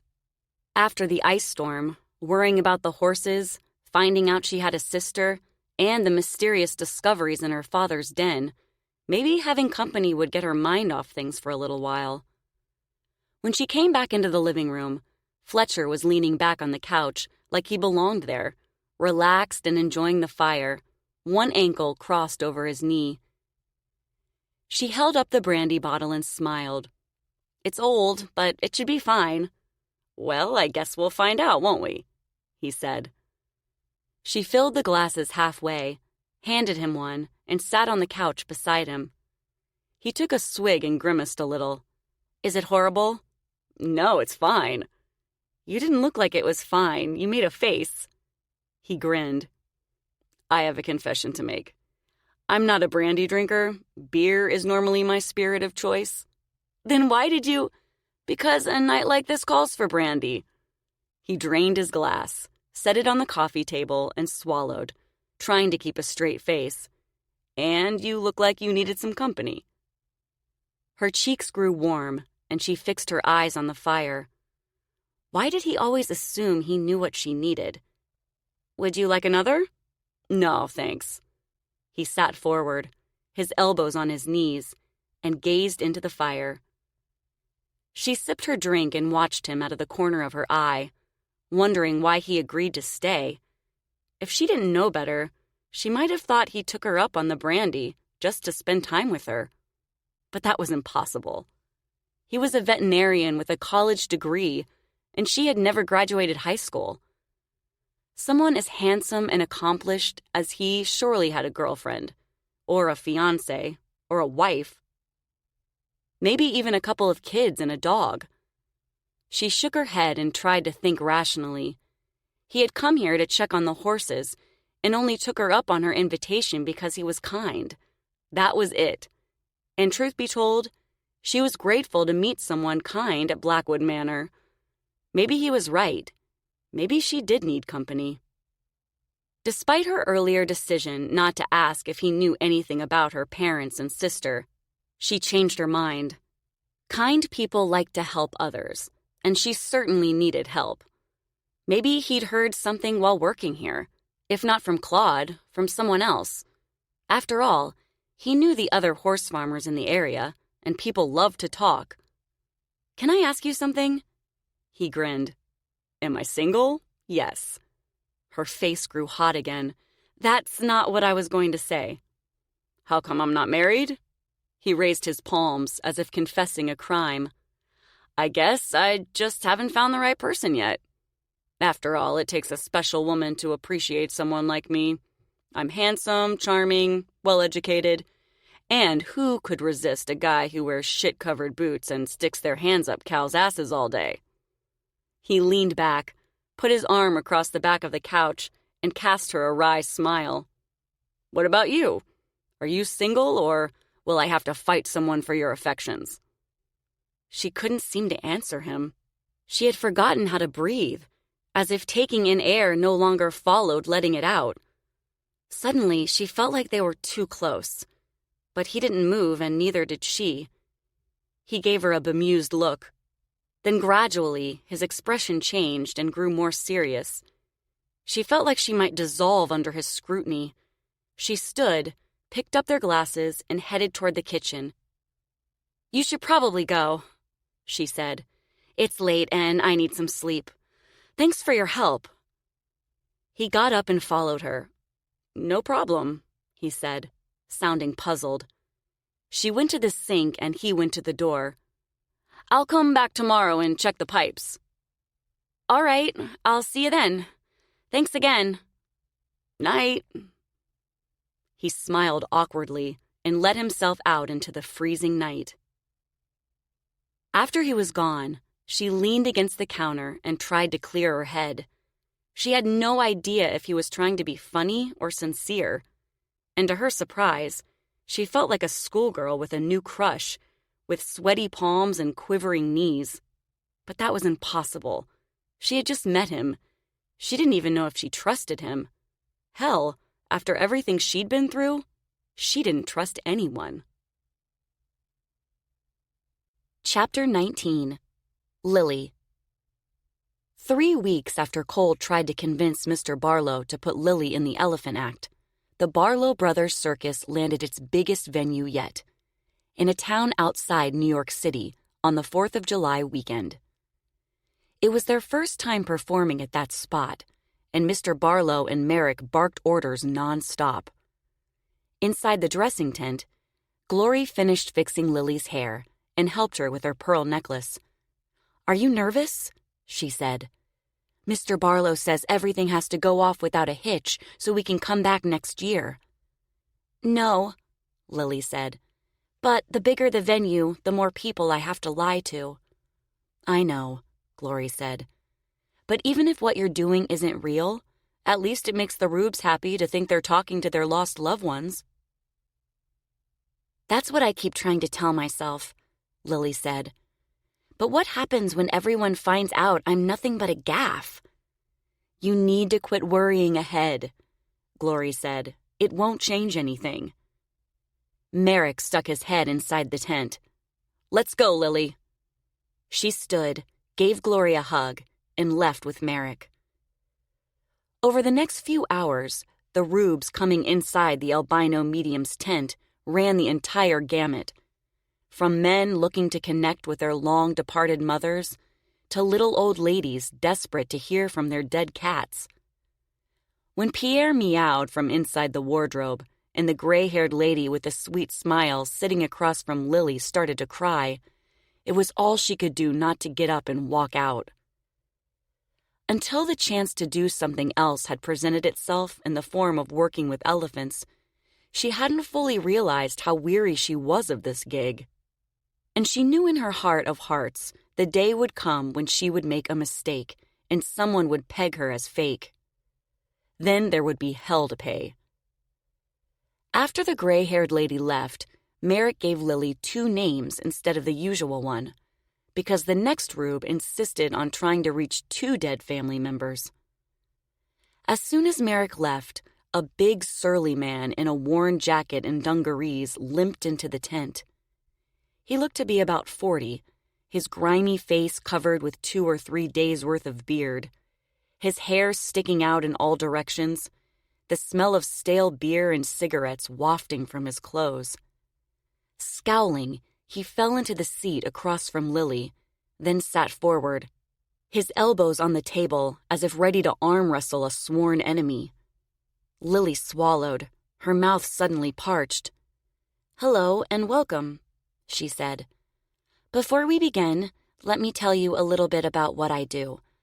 I've been communicating with the dead since the age of 4, and eventually came to realize I needed to share my gift. Messages from the beyond can come in the form of music, voices, and other sounds. What I'd like you to do is close your eyes and think about your departed loved one. While you're doing that, I'll try to connect with the spirit world.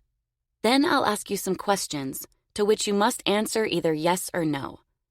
Are you ready to begin?" "Name's John," the man said. She blinked at him, confused. "Is that your name or the name of the person you hope to reach?" "Mine." "All right, John. Please relax, close your eyes, and think about the person you'd like to hear from today." "I'll do no such thing," John said. Lilly tensed. Here we go, she thought. My first difficult rube of the day. "I'm sorry," she said, "but perhaps you misunderstood. Would you like to tell me something about yourself? Maybe that will—" "I lost my wife and son in a car wreck a year ago. But you already knew that, didn't you?" She shook her head. "No, I didn't know, but I'm very sorry for your loss. It must be extremely hard for you. If you'll give me a chance, I can try to reach them for you." John fixed his watery gaze on her. "It was my fault, 'cause I was drinking. And I've been trying to tell them sorry ever since." He cleared his throat. "I've been to all sorts of people saying they could talk to my wife and boy, that they could bring them into the room so I could ask their forgiveness. That's all I want. I just want to say I'm sorry." His face contorted in misery. "I understand," she said. "Why don't we see if I can help?" She closed her eyes and waited a few seconds before continuing, guilt churning in her stomach. The agony on John's face burned itself into her memory next to the thousands of other rubes she had tricked into believing she could speak to their loved ones on the other side. "I'm seeing the figure of a young woman. She's very pretty. I believe her name is Lisa. No, that's not right. It's Lynette." "Stop it," John said in a hard voice. Lilly opened her eyes. "Excuse me?" "I said stop it." "I'm sorry, I don't understand. Is something wrong? Sometimes it takes a little while to get—" "Yeah, something's wrong," John interrupted. He glared at her. "You're a fake, just like the rest of them. Mediums, spirit guides, seance holders, every last one of y'all is a goddamn fake." He spit the words out like poison. "I'm sorry," she said again, "but I just want to know one thing. What kind of person takes a hard-working man's money and lies right to their face about their dead kin?" She shook her head. I don't know, but if you'll just—" John shot to his feet and slammed his fists on the table, rattling the candle holders and bell globe. "Don't lie to me," he shouted, his chest heaving in and out. "I know this is a setup." Lilly got out of her chair and backed away, starting to shake. "Now listen, John, if you'll just calm down, we can give you your money." John stormed over to the wardrobe and yanked on the door handles. When they didn't open, he smashed his fist through the wood, reached in, and dragged Pierre out by the scruff of his shirt. "Who's this?" he snarled. "Let go of me," Pierre shouted. He tried punching John in the stomach, but his short arms wouldn't reach. John lifted him in the air and shook him. "Don't!" Lilly shouted. "Please, it's not his fault." Just then, the back entrance flew open and Merrick rushed in, threw an arm around John's broad neck, and tried to wrestle him to the ground. Pierre yanked himself from John's grasp and scurried out of the way, his face white as a sheet. John pulled away from Merrick, then turned and threw a punch at him.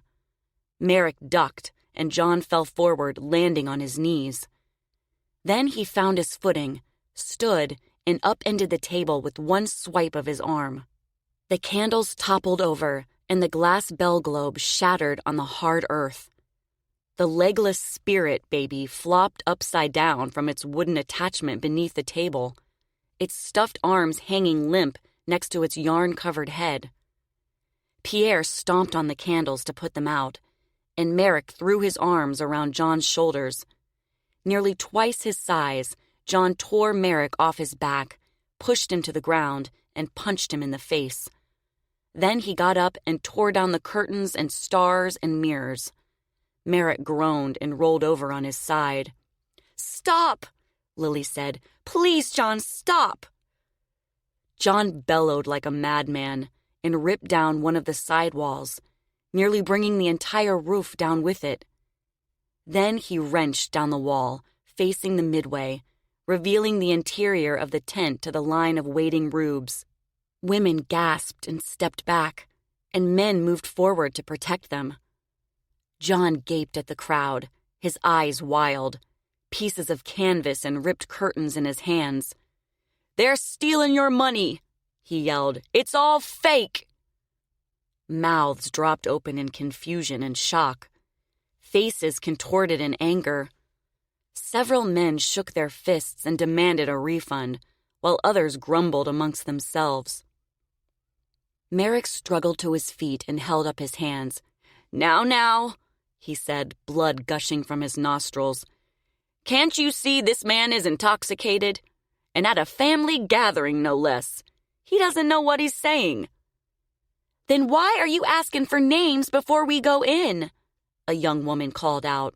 "Yeah," a man yelled. "What's that for?" "That's for a money-back guarantee, just like we told you," Merrick said. He pointed at Alana, who stood between the tent and the rubes, her notebook clasped to her chest, her slack face the color of ash. "She's the only one who sees the names until the end of the day. We're also keeping track of every spirit the albino medium contacts because we're trying to break the world record. And when you fine people read about that in the papers, you'll know you and your loved ones had a hand in making it happen. Your family will be famous." "Hogwash!" a man shouted. "You're lying," someone else shouted. "Damn right he's lying," John shouted. He trudged over to the wardrobe and yanked out the stuffed glove. "See this? This is what that midget touches you with, all the while the albino's telling you you're feeling a ghost." He yanked out the harmonica and bell and tambourine and threw them on the ground. "See? It's all rigged."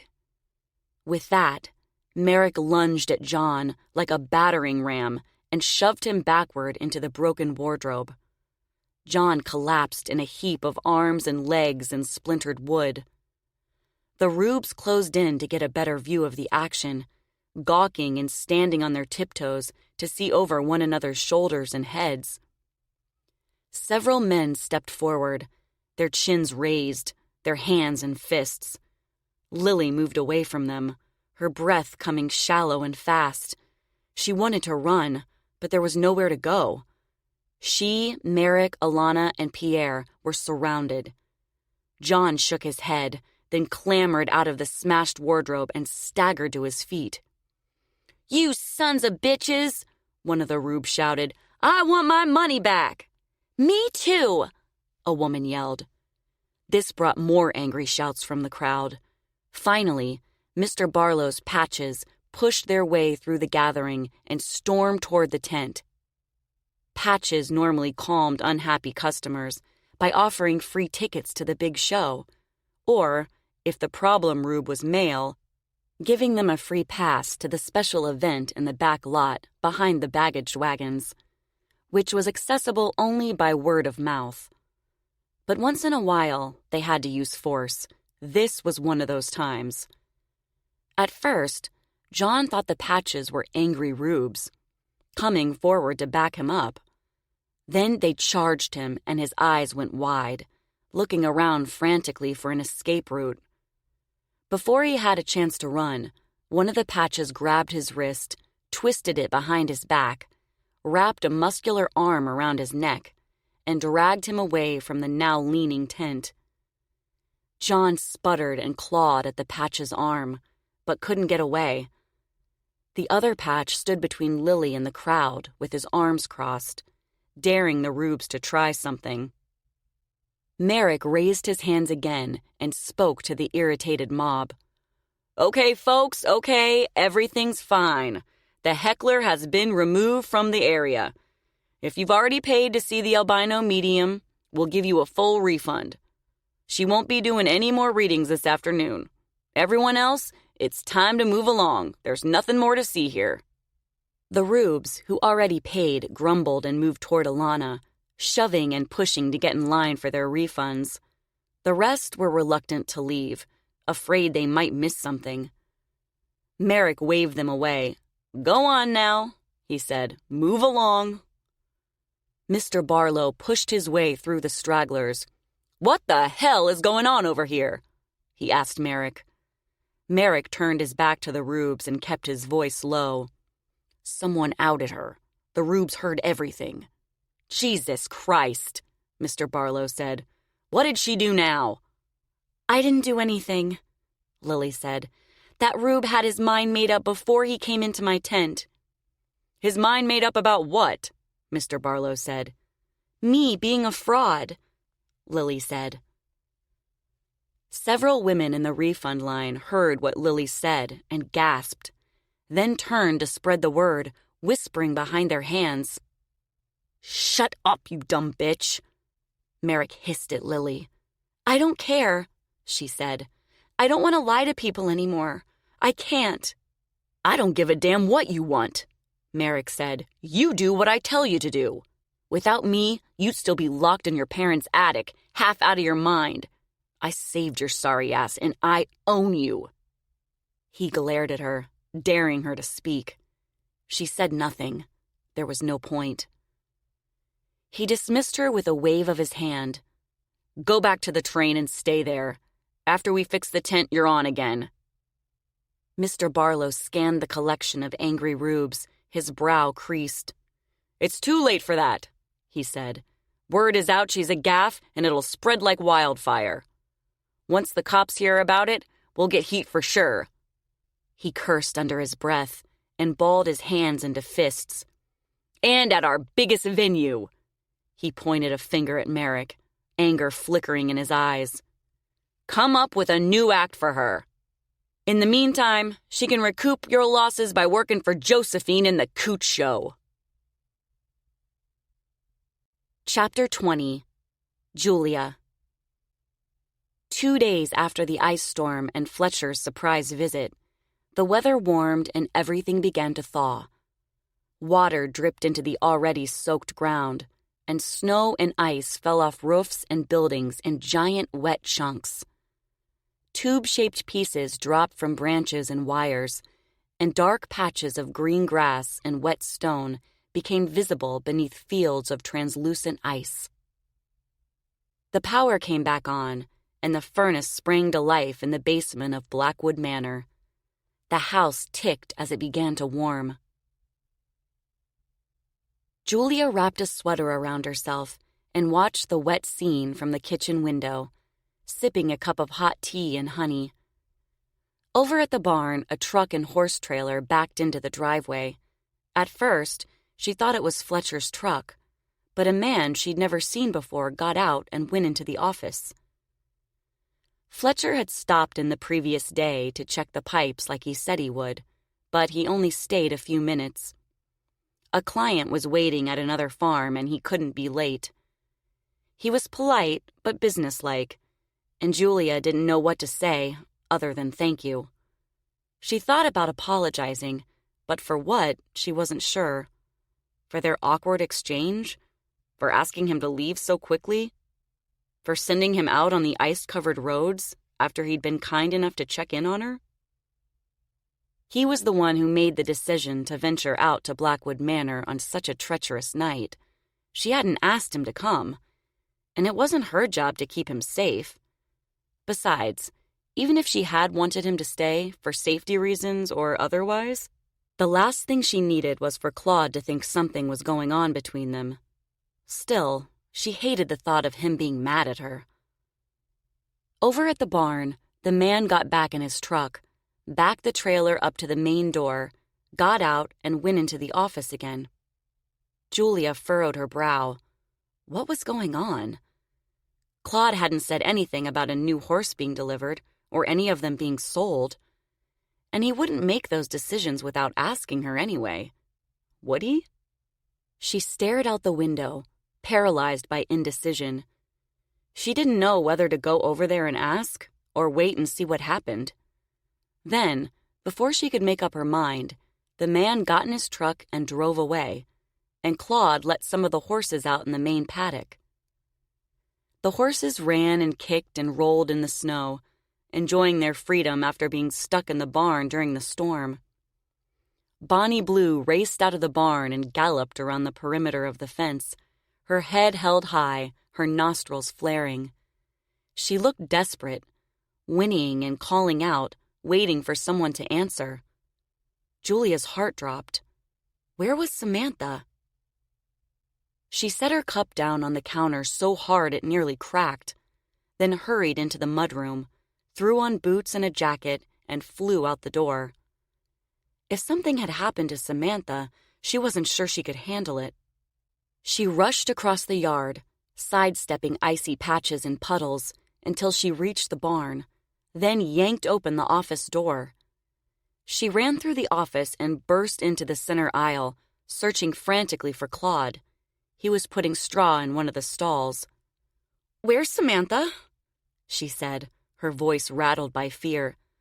"I saw Blue outside alone, and she's beside herself." Claude stopped spreading the straw and looked at her, confusion written on his face. "She's with a nurse mare." "Why?" Julia said. "Blue is frantic." Her racing heart slowed, but only a little. Claude gave her a stern look, as if she should know the answer. "Blue is one of our top producers. We need to breed her again as soon as possible." "What does that have to do with taking Samantha away from her?" "We need Samantha to stop nursing, so Blue will go into heat again." "But Samantha is only 3 days old. She's too young to be taken from her mother." Claude shrugged. "That's the way it's done. Blue will get over it, she always does." A surge of sorrow and anger welled up in Julia's chest. She knew hard decisions sometimes had